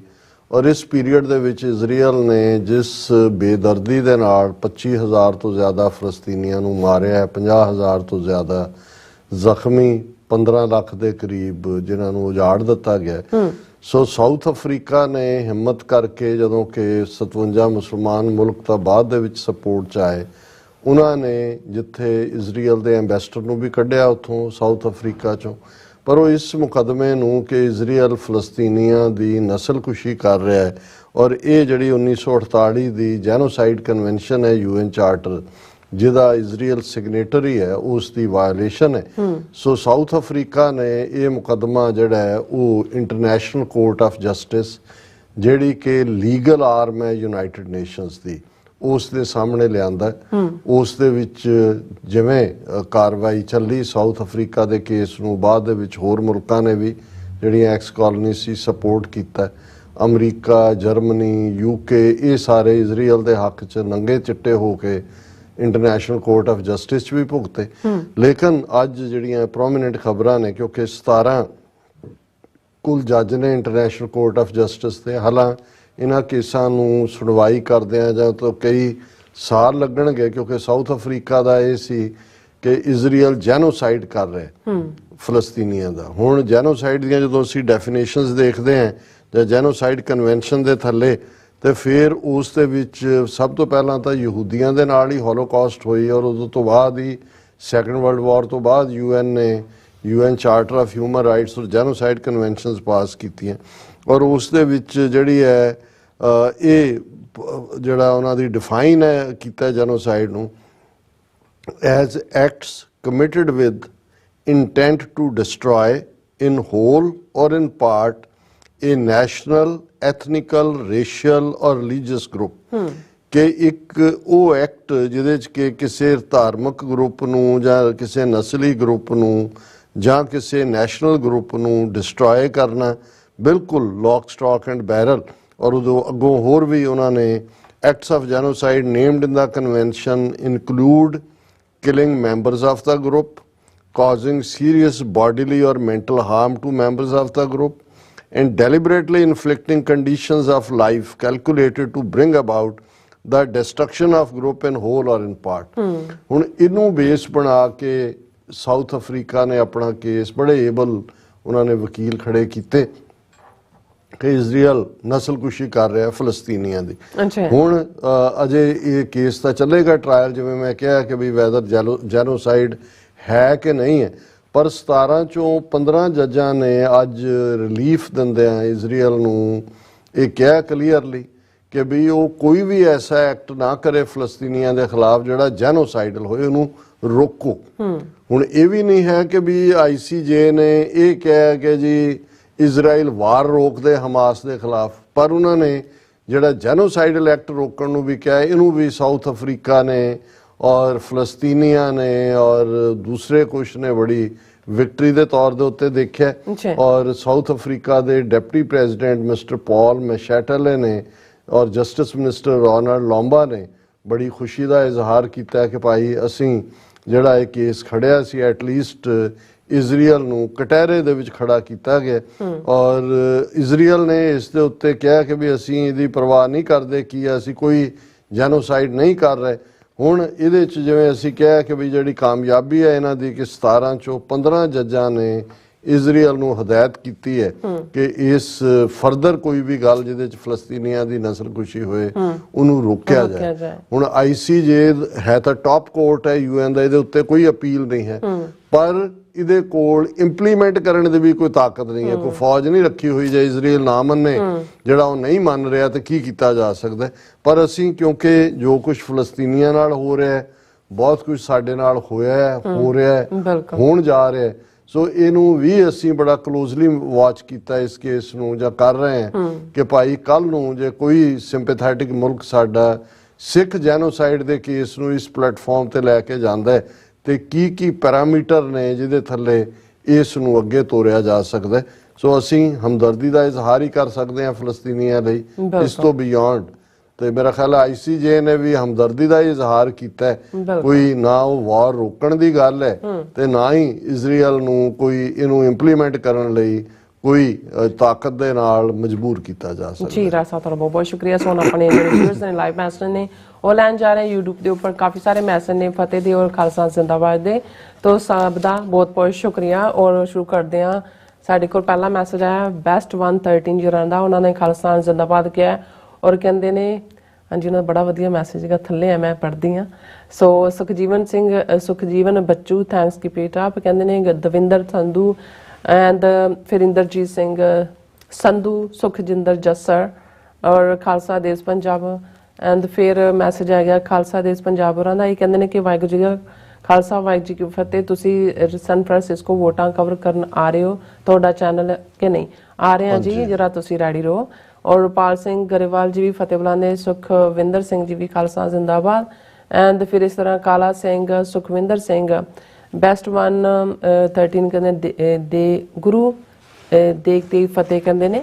ਐਂਡ ਫਿਰ ਕਹਿੰਦੇ ਨੇ ਕਿ ਹਾਂਜੀ ਕਹਿੰਦੇ ਲਾਂਤ ਹੀ ਨਹੀਂ ਆਇਆ ਹਾਲੇ, ਜਿਹੜੇ ਕੱਲ ਮੇਰੇ ਖਿਆਲ ਆਪਸ ਵਿੱਚ ਇਹਨਾਂ ਦੀ ਚੱਲ ਰਹੀ ਸੀ, ਸੋ ਨਹੀਂ ਅੱਜ ਆਇਆ, ਮੈਂ ਵੀ ਡਰ ਗਿਆ ਤੁਹਾਡੇ ਤੋਂ। ਸੋ ਇਸੇ ਤਰ੍ਹਾਂ ਮੈਸੇਜ ਹੈਗਾ ਇਹ ਕਮਾਂਡੋ ਫੋਰਸ ਔਰ ਸਤਨਾਮ ਢਿੱਲੋਂ ਜੀ ਕਹਿੰਦੇ ਇੰਡੀਆ ਵਿੱਚ ਸਿੱਖ ਖੁੱਲ ਕੇ ਨਹੀਂ ਬੋਲਦੇ ਪਰ ਅੰਦਰੋਂ ਕਹਿੰਦੇ ਚਾਹੁੰਦੇ ਨੇ, ਪਰ ਕੁਝ ਕਹਿੰਦੇ ਹੈਗੇ ਨੇ ਜਿਹੜੇ ਟੁਕੜਿਆਂ ਜਿਹੜੇ ਟੁਕੜ ਬੋਝ ਤੁਸੀਂ ਕਹਿੰਦੇ ਉਹ ਨੇ, ਉਹ ਨਹੀਂ ਚਾਹੁੰਦੇ ਹੈਗੇ। ਔਰ ਜਸਵੀਰ ਕੌਰ ਜੀ ਵੀ ਉਹ ਸ਼ਾਮ ਨੂੰ ਜਦੋਂ ਮਹਾਰਾਜ ਦਾ ਸੁਖਾਸਨ ਕਰਦੇ ਨੇ ਉਦੋਂ ਢੋਲਕੀ ਤੇ ਪੜ੍ਹਦੇ ਨੇ ਰਾਜ ਕਰੇਗਾ ਖਾਲਸਾ ਰਾਜ, ਚਾਹੁੰਦੇ ਉਹ ਵੀ ਹੁੰਦੇ ਨੇ। ਹਾਂਜੀ ਸਿੰਘ ਬਿੰਦੀ ਜੀ ਵੀ ਨੇ ਔਰ ਸਰਪੰਚ ਜਸ ਗਿੱਲ ਜੀ ਕਹਿੰਦੇ ਨੇ ਸਰਦਾਰ ਭਾਈ ਸਾਹਿਬ, ਡਾਕਟਰ ਅਮਰਜੀਤ ਸਾਹਿਬ, ਰਿਸਪੈਕਟਡ ਸਿਸਟਰ ਨੀਲਮ ਕੌਰ ਜੀ, ਗੁਰ ਫਤਿਹ, ਵਾਹਿਗੁਰੂ ਜੀ ਕਾ ਖਾਲਸਾ ਵਾਹਿਗੁਰੂ ਜੀ ਫਤਿਹ, ਖਾਲਸਾ ਜ਼ਿੰਦਾਬਾਦ ਕਹਿੰਦੇ ਨੇ। ਸਾਡੀ ਕਹਿੰਦੇ ਆਰਮੀ ਟੀਮ ਹੈ ਵੱਲੋਂ ਜਿਹੜੀ ਫਤਿਹ ਸ਼ੇਅਰ ਔਰ ਖਾਲਸਾ ਜ਼ਿੰਦਾਬਾਦ ਉਹਨਾਂ ਨੇ ਕਿਹਾ। ਮੈਂ ਆਰਮੀ ਚ ਸਾਨੂੰ ਦੇਖ ਰਹੇ ਨੇ। ਹਾਂਜੀ ਵਾਹਿਗੁਰੂ ਜੀ ਕਾ ਖਾਲਸਾ ਵਾਹਿਗੁਰੂ ਜੀ ਕੀ ਫਤਿਹ ਕਹਿੰਦੇ ਬਹੁਤ ਲਾਈਵ ਹੁੰਦਾ ਤੁਹਾਡਾ, ਉਹਨਾਂ ਨੇ ਮਤਲਬ ਕਹਿਣ ਦਾ ਮਤਲਬ ਲਾਈਵ ਦੇਖਦੇ ਨੇ ਸਾਰੇ ਜਣੇ, ਸੋ ਨਾਈਸ। ਔਰ ਆਰਿਫ ਨਵੀਦ ਜੀ ਵੀ ਖਾਲਸਾ ਜ਼ਿੰਦਾਬਾਦ ਕਹਿੰਦੇ ਨੇ। ਔਰ ਸਰਜੀਤ ਸਿੰਘ ਕਹਿੰਦੇ ਨੇ ਉਹ ਭਾਗਾਂ ਵਾਲਾ ਦਿਨ ਹੋਏਗਾ ਜਿਸ ਦਿਨ ਖਾਲਸਾ ਰਾਜ ਜਿਹੜਾ ਬਣੇਗਾ, ਦੁਨੀਆ ਵਿੱਚ ਸਿੱਖਾਂ ਦਾ ਆਪਣਾ ਕੌਮੀ ਘਰ ਹੋਵੇਗਾ, ਖਾਲਸਾ ਜ਼ਿੰਦਾਬਾਦ, ਹਲੀਮੀ ਰਾਜ ਸਥਾਪਿਤ ਹੋਏਗਾ ਜਿਸ ਵਿੱਚ ਸਭ ਧਰਮ ਸੁਖੀ ਵਸਣਗੇ। So nice. ਐਂਡ ਐਚ ਕਹਿੰਦੇ no other media in India covered this rally, ਉਹਨਾਂ ਨੇ ਕਿਹਾ। ਔਰ ਬਸਰਾ 4759 ਫਤਿਹ ਬੁਲਾਉਂਦੇ ਨੇ। ਸੁਰਮਖ ਮੁੰਦਰਾ ਜੀਤ ਸੂਟਿਆ। ਹੁਣ ਮੈਂ ਮਾਈਕ ਤੁਹਾਡੇ ਤੋਂ ਲੈਂਦਾ, ਟਾਈਮ ਅਸੀਂ ਕਾਫੀ ਬਿਯੋਂਡ ਜਾ ਰਹੇ ਹਾਂ। ਹਰਿੰਦਰ ਮੱਲੀ, ਦਵਿੰਦਰ ਸੰਧੂ, ਬੌਬ ਸਿੰਘ, ਜਸਵੀਰ ਸਿੰਘ, ਲਖਬੀਰ ਅੰਗੜ, ਰਾਜਵਿੰਦਰ ਸਿੰਘ, ਸਾਰਿਆਂ ਦੀ ਫਤਿਹ ਹੈ। ਬੌਬ ਸਿੰਘ ਉਹਨਾਂ ਨੇ ਕਿਹਾ ਵੀ ਅੱਜ ਸਾਡੀ ਫਤਿਹ ਸੈਨ ਫਰਾਂਸਿਸਕੋ ਤੋਂ TV 84 ਦੀ ਸਮੁੱਚੀ ਟੀਮ ਕਬੂਲ ਕਰੇ। ਖਾਲਿਸਤਾਨ ਰੈਫਰੈਂਡਮ ਦੇ ਸਿਲਸਿਲੇ 'ਚ ਗਏ ਨੇ। ਔਰ ਰਾਜਵਿੰਦਰ ਸਿੰਘ ਕਹਿੰਦੇ ਨੇ ਕਿ as we all know freedom is not free, every Sikh should fulfil his responsibility by voting on coming Sunday. ਤੁਸੀਂ ਬਿਲਕੁਲ ਠੀਕ ਫਰਮਾਇਆ। ਅਵਤਾਰ ਸਿੰਘ, ਪ੍ਰਭਦਿਆਲ ਸਿੰਘ, ਸੋਹਣ ਸਿੰਘ ਮਾਹਲ, ਜਸਬੀਰ ਸਿੰਘ, ਹਰਦੀਪ ਸਿੰਘ, ਹਰਿੰਦਰ ਮੱਲੀ, ਸਭ ਦੀ ਫਤਿਹ ਹੈ ਜਾਂ ਖਾਲਿਸਤਾਨ ਜ਼ਿੰਦਾਬਾਦ ਹੈ। ਕਿਰਪਾਲ ਸਿੰਘ ਚੀਮਾ ਜਿਹੜੇ ਸਦਾ ਵਾਂਗ ਰੈਗੂਲਰ ਸਾਡੇ ਵਿਊਅਰ ਨੇ, ਲਿਖਦੇ ਨੇ ਆਜ਼ਾਦੀ ਜਾਂ ਗੁਲਾਮੀ। ਭਾਰਤ ਦੇ ਹਿੰਦੂ ਰਾਸ਼ਟਰ ਦੀ ਪੰਜਾਬ ਦੀ ਆਜ਼ਾਦੀ ਸੰਬੰਧੀ ਸਥਿਤੀ ਉਸ ਪਤਨੀ ਵਰਗੀ ਹੈ ਜੋ ਘਰ ਦੇ ਮਾਲਕ ਪਤੀ ਪੰਜਾਬ ਨੂੰ ਦਬਾ ਕੇ ਰਾਜ ਵੀ ਚਾਹੁੰਦੀ ਹੈ ਤੇ ਨਾਲੇ ਡਰ ਦੀ ਮਾਰੀ ਕਹੀ ਜਾਂਦੀ ਹੈ ਕਿ ਮੇਰੇ ਬਿਨਾਂ ਤੈਨੂੰ ਕਿਸੇ ਨੇ ਰੋਟੀ ਨਹੀਂ ਦੇਣੀ। ਉਂਝ ਭਾਵੇਂ ਖਾਧੀ ਤੇ ਪਾਉਂਦੀ ਪਤੀ ਦੀ ਕੀਤੀ ਕਮਾਈ ਦਾ ਹੀ ਹੈ, ਕਿਉਂਕਿ ਉਸਨੂੰ ਇਹ ਚੰਗੀ ਤਰ੍ਹਾਂ ਪਤਾ ਹੈ ਕਿ ਜਿਸ ਦਿਨ ਪਤੀ ਨੇ ਘਰੋਂ ਬਾਹਰ ਕੱਢਤਾ ਆਪਣੇ ਪੇਕੇ ਘਰ ਆ ਕੇ ਗੁਆਂਢੀਆਂ ਦੀ ਗੁਲਾਮੀ ਵਿੱਚ ਹੀ ਜੀਣਾ ਪਊ, ਕਿਉਂਕਿ ਪਤਨੀ ਨੂੰ ਪਤਾ ਹੈ ਪੇਕੇ ਘਰ ਦੀ ਆਜ਼ਾਦੀ ਵੀ ਉਨਾ ਚਿਰ ਹੀ ਹੈ ਜਿੰਨਾ ਚਿਰ ਸਹੁਰੇ ਘਰ ਦੀ ਛਤਰ ਛਾਇਆ ਹੇਠ ਟਿਕੀ ਹੋਈ ਹੈ, ਕਿਉਂਕਿ ਗੁਆਂਢੀਆਂ ਨੂੰ ਡਰ ਸਹੁਰੇ ਪਰਿਵਾਰ ਤੋਂ ਹੀ ਲੱਗਦਾ ਹੈ। ਫਿਰ ਨੋਟ ਉਹਨਾਂ ਨੇ ਦਿੱਤਾ ਇਸ ਪਤਨੀ ਦੀਆਂ ਘਟੀਆ ਕਰਤੂਤਾਂ ਕਰਕੇ ਹੀ ਸਹੁਰੇ ਘਰ ਪੰਜਾਬ ਵਿੱਚ ਇੰਨੀਆਂ ਵੰਡੀਆਂ ਪਈਆਂ ਹਨ। ਗੁਆਂਢੀਆਂ ਨਾਲ ਪੰਗਾ ਲੈ ਕੇ ਆਖਰ ਨੂੰ ਲੜਾਉਣਾ ਇਹਨੇ ਸਹੁਰੇ ਪਰਿਵਾਰ ਨੂੰ ਹੈ ਭਾਈ। ਹੁਣ ਸਹੁਰੇ ਪਰਿਵਾਰ ਨੂੰ ਰਲ ਕੇ ਫੈਸਲਾ ਕਰਨਾ ਚਾਹੀਦਾ ਹੈ, ਇਹਦਾ ਕੀ ਕਰੀਏ। ਬਾਕੀ ਤੁਸੀਂ ਆਪ ਸਿਆਣੇ ਹੋ ਭਾਈ, ਫੈਸਲਾ ਜ਼ਰੂਰ ਕਰੋ ਆਜ਼ਾਦੀ ਜਾਂ ਗੁਲਾਮੀ। ਹਰਮਿੰਦਰ ਸਿੰਘ ਔਰ ਦੀਪ ਸਿੰਘ ਉਹਨਾਂ ਨੇ ਫਤਿਹ ਬੁਲਾਈ। ਔਰ ਰਾਜਵਿੰਦਰ ਸਿੰਘ ਹੋਰਾਂ ਦਾ ਅਖੀਰਲਾ message, we should all take the responsibility of calling our Gurdwara Sahib as is not as Sikh temple. We never hear anyone calling Christian temple or Muslim temple etc. ਤੁਸੀਂ ਬਿਲਕੁਲ ਠੀਕ ਫਰਮਾਇਆ ਰਾਜਵਿੰਦਰ ਸਿੰਘ ਜੀ। ਸ਼ੁਰੂ 'ਚ ਜਿਹੜੇ 100-125 ਸਾਲ ਪਹਿਲਾਂ ਆਪਣੇ ਬਜ਼ੁਰਗਾਂ ਨੇ ਉਹਨਾਂ ਨੇ ਸਿੱਖ ਟੈਂਪਲ ਦੇ ਥੱਲੇ ਹੀ ਬਹੁਤਿਆਂ ਨੇ ਰਜਿਸਟ੍ਰੇਸ਼ਨ ਕਰਵਾਈ। ਹੁਣ ਵੈਸੇ ਪਿਛਲੇ 30-40 ਸਾਲ 'ਚ ਟੈਂਪਲ ਲਫ਼ਜ਼ ਨਹੀਂ ਹੁੰਦਾ, ਗੁਰਦੁਆਰਾ ਸਾਹਿਬ ਵੀ ਹੁੰਦਾ। ਔਰ ਜਿਵੇਂ ਮੁਸਲਮਾਨਾਂ ਦੀ ਇਬਾਦਤਗਾਹ ਮਸੀਤ ਹੈ, ਮੌਸਕ ਹੈ, ਈਸਾਈਆਂ ਦਾ ਜਿਹੜਾ ਹੈ ਉਹ ਜੂਇਸ਼ ਟੈਂਪਲ ਵੀ ਕਹਿੰਦੇ ਨੇ ਤੇ ਸਿਨਾਗੋਗ ਵੀ ਹੈ ਉਹਨਾਂ ਦੇ ਲਈ, ਔਰ ਚਰਚ ਹੈ ਈਸਾਈਆਂ ਦਾ। ਸੋ ਸਾਨੂੰ ਗੁਰਦੁਆਰਾ ਸਾਹਿਬ ਹੀ ਜਿਹੜਾ ਉਹ ਕਹਿਣਾ ਚਾਹੀਦਾ। ਔਰ ਤੀਸਰੇ ਪਾਤਸ਼ਾਹ ਦਾ ਇੱਕ ਸ਼ਲੋਕ ਅੱਜ ਅਸੀਂ ਸਾਂਝਾ ਕਰ ਰਹੇ। ਨਾਨਕ ਸੋ ਸੂਰਾ ਵਰਿਆਮ ਜਿਨ ਵਿੱਚੋਂ ਦੁਸ਼ਟ ਅਹੰਕਰਨ ਮਾਰਿਆ, ਗੁਰਮੁਖ ਨਾਮ ਸਲਾਹੇ ਜਨਮ ਸਵਾਰਿਆ, ਆਪ ਹੋਆ ਸਦਾ ਮੁਕਤ ਸਭ ਕੁਲ ਨਿਸਤਾਰਿਆ, ਸੋਹਣ ਸੱਚ ਦੁਆਰ ਨਾਮ ਪਿਆਰਿਆ, ਮਨਮੁਖ ਮਰੈ ਅਹੰਕਾਰ ਮਰਨ ਵਿਗਾੜਿਆ, ਸਭੋ ਵਰਤੈ ਹੁਕਮ ਕਿਆ ਕਰੇ ਵਿਚਾਰਿਆ, ਆਪੋਂ ਦੂਜੈ ਲਗ ਖਸਮ ਵਿਸਾਰਿਆ, ਨਾਨਕ ਬਿਨ ਨਾਮੈ ਸਭ ਦੁੱਖ ਸੁਖ ਵਿਸਾਰਿਆ। ਹੁਣ ਜਦੋਂ ਅਸੀਂ ਆਮ ਤੌਰ ਤੇ ਸੂਰਾ ਜਾਂ ਵਰਿਆਮ ਲਫ਼ਜ਼ ਇਸਤੇਮਾਲ ਕਰਦੇ ਹਾਂ ਅੱਛਾ ਤੇ ਇਹ ਯੋਧਿਆਂ ਲਈ ਨੇ ਕਿ ਜੰਗ ਦੇ ਮੈਦਾਨ ਜਿਹੜਾ ਸੂਰਾ ਹੈ, ਅਸੀਂ ਜਦੋਂ ਕਹਿੰਦੇ ਹਾਂ ਸੂਰਾ ਸੋ ਪਹਿਚਾਨੀਐ ਜੋ ਲੜੈ ਦੀਨ ਕੇ ਹੇਤ, ਪੁਰਜ਼ਾ ਪੁਰਜ਼ਾ ਕੱਟ ਮਰਿਆ ਕਬੂ ਨਾ ਛਾੜੇ ਖੇਤ। ਜਾਂ ਵਰਿਆਮ ਲਫ਼ਜ਼ ਭਾਈ ਗੁਰਦਾਸ ਸਿੰਘ ਹੋਰਾਂ ਦੀ ਪੋਇਟਰੀ ਕਿ ਵਹਿ ਪ੍ਰਗਟਿਓ ਮਰਦ ਅਗੰਮੜਾ, ਵਰਿਆਮ ਇਕੇਲਾ ਵਾਹੋ ਵਾਹੋ ਗੋਬਿੰਦ ਸਿੰਘ ਆਪੇ ਗੁਰ ਚੇਲਾ। ਪਰ ਸਾਡਾ ਮੀਰੀ ਪੀਰੀ ਦਾ ਕਨਸੈਪਟ ਇਹ ਹੈ ਕਿ ਉਸੇ ਹੀ ਹੱਥ ਨੂੰ ਤਲਵਾਰ ਫੜਨ ਦਾ ਹੱਕ ਹੈ ਜਿਹੜੀ ਉਂਗਲ ਪਹਿਲਾਂ ਸਿਤਾਰ ਤੇ ਟਿਕੀ ਹੈ, ਰਬਾਬ ਤੇ ਟਿਕੀ ਹੈ। ਯਾਨੀ ਜਿਹੜੀ ਰੂਹਾਨੀ ਦੁਨੀਆ ਦੇ ਵਿੱਚ ਜਿਨ ਮਿਲ ਮਾਰੇ ਪੰਜ ਮਹਾਦੂਤ ਐਸੋ ਕੌਣ ਬਲੀਰੇ, ਜਾਂ ਜਾਕੋ ਹਰ ਰੰਗ ਲਾਗੋ ਇਸ ਯੁਗ ਮੈਂ ਸੋ ਕਹੀਅਤ ਹੈ ਸੂਰਾ। ਹੁਣ ਇਹ ਇਸ ਸ਼ਲੋਕ 'ਚ ਵੀ ਤੀਸਰੇ ਪਾਤਸ਼ਾਹ ਨੇ ਕਿਹਾ ਨਾਨਕ ਸੋ ਸੂਰਾ ਵਰਿਆਮ ਜਿਨ ਵਿੱਚੋਂ ਦੁਸ਼ਟ ਅਹੰਕਰਨ ਮਾਰਿਆ, ਕਿ ਉਹ ਰੂਹ ਸੂਰੀ ਹੈ, ਸੂਰਾ ਹੈ, ਵਰਿਆਮ ਹੈ ਜਿਹਨੇ ਅੰਦਰੋਂ ਹੰਕਾਰ ਨੂੰ, ਜਿਹੜਾ ਵੱਡਾ ਦੁਸ਼ਟ ਹੈ, ਜਿਹੜਾ ਐਨਮੀ ਹੈ, ਹਉਮੈ ਦੀਰਘ ਰੋਗ ਹੈ, ਦਾਰੂ ਵੀ ਸਵੈ, ਕਾਮ ਕ੍ਰੋਧ ਲੋਭ ਮੋਹ ਹੰਕਾਰ ਵੀ ਹਉਮੈ ਦੀ ਕੁੱਖ ਚੋਂ ਹੀ ਜੰਮਦੇ ਨੇ। ਸੋ ਸਭ ਤੋਂ ਵੱਡੀ ਦੁਸ਼ਟ ਹਉਮੈ ਹੈ, ਅਹਮ ਹੈ, ਹੰਕਾਰ ਹੈ, ਈਗੋ ਹੈ, ਜਿਹਨੇ ਅੰਦਰੋਂ ਉਸ ਨੂੰ ਖਤਮ ਕੀਤਾ ਹੈ। ਗੁਰਮੁਖ ਨਾਮ ਸਲਾਹੇ ਜਨਮ ਸਵਾਰਿਆ, ਉਹ ਗੁਰਮੁਖ ਨੇ ਜਿਨ੍ਹਾਂ ਨੇ ਨਾਮ ਨੂੰ ਜ਼ਿੰਦਗੀ ਦੇ ਅੰਦਰ ਲਿਆਂਦਾ ਔਰ ਆਪਣੇ ਜਨਮ ਨੂੰ, ਜੀਵਨ ਨੂੰ ਸਫਲ ਕੀਤਾ। ਆਪ ਹੋਆ ਸਦਾ ਮੁਕਤ ਸਭ ਕੁਲ ਨਿਸਤਾਰਿਆ, ਇਸ ਕਿਸਮ ਦਾ ਗੁਰਮੁਖ ਆਪ ਤਾਂ ਵਾਹਿਗੁਰੂ ਦੇ ਲੜ ਲੱਗ ਕੇ ਨਾਮ ਦਾ ਸਹਾਰਾ ਲੈ ਕੇ ਮੁਕਤ ਹੋਇਆ ਹੀ, ਲੇਕਿਨ ਆਪਣੇ ਆਲੇ ਦੁਆਲੇ ਨੂੰ, ਆਪਣੀ ਕੁਲ ਨੂੰ, ਆਪਣੀ ਫੈਮਿਲੀ ਨੂੰ ਉਸ ਦਾ ਵੀ ਪਾਰ ਉਤਾਰਾ ਕੀਤਾ। ਸੋਹਣ ਸੱਚ ਦੁਆਰ ਨਾਮ ਪਿਆਰਿਆ, ਇਹੋ ਜਿਹੇ ਜਿਹੜੇ ਨਾਮ ਦੇ ਪਿਆਰੇ ਨੇ ਉਸ ਵਾਹਿਗੁਰੂ ਦੇ ਸੱਚੇ ਦਰਬਾਰ ਦੇ ਵਿੱਚ ਸ਼ੋਭਾ ਪਾਉਂਦੇ ਨੇ।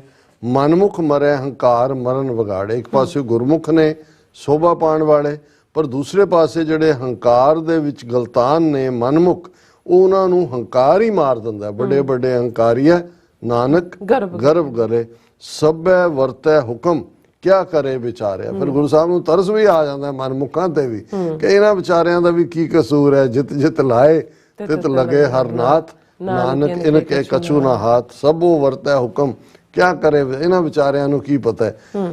ਆਪੋ ਦੂਜੇ ਲਗ ਖਸਮ ਵਿਸਾਰਿਆ, ਕਿ ਇਹ ਮਨਮੁਖ ਇਹ ਦੂਜੇ ਭਾਏ ਲੱਗੇ, ਮਾਇਆ ਦੇ ਨਾਲ ਲੱਗੇ, ਖਸਮ ਤੋਂ ਵਾਹਿਗੁਰੂ ਤੋਂ ਵਿਥ ਪਾਈ, ਖਸਮ ਨੂੰ ਭੁਲਾਇਆ। ਨਾਨਕ ਬਿਨ ਨਾਵੇਂ ਸਭ ਦੁੱਖ ਸੁਖ ਵਿਸਾਰਿਆ, ਕਿ ਜੇ ਰੱਬ ਤੋਂ ਟੁੱਟ ਗਏ ਤੇ ਇਹੀ ਸਾਰੇ ਦੁੱਖਾਂ ਦਾ ਕਾਰਨ ਹੈ। ਉਸ ਨਾਮ ਤੋਂ ਬਿਨਾ ਜੋ ਵੀ ਹੈ ਉਹ ਸਭ ਕੁਝ ਦੁੱਖ ਹੈ। ਜੇ ਕੋਈ ਸੁੱਖ ਹੈ ਤੇ ਉਹ ਨਾਮ ਦੇ ਨਾਲ ਹੈ। ਔਰ ਇਹੀ ਅਕਾਲ ਪੁਰਖ ਤੋਂ ਮੰਗਿਆ, ਵਿਸਰ ਨਾਹੀ ਦਾਤਾਰ ਆਪਣਾ ਨਾਮ ਦੇਹੋ, ਗੁਣ ਗਾਵਾਂ ਦਿਨ ਰਾਤ ਨਾਨਕ ਚਾਓ ਇਹੋ। ਜੀ ਰਾਜ ਸਾਹਿਬ ਤੁਹਾਡਾ ਬਹੁਤ ਬਹੁਤ ਸ਼ੁਕਰੀਆ। ਸੋ ਇਸ ਨਾਲ ਆਪਣੇ ਵਿਊਜ਼ ਕੋਲ ਨੇ ਇਜਾਜ਼ਤ। ਵਿਊਅਰਸ, ਸਾਡੇ ਪ੍ਰੋਗਰਾਮ ਦਾ ਸਮਾਂ ਇੱਥੇ ਮੁੱਕਦਾ। ਤੁਸੀਂ ਆਪਣੀ ਰਾਏ ਤੇ ਸੁਝਾਅ ਸਾਨੂੰ ਭੇਜਣਾ ਭੁੱਲਣਾ ਸਾਡੇ ਇਸ ਪਤੇ ਤੇ sos@tv4.tv ਤੇ। ਅਸੀਂ ਆਪਣਾ ਪ੍ਰੋਗਰਾਮ ਲੈ ਕੇ ਫਿਰ ਦੁਬਾਰਾ ਤੁਹਾਡੇ ਰੂਬਰੂ ਹੋਵਾਂਗੇ। ਤਦ ਤੱਕ ਲਈ ਮੈਨੂੰ ਤੇ ਆਪਣੇ ਡਾਕਟਰ ਸਾਨੂੰ ਆਗਿਆ ਦਿਓ। ਦੇਖਦੇ ਰਹੋ TV 4 ਬੁਲਾ ਦਿਓ ਫਤਿਹ। ਵਾਹਿਗੁਰੂ ਜੀ ਕਾ ਖਾਲਸਾ, ਵਾਹਿਗੁਰੂ ਜੀ ਕੀ ਫਤਿਹ। ਰੱਬ ਰਾਖਾ।